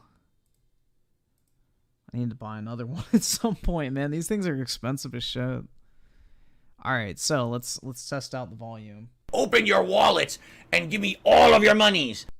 Louder, are we good? I think that's good. Open your wallets and give me all of your monies. Yeah, I think that's good. I think that's perfect. Alright, cool. There we go. We got another one. Oh, I didn't say that. I don't want you to do that. It's ridiculous. But that's... You do want people to do that, bro. If everybody just poured money on top of you, you would be the happiest motherfucker on the planet. That's how they act, you see? So there's a difference between trying to be honest with an audience or being a manipulative. There's a difference. And some people will always see it one way or another because it's a subjective thing. There's some people who, sadly, I hate to say this, treat me very differently than others. Anyone else who's a content creator like me, a streamer, can be honest with their audience about stuff, and that's perfectly fine. But if Phil does it, he's the devil. Dude, you're not being honest. You aren't... Dude, Phil is the least honest motherfucker on this planet. Phil confuses honesty with manipulation. Like, this dude is not honest about anything. He lied for years about his WWE fucking addiction. He got caught in the act playing it. Now, all of a sudden, he openly admits that he plays the game, but he doesn't spend any money on it. We know that's objectively false. He claims he doesn't spend money on DoorDash. We know that's fucking false. Like, this dude claims he needs a full day to go run fucking errands, which involves going to the grocery store and buying fucking cat food. Bro, that takes like maybe 30 minutes to an hour. If you are really in financial straits right now, you would be streaming around the clock. You wouldn't take a minute off. You would be grinding your fucking tits off in order to fucking pay your debts.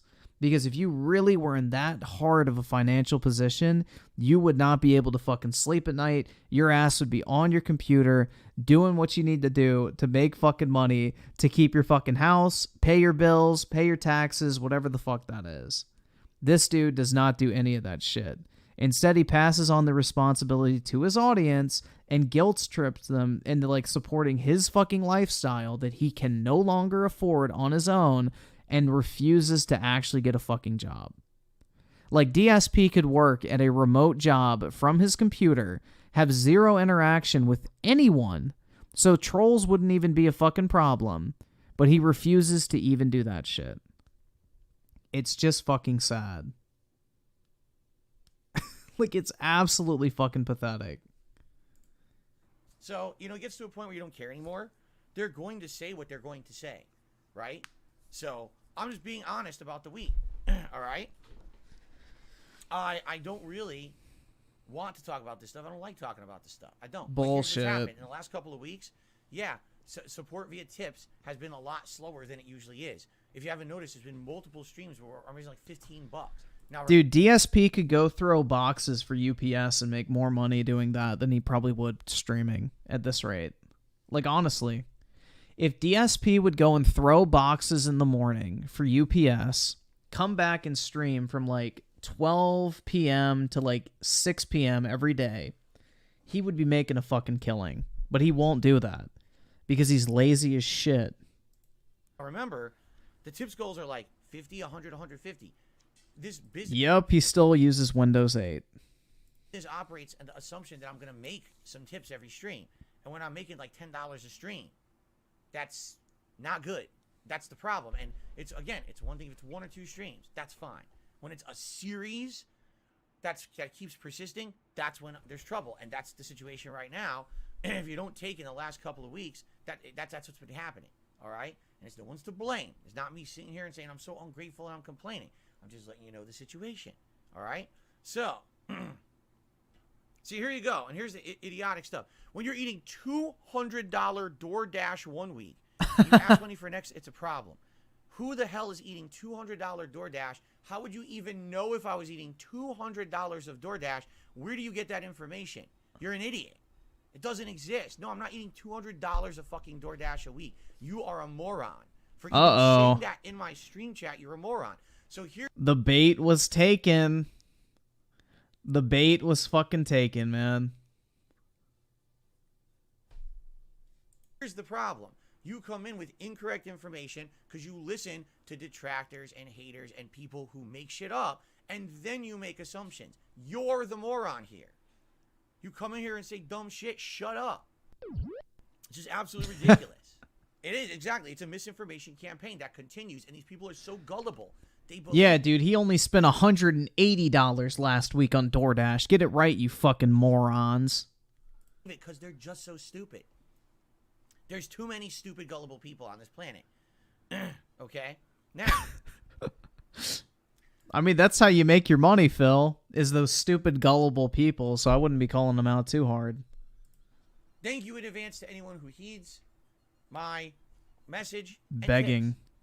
And if you don't, that's okay. Open your wallets and give me all of your monies. Fun content, interactive content, gameplay content, podcasting content. I've gotten this segment out of the way. You may hear me a couple times over the next few days say, hey guys, just so you know, if you could help me out, tipping would be the best way to contribute today. And then we'll move on. But I want to get this off my chest. I want to get it out of the way. So now we don't have to talk about it anymore. Because I don't want to... You generation with the two DSP is as honest as Onision. That or a fucking politician, man. DSP would have a great career in politics if he didn't have a stained internet history. Hear people being dickheads. So they are. What they'll do is, they're going to try to clip this segment, despite the fact I literally just explained how they're morons and they're going to... Morons. They're still going to try to do it to their advantage, okay? I don't care about them. That's not what I'm here for. I'm here for you guys. Then why are you talking about this shit? Okay, goodbye, Jeremy. I just had enough. You don't know what you're even talking about. You're a stupid idiot. Seriously, yes, $200 in DoorDash a week. Yes, that's what I spend. You're absolutely right. I mean, I'm just DoorDashing 4 or 5 times. They will not have. Oh my god, reality, bro. Anyone who's here knows. 6 days a week, I'm here full time. All 6 days a week, I'm working full time. I cook every meal. It's all stuff that's home cooked. It's 1 day a week. I maybe order one meal from DoorDash, which is what, $40? That's one a week on my day off, so we don't have to cook 7 days a week. That's the truth. And I've already explained this. Do you understand? Dude, even I cook 7 days a week. And compared to DSP, I'm out here balling. Like, why is he acting like this is some, like, fucking harsh life he lives? Oh my god, I have to cook 7 days a week. Boo fucking who, dude? It's not that big of a deal. Just fucking meal prep, dumbass. Cook once a week and eat the fucking food you make on that one day. But no, that involves planning and, you know, actual mental capacity. I don't know, bruh. This motherfucker is a sad excuse for human life. I've explained this so many times, but this is the problem with these people. They don't listen. It's selective hearing. When I explain something rationally, they don't want to hear it. Oh, Phil is definitely one of those people. He's like Wings in this regard. So Wings used to be like this redneck, Southern pride, the South will rise again, Republican type. Then, when he got broke, he became a fucking socialist because he wants other people's money because he's broke as shit. DSP, I think, is in the same boat. Like, DSP used to be unironically based, man. Like, DSP was making all sorts of, like, fucking funny jokes, talking shit about people. You know, he used to be actually kind of based when he was making a lot of money. But then he started, like, you know, having financial issues, and then all of a sudden, he basically fell into the trap of... Hi, I'm liberal. I want to be your friend. Open your wallets and give me all of your monies. They just propagate. That is what happened with DSP. So it's a very similar situation. You have these guys that are like, I guess you could say like conservative at first. I mean, I don't really know if Phil is what you would call conservative, but he definitely was not like a leftist, if that's what like you're asking. But once, you know, Wings and DSP fell on economic hardship, all of a sudden, you know, they're like fucking super liberal and shit. kind of ironic.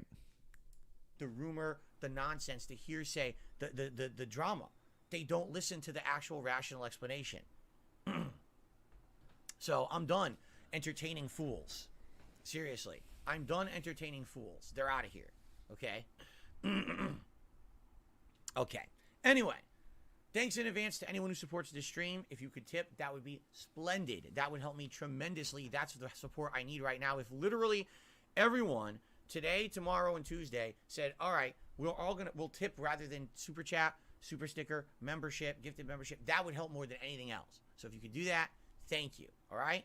That's Thank it. you. Like I said, periodically during the streams the next few days, I will mention, hey, best way to support me is tipping, and that's it. That's all I'm going to say. I'm not going to sit here and harp on it every day and talk about it. But I do need to get it out of the way.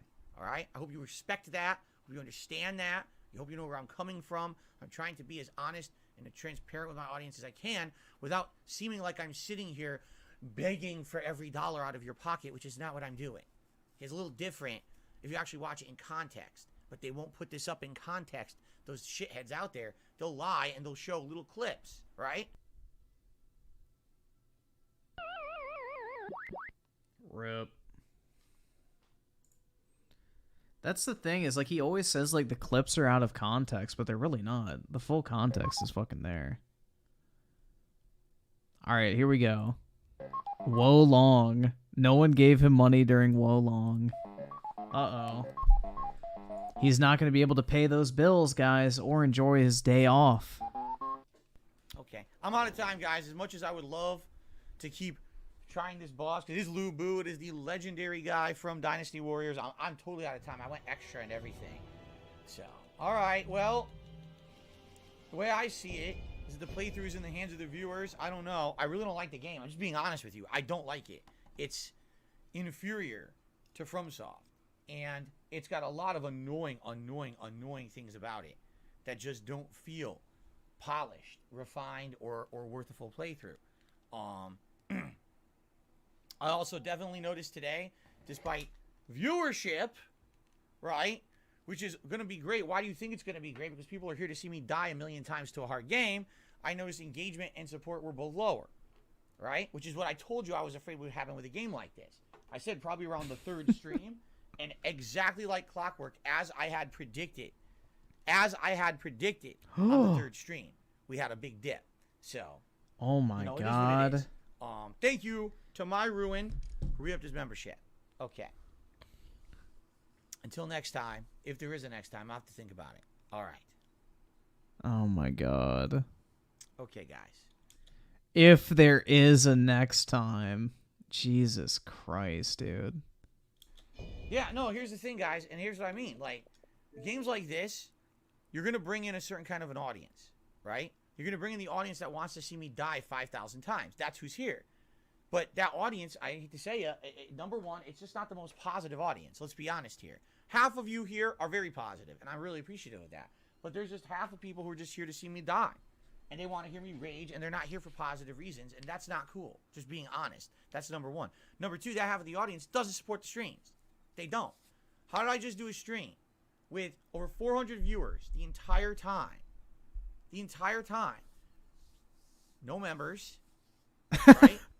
A few super chats here or there. Only hit the level 1 tips goal. Immediately froze. And by the way, that tips goal was hit at the beginning of the stream. Because people aren't here to support my stream or my channel. People that come here for this kind of playthrough are... Dude, people watching your stream are supporting your stream and your channel, you fucking dumbass. It's absolutely incredible. Unless you were just dumping money on him, bro. Like, literally. Open your wallets and give me all of your monies.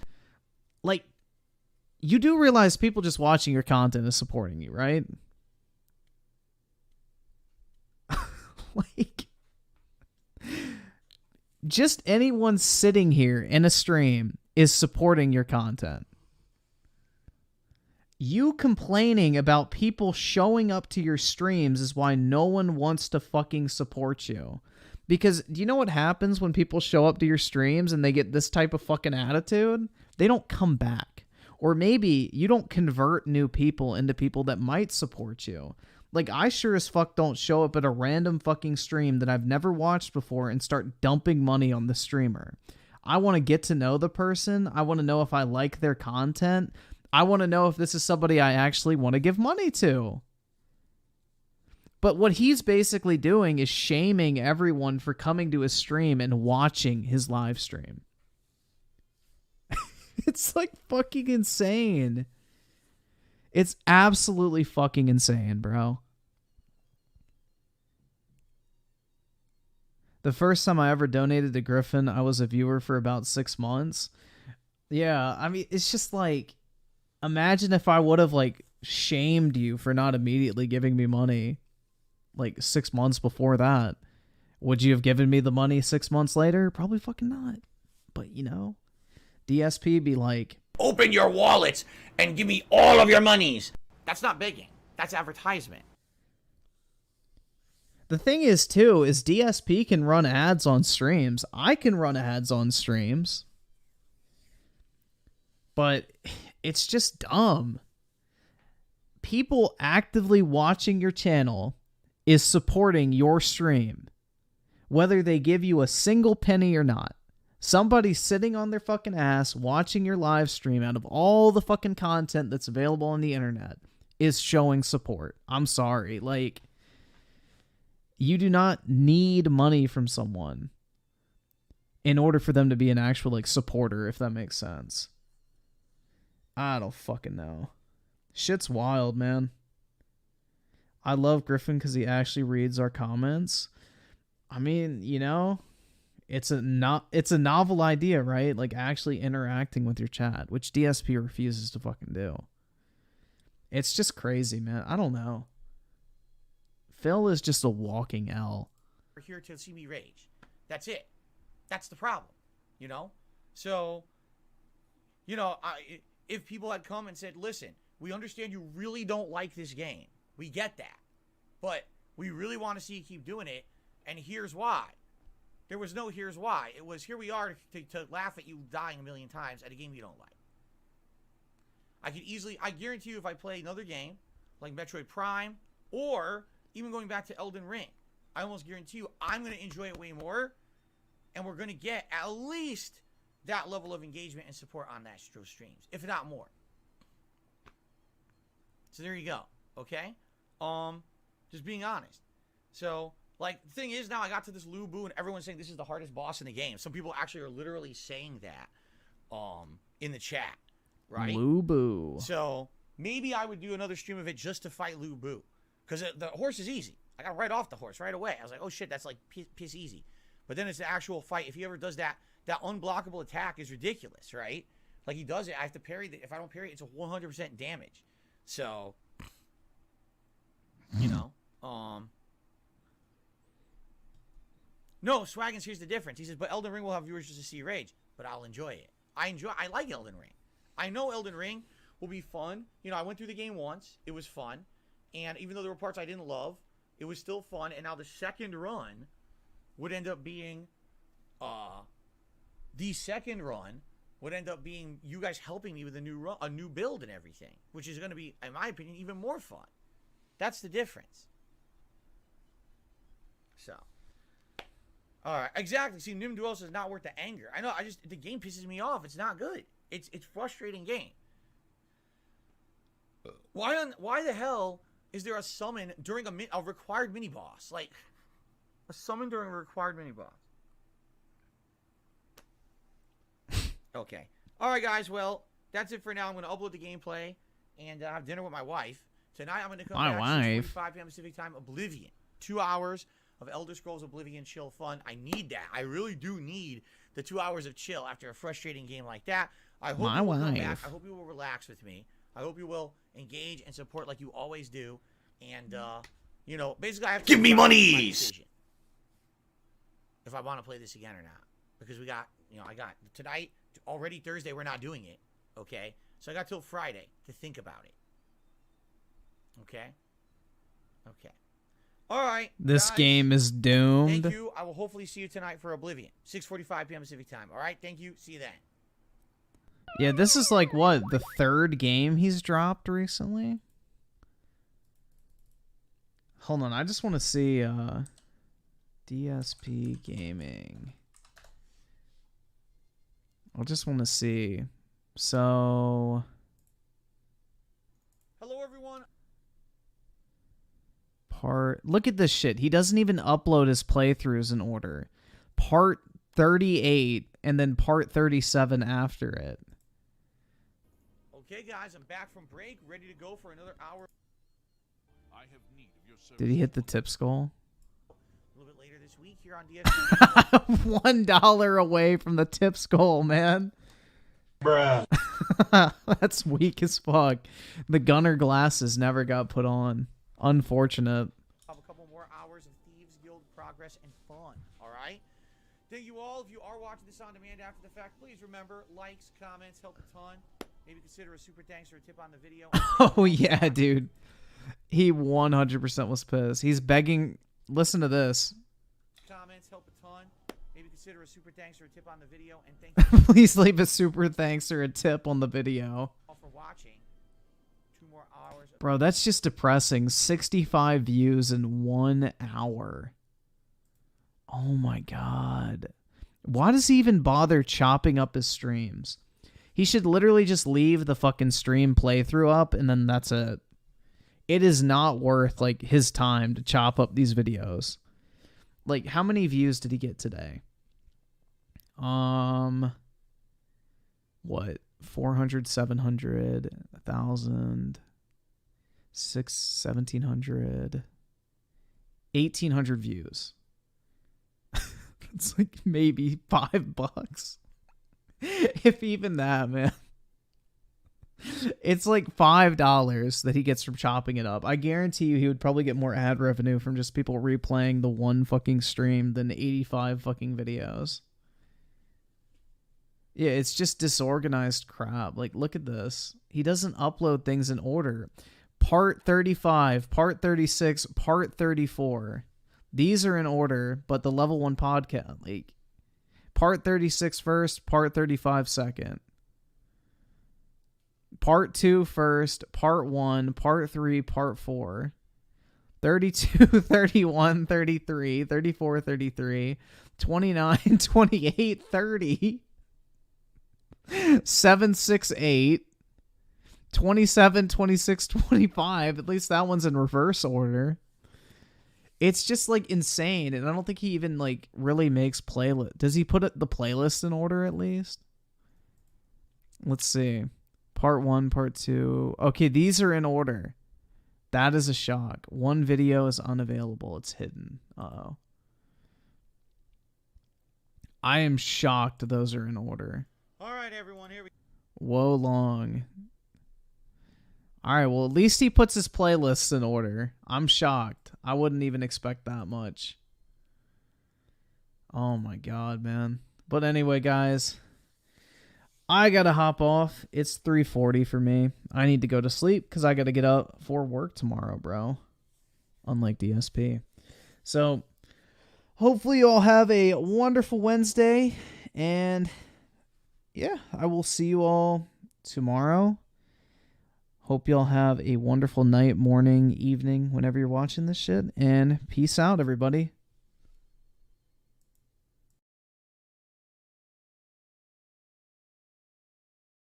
Stop being gilded, domesticated garbage. Stop being weak. And when you see a threat come down on you, deal with it. Become a human again. Stop being weak. Open your wallets and give me all of your monies.